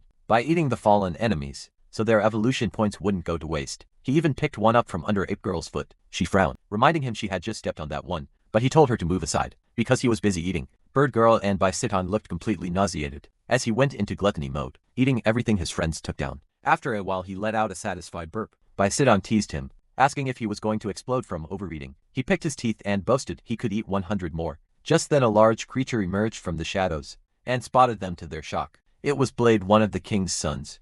Unexpectedly Blade turned and started running away. He was confused, wondering if the monster was being cowardly, because they outnumbered him. He quickly snapped out of it, and yelled for the others to catch him. Bai Sidong shot energy from her hands that turned into hammer-wielding clones, smashing into Blade and knocking him back. As soon as he tried to stand, Ape Girl charged in. Blade tried to swipe at her, but she used the force dissipation technique. She'd learned it to dodge and land a powerful counterpunch to his head. He rushed it and used his burst bite to start devouring the stun. Later the system confirmed. He gained 22,000 evolution points in total. From the meal they continued the group attack until Blade was finished for good. They felt a rush of satisfaction from the victory. Little Kun appeared to congratulate him on devouring the leader, awarding him a new level skill, the Dragon Scale Wheel. It allowed him to curl up and spin his dorsal fins like a high-speed chainsaw. Suddenly a massive roar echoed through the cave, making them all tense up. He worried the king had discovered them, perhaps through a blood connection with his son. A moment later a huge new leader named Poison appeared, standing nearly 90 meters tall. He wondered what the monster had been eating to get so big. Then a green mist began to roll in. Mist was there too. He told the group that they had already taken out 2 of the 6 sons, so the remaining 4 must be close. He told everyone to get ready for a real battle. Poison roared and charged, and Ape Girl roared right back, telling him she would handle the big guy herself. Before charging forward at that moment, the Death Lark took to the air and told him she would handle the mist, while he focused on finding the 2 enemies hiding in the fog. He gave her a nod and warned by Satang to stay alert, and she hadn't fought these creatures before. Almost immediately, several reptiles rushed out of the mist toward him, but he swept them aside with his tail. Bai Satang teased him, noting that his tail accuracy had improved, and asking why he wasn't eating the worms like he usually did. Before he could answer, the creatures he had swept away began to explode, revealing that Bomb was nearby. He explained that since Bomb could turn other reptiles into living explosives, he couldn't risk them going off in his stomach. Suddenly, 2 poison spikes pierced Bai Satang's body. He was horrified, shouting that the assistant to Lord Baze couldn't perish that quickly. However, her voice came from behind a rock, telling him she wasn't that easy to finish. He realized with a shock that the one hit was just a clone, and that her real body had been hiding the whole time. She walked out claiming she was simply being prepared, but another spike hit her, turning her into a puddle of snow. His jaw dropped. It was another fake. Meanwhile, her real self appeared above Venom's shadow with a giant hammer, promising to smash the monster for trying to ambush her. He couldn't help but feel a bit sorry for the creature for offending such a macho girl. The Death Lark yelled for them to take the chance to finish Shadow and Bomb while she kept the mist busy. He felt the electricity surge through him. Even though he already had a skill from Bomb, he knew a bite would still earn him evolution points. Charged at Bomb, who broke into a cold sweat. Meanwhile, in another part of the forest, Little Tangerine arrived in the territory of the hyenas. He trembled as a hyena sneered at him, mocking the idea of a little rat asking for help against the king. The hyena swatted him away, telling him to leave before it decided to eat him. Little Tangerine got up covered in wounds. This was the 3rd pack he had approached, and he felt discouraged, because no one believed a creature so small. But then he hardened his resolve. Remembering how his friends were fighting a desperate battle for the island, he refused to flinch and sprinted off to keep trying. A flying creature spotted him, and was shocked to see he was heading toward the territory of the Myasis, his natural predators. The creature flew back to the Wolf Leader to report the news. The Wolf Leader was stunned, wondering if the squirrel had a death wish, when he realized that even the small and weak Little Tangerine was willing to risk everything for the island. And Lord Wolverine, he felt they couldn't stay behind. He ordered the pack to set out for the Myasis territory, declaring if they touched a single hair on the squirrel, they would destroy them. In the Myasis territory, Little Tangerine was running for his life when a predator pounced on him. The creature pinned him down, mocking him for trying to drag others into a fight with the king despite being terrified. Little Tangerine shouted for the predator to let him go, so he could keep gathering allies. The predator laughed, but suddenly a giant white claw struck its chin, sending it flying. The predator looked up to see the great white wolf and a swarm of winged dragons looking down with disdain. The wolf leader ignored the predator and bowed slightly to Little Tangerine, asking the squirrel to lead them to the dragon's side. He placed Little Tangerine on his head and gave the Myashies a choice: join the war or perish right there. Terrified, they immediately agreed to fight. Back in the cavern, Poison charged at Ape Girl, but she dodged easily and used a mysterious palm technique to send the massive creature flying. On the other side, Bai Sidong was relentlessly hammering Shadow, and the Deathlark was successfully keeping the mist scattered. Not wanting to be left behind, he spat out several explosive bombs and sent them toward Bomb. He mocked the enemy, asking if it thought it was the only one who could explode. With a snap of his fingers, he blew Bomb away and cleared out the surrounding reptiles. He taunted the monster, asking what it would use for explosives now that its minions were gone, and jokingly suggested it use its own body. Enraged, Bomb began to swell up for a massive self-destruction. He was startled, telling the monster he was only kidding and that it should choose to live. But then his eyes lit up, and he decided to grant its wish. He curled his body, straightened his dorsal fins, and started spinning rapidly. Using his new Dragon Scale Wheel skill, sliced right through Bomb like a chainsaw man. He was thrilled, realizing this new ability was absolutely awesome. Ape Girl was thrilled, shouting that she hadn't expected him to have such a move. The Deathlark and Bai Sidong were just as shocked, noting that he usually got handled in fights, and wondering if he had just learned this skill. Bai Sidong found him more and more fascinating, realizing he could actually gain powers by devouring his enemies. Just then, the ground began to shake again, and the king's roar echoed through the cave. It seemed the king could sense the passing of his sons, and was now completely losing his patience. The earth collapsed as the king emerged, calling them crickets and swearing to make them rot. He spewed a thick, green fog that quickly surrounded the group, mocking them for invading his territory, and promising they would end up just like Wolverine. Panicked, he asked what had been done to his friend, but the fog thickened and the world around him changed. As the mist cleared, he saw Wolverine's greatsword, impaled in the ground ahead. To his horror, he saw Wolverine's remains stuck to the blade. Clearly long gone, he screamed in denial, refusing to believe it was real. Suddenly Wolverine's body turned into a golden light, and transformed into Lord Baze, who yelled for the dragon to wake up. He snapped out of the vision. Drenched in cold sweat, he looked over, and saw that the others were still trapped in the illusion, staring blankly at the king. He wondered why he was the only one awake, until Bai Satong's voice echoed in his mind. She explained that she was using B's power to purify the fog, and told him to keep pretending to be trapped, so they could launch a surprise attack. He smirked, thinking his friends were doing a great job, acting like leading actresses, before Bai Satang reminded him that she'd only purified him so far. The others really were still dreaming. The king ordered Poison to bring the dragon to him. Poison approached with a laugh, telling him to enjoy the nightmare, and bit down on his body instantly. He activated his thorn armor. Electric arc surged into Poison's mouth, causing the creature to scream and spit him out. The king was baffled that he had escaped the illusion so quickly. Mist and Shadow tried to attack, but he dodged them easily, just as the two girls snapped out of their trance and rushed in while the enemies were confused. The girls pinned Mist and Shadow to the ground. Seeing his opening, he gathered energy and leapt toward Poison, aiming to split the monster into while it was weak. He used his dragon scale wheel, and Poison was bisected before it could even let out a sound. The king roared in a total rage, realizing he had now lost 4 of his sons. He tried to ram the dragon with his head, but he dodged every strike. Frustrated, the king gathered venomous breath and fired it at the death lark. He shouted a warning and jumped in front of her, taking the hit for his friend. As his body began to shrink, he frantically asked Bai Satong if she could purify him. A golden light enveloped them, and the venom was instantly cleansed. He was relieved that it worked. Before he reset to factory settings, though he figured he had still lost about 2 or 3 meters in height, the king stared at the girl, realizing she was the one neutralizing the poison. He turned his attention to Poison's remains, deciding that since the king wanted his life essence, he would just take it back from the son's body. He went into a feeding frenzy, gaining 33,000 evolution points from devouring. The leader, Little Kun, appeared to congratulate him on obtaining a new S-tier skill, Thunder Rage. Little Kun explained that the skill would massively boost his attack and defense for 1 minute, but it could only be used once every 3 days. The downside was a 1-hour exhaustion period afterward. Though eating could shorten it, he was annoyed by the side effect. But Little Kun told him not to underestimate it, saying the pretend weak strike strong tactic was perfect for his usually underwhelming appearance. He took offense to the vulnerable comment, but decided to focus on his 1 million evolution points. He gave a loud shout, and let the golden light wrap around him, growing 10 meters taller in an instant. The king was startled, and suddenly a glowing spot appeared on his neck. The king began to scream in agony. He wondered if he had actually scared the monster that badly. Little Kun scanned the area, and realized the king was storing the dragon's stolen life essence in his neck. Instead of absorbing it, the energy was resonating with his own body as he grew, which was causing the king's pain. He quickly asked Little Kun if he could reclaim his life essence by biting that glowing spot. Little Kun agreed that it was worth a shot. He immediately shouted to Ape Girl and the others that the king hadn't fully digested the stolen life essence yet. He realized he could reclaim it and restore his true strength. Ape Girl was overjoyed, knowing that if the dragon regained his power, their chances would skyrocket. He took charge, directing Ape Girl and the others to distract the 2 side heads, while he targeted the middle one. Vice Tang and her clones handled the left, while Ape Girl and the Death Lark took the right. The king roared in fury, calling them losers, and striking out with all 3 heads, but the group met him head-on. As planned, by Satang's clones relentlessly pounded the left head with their hammers. On the other side, Ape Girl landed a heavy punch, while the Death Lark pecked at the king's scalp. He dodged the main attacks, and leapt toward the glowing spot on the neck. He roared, sinking his teeth into the essence-storing crystal. With a burst bite, however, a sickening crack echoed. As his teeth broke against the king's thick, rough skin, he spun around in excruciating pain, clutching his mouth and cursing the monster's hide. The king glared at him and snapped, his jaws barely missing.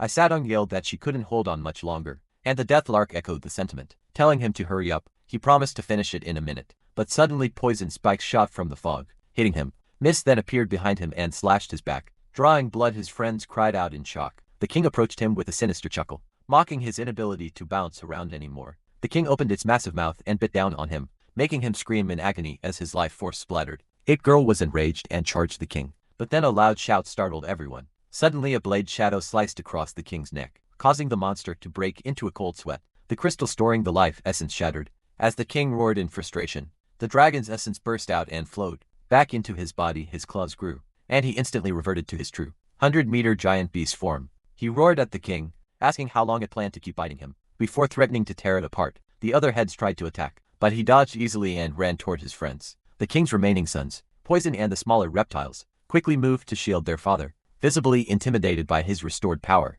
Ape Girl was incredibly excited to see him back. At full strength, he looked around for the person who had just struck the king. Knowing it had to be Wolverine, he shouted for his friend. Soon Wolverine appeared on a high platform. Before leaping down, Wolverine noted that it looked like they had found Lord Baze, but questioned why they came back down here. After being cured, the Death Lark was happy to see him, but retorted that it was only because of the stupid dragon that they had come to save him at all. Ape Girl, introduced by Sithong as the representative sent by Lord Bay to help. He curiously asked Wolverine how he had ended up trapped. When he said he had a way to escape, Wolverine explained that he had been severely injured and taken to an underground cavern while unconscious. Once he woke up, he escaped and spent the last few days dodging reptiles while searching for his master's remains. Sadly, he had only found the master's blade. He looked at the dejected Wolf and then toward the enemies, suggesting they wipe out the crawlers once and for all, so they could search the area in peace. The king roared at them, calling them crickets, and the group charged. He told the others to handle the three heads, while he dealt with the leaders and the minions. The smaller reptiles swarmed him, but he used his dragon dominance path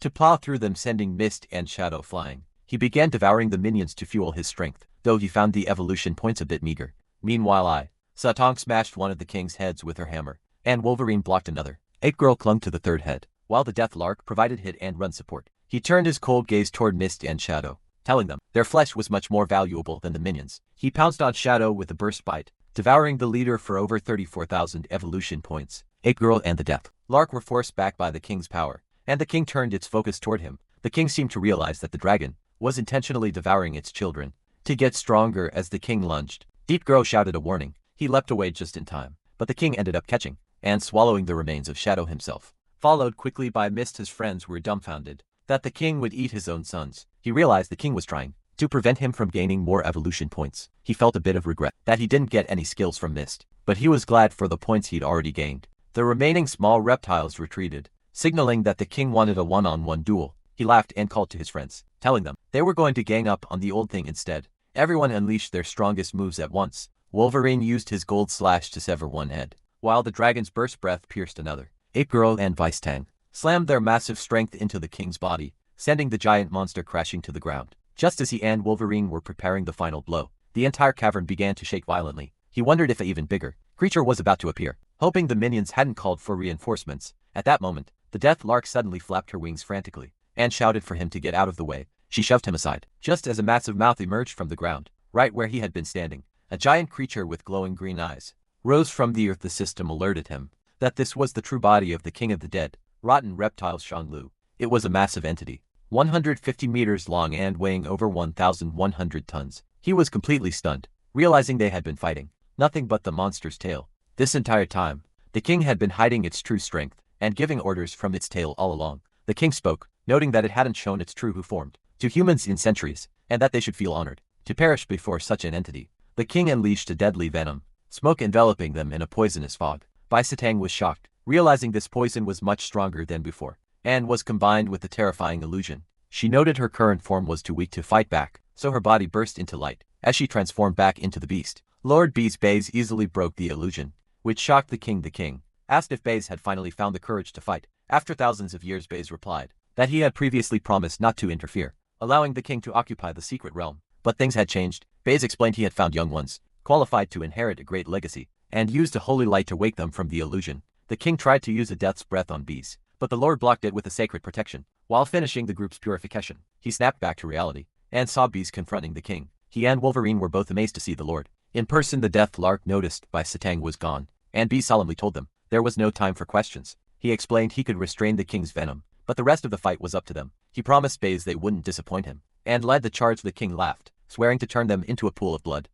A death mist that severely restricted their movements, making their bodies itch and causing them to cough. Wolverine struggled to hold his blade as his body began to show signs of corrosion. He worried they would all rot to death before the king even struck. The Death Lark, refusing to have such an ugly end, used her hurricane form to blow the fog away, so they could attack. However, as they got close, an unknown force repelled them. When they steadied themselves, they saw the king's true face. He now had a pair of wings. The king mocked them, calling them ants and promising to torture them slowly. Then, the monster stuck one of its tails down its own throat. He was baffled, wondering if the king was trying some kind of stomach acid trick, but the tail pulled out a great sword instead. He warned everyone that the blade was likely coated in deadly poison. The king swung the sword, and the corrosive power of the blade forced him and Ape Girl to jump back. As the king flapped its wings, the group made a clumsy retreat. He quickly organized a plan. Wolverine would handle the poisonous sword, Ape Girl would target the body, and he would go for the head. Wolverine charged first, clashing his blade against the king's toxic sword. While the king was distracted, Ape Girl landed a punch that clearly pained the beast. The king roared in anger and tried to rip her apart, but she dodged. He was already positioned behind her. With his burst breath fully charged, he fired at the king's head, but the monster shielded itself with its wings. Using a skill called Death Defense, the blast did no damage, and was redirected toward the ceiling. Meanwhile, Little Tangerine and the Wolf Chief arrived at the rotting grounds with their army. The squirrel noted that the entrance had been sealed, likely to trap the others inside. The Wolf Chief worried about the delay, but suddenly a beam of light burst through the ground. They recognized it as the dragon's signature, Burst Breath, and realized the fight was directly beneath them. Inside the cave, Wolverine used his ultimate Golden Slash, but the king's wings blocked that too, sending the energy flying through the ceiling. Above ground, the wolves saw the Golden Slash pierce through the earth. The Wolf Chief told Little Tangerine they had to find a way down immediately to help, but the collapsed ground made it difficult to find a path. At that moment, Little Tangerine called over a team of creatures, skilled in digging confidently, telling everyone to leave the tunnel work to them. Back in the cave, the rest of the group continued their assault on the king, but after a while the monster roared in annoyance and released a massive wave of deadly venom smoke. This sudden move even overwhelmed Lord Baze, who wondered how the old creature could keep releasing so much poison without running out of energy. He admitted he couldn't hold the line much longer. The Death Lark was also struggling, wondering how much mist the king could possibly have in his stomach. Suddenly the king sent both him and Ape Girl flying. With a powerful blow, Bees urgently warned that he and the bird were at their limit, and told him they had to finish the fight immediately. Ape Girl was completely drained, gasping for air on the ground, and he was breathless himself. He couldn't believe the creature was still so vigorous. After such a long battle, he noticed Wolverine was also hitting his limit, and realized they were all going to perish if something didn't change. He suddenly had an idea. He told Wolverine that they needed to distract the king and force his wings open so he could target a weak spot. He took the left side while Wolverine took the right. Ape Girl asked what she should do, and he told her with a smile to use her batting skills, just like they did when they fought Venom. He unleashed a barrage of explosive orbs at the king, who simply shielded himself with his wings and mocked the attack as useless. As the king deflected the orbs, Wolverine charged from the other side with a Gold Slash, but the wings blocked that too. He fired an explosive breath from another angle, which was also blocked. The king laughed, thinking he was invincible, but he quickly flicked the nearby explosive orbs toward Ape Girl. With his tail she caught them, and started batting them back toward the king. Distracted by her moves, the king forgot to block the orbs, flying straight at him. He asked the king if he had ever learned about his son Venom's abilities before snapping his fingers. A series of explosions erupted right beneath the king. The monster roared in rage and swung his venomous sword, but he ignored the pain and gathered another burst breath. This time the king couldn't get his wings up in time and took the full hit. He kept up the barrage, pushing the king's body against the ceiling until the monster's body split in two and crashed to the ground. He was visibly thinner and nearly drained of all energy, but he managed to stay standing. Ape Girl happily declared that they had defeated the king, and the Death Lark was just as excited, relaxing. At last he fell backward. Ape Girl and the others rushed to his side, while Lord Beast placed a paw on him, telling him to stay still because his wound was deep and poisoned. Base promised he could heal him with a little time. Suddenly the king's body began to sizzle. A second later a blade aura swept toward them. Wolverine shouted a warning, but the corrosive energy still struck him. His friends rushed to support him, but then they heard laughter. The king's body, which had been split open, was slowly merging back together. Everyone was in shock watching the eerie scene. As the monster seemingly came back to life, the Death Lark tried to use her Death Hurricane, but the king easily deflected it with his wings, sending the storm back at her. She was hit by her own skill and crashed to the ground. Unable to get up, enraged, Ape Girl charged the king, who mockingly told her to go join her parents. He swung his wings at her, but she spun to deflect the blow and grabbed his chin, worrying that he was the one going down. She exerted so much force that her muscles expanded, and her veins bulged, slowly lifting the king's face. The king felt a flash of dread as his newly fused wound burst open again. Baze was shocked to see the cut reopening. However, the king used his tail to swing his blade at Ape Girl. Unable to dodge, she was struck and fell back toward Baze. The corrosive poison knocked her unconscious instantly. As Baze treated her, he noticed that the king's wounds seemed to heal only when he was touching the ground. He realized the soil of the wasteland was providing the king with endless energy and healing. The king, now fully recovered, told Baze that even with 1,000 years of life essence, he couldn't stop someone who absorbed energy from the secret realm. He claimed that none of the three friends would survive the erosion from his blade, and noted that Baze was too drained from fighting the poison to save them. He then commanded his army of reptiles to devour the group. Just when he thought it was all over, large chunks of stone began falling from the cave ceiling. The king of the dead, rotten reptiles was caught off guard. as heavy stones fell from the ceiling, accurately striking the advancing swarm of reptiles. A beam of light broke into the cave, followed by the powerful howling of wolves. It turned out that little Tangerine and the others had successfully broken through the ground and jumped down to join the fight. Seeing them, he felt a surge of joy. Little Tangerine had actually done it. He had gathered the monsters of the island. With so many reinforcements arriving, the reptiles were forced to stop their advance. Little Tangerine shouted for everyone to finish. The invaders and the white wolf led the charge, easily knocking enemies aside. As the monster horde pushed the reptiles back, the king roared in a rage, swearing that none of them would see the sunrise again. At that same moment, Base let out a roar of his own, for golden orbs appeared in front of him and were thrust into the bodies of the four friends. Instantly he, Ancient Ape Wolverine, and the Death Lark were fully revived. He realized that Base had shared his very life essence with them. Base's body began to glow and shrink, until he transformed back into the form of Bisidong. She explained that she was the Beast Lord Base, and that by giving away her life essence, she had to stay in the form that consumed the least energy. They all stared at her in shock. She pointed at the king and told the little ones it was time to counterattack. She explained that the king was drawing energy from the soil, and if they could find a way to keep him off the ground, they could finally defeat him. The island monsters continued their collective attack, causing heavy losses to the reptile army. This infuriated the king, who began spewing venom breath at the horde. A mountain giant ox was hit, and instantly withered as its life essence was drained. When a blast was fired toward the white wolf and Little Tangerine, he quickly stepped in to block it. Little Tangerine shouted a warning, but he stood his ground to his relief. He didn't shrink this time. He realized that B's life essence had made him immune to the draining effects. He praised Little Tangerine for accomplishing the impossible and creating a miracle. Even though the king saw them as weak, these weak creatures were now successfully challenging his authority. The proud Death Lark was the first to strike the king again, but he blocked her and knocked her away. With his wing her terror, so followers rushed in to help, completely disregarding their own safety. Every animal there had the same goal, to finish the king and restore the life of Abyss Island. Wolverine was moved by the sight, realizing that these monsters were fighting fearlessly. Because of the dragon, he saw that, even though the dragon looked like a monster, he had a courageous soul. Wolverine recalled his master's words that the strongest swordsmen aren't just those with power, but those with the courage and selflessness to fight for others. Finally understanding the true meaning of those words, Wolverine charged forward, declaring that his blade would now be used only to protect the island. He unleashed his gold slash, but the king mocked him, saying the sword was useless and telling him to save his energy.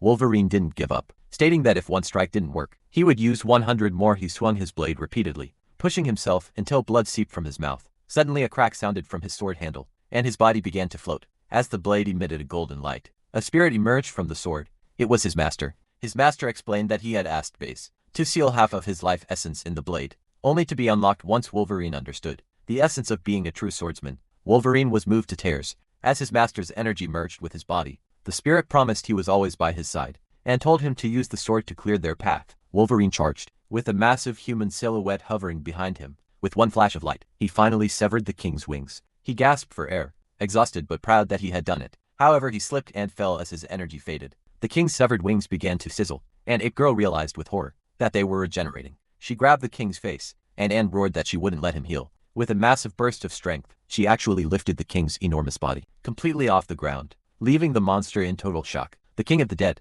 rotten reptiles tried to stay grounded by stabbing his massive sword tail into the earth, preventing Ape Girl from fully lifting him. Seeing the opening, he activated his dragon scale wheel and charged the tail, demanding the monster let go. With a clean swish, he severed the king's tail entirely.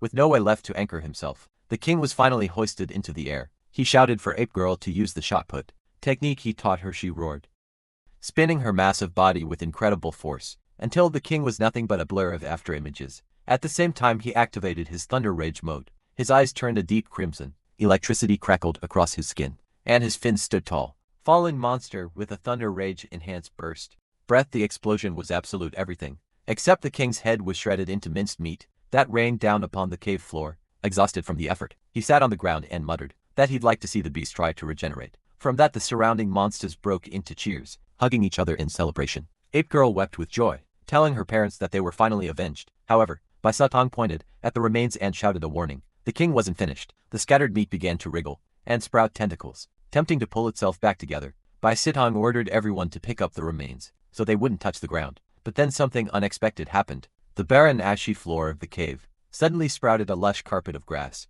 As the grass touched the king's remains, the meat lost its vitality and turned gray. He was puzzled by the sudden growth of greenery in an underground cave until he saw a familiar figure. The cannibal tree. The tree was using its hands to pump green energy into the earth, creating the life-giving grass. He thanked Brother Tree for showing up, and the tree laughed, noting that he too was a part of Abyss Island. He approached the king's remains, intending to devour them for power, but the sight of the monster's human-like face made him nauseous. He felt a bit frustrated that all his hard work might result in no reward, because he couldn't bring himself to something that looked human. Bai Sidong jumped onto the face, and noted that deep down, he still held on to his human principles, and refused to devour anything that resembled his old self. She told him she admired his nature as the Beast Lord. She decided his efforts wouldn't go to waste. He drew the golden life essence from the king's corpse, and injected it directly into his body. His energy was instantly restored, and Little Kun reappeared, to announce that he had gained a staggering 10 million evolution points. He gave Little Kun a thumbs up and spent the points, immediately causing his body to evolve again. New armor plating appeared on his thighs, chest and shoulders, making him look incredibly formidable. He asked if any new skills had dropped, and Little Kun confirmed he'd gained an S-rank skill, called Dragon's 9 Sons. The skill allowed him to release 9 wraiths that looked exactly like him. Once a day he was skeptical, asking if he was basically spitting out his soul, but Little Kun insisted the clones were powerful, and equipped with infrared, scanning and smart targeting. He eventually gave up arguing, realizing the system always had a bit of a sense of humor. He noticed a few hyenas, eyeing the king's remains for a snack, and warned them away, telling them the meat was far too poisonous to eat. He then suggested they search for any remaining reptiles, as they were still a threat. Bai Sidong agreed, and organized them into search parties. However, they found no living reptiles, only puddles of green liquid. Bai Sidong realized that the reptiles, and their leaders, were likely just extensions of the king, created from his own blood. Now that the king was truly finished, his creations had simply dissolved. Ape Girl and were relieved that the hard work was over. Just then the White Wolf and Little Tangerine arrived, with news that Wolverine had found his master's remains. They followed the squirrel to a hidden chamber, filled with weapons, gold, and jewels. He looked at the treasure in wonder, seeing even a crown among the pile, and joked about whether the king of the dead, rotten reptiles thought he was a legendary dragon, guarding a horde. Bai Sidong explained that the jewels were likely left behind by human psychics, who used to visit the island to hunt monsters. Centuries ago, that came to an end when they disturbed a supreme being,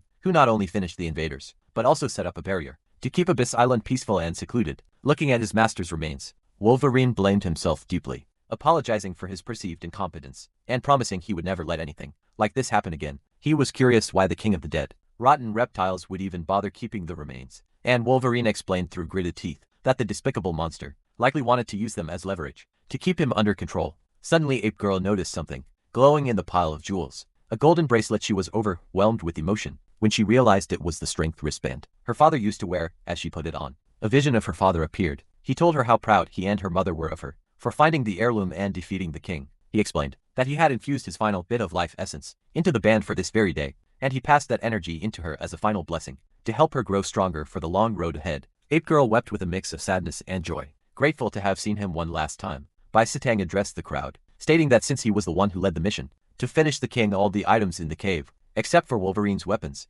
rightfully belonged to him. The monsters didn't mind, since they couldn't eat jewels anyway. The Death Lark joked that only a dummy like him would want such fancy trash. Bai Sidong then made a major announcement. She noted that, while she usually stayed at the Snow Mountain, the island needed a leader who could unite everyone in times of danger. She nominated him to be the king of Abyss Island. All the monsters agreed, and Ape Girl cheered that his strength made him the perfect boss. Even the Death Lark gave her approval. As the crowd cheered "Long live the king," he walked to the treasure and shared a different perspective. He spoke of a diligent former king who had sacrificed his life to save the island from the reptiles, and a descendant who had carried on that will alone. He declared that it was her bravery that created the opportunity for victory, and insisted that Ape Girl deserved to be the queen of Abyss Island. Ape Girl was baffled, arguing that he had the brains and the strength to lead, but he just blushed and joked that he was destined to be the king of monsters, and that the island was too small for him. The others rolled their eyes at his dramatics, but Bai Sidong agreed with his choice, and officially nominated Ape Girl as queen.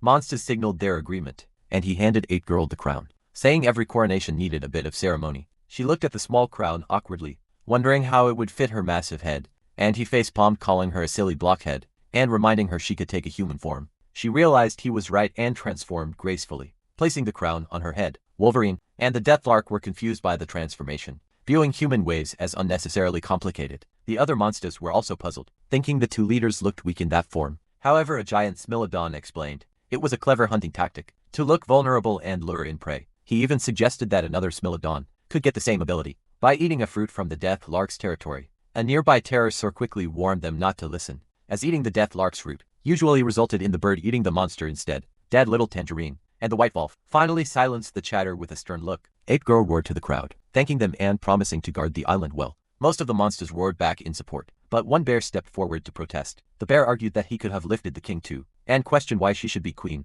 When the dragon did the actual finishing move, he was secretly amused to see a coronation. Getting crashed, ape girl didn't back down. She rolled up her sleeves and accepted the bear's challenge to a duel. They transformed back into their monster forms and fought until the bear was beaten to a pulp and begging for mercy. Having firmly established her authority, all the monsters knelt and hailed her as the great ape queen. Bai Sitong finally called for an end to the fighting and suggested they let the monsters head home. He asked the pterosaurs to help carry the ones who couldn't climb out of the deep cave themselves. The Death Lark respectfully bowed and agreed to Lord B's request. They then transformed back into his monster form and suggested they check out the king's corroded greatsword. He asked Wolverine, who loved cold weapons, if he was interested in it. Wolverine was hesitant, noting that the blade had been sitting in the king's toxic body for so long that the corrosive poison likely made it unusable for him. Baze laughed and asked what he would think if the poison could be purified. Wolverine was overjoyed at the possibility and thanked him. Baze then used his power to cleanse the weapon.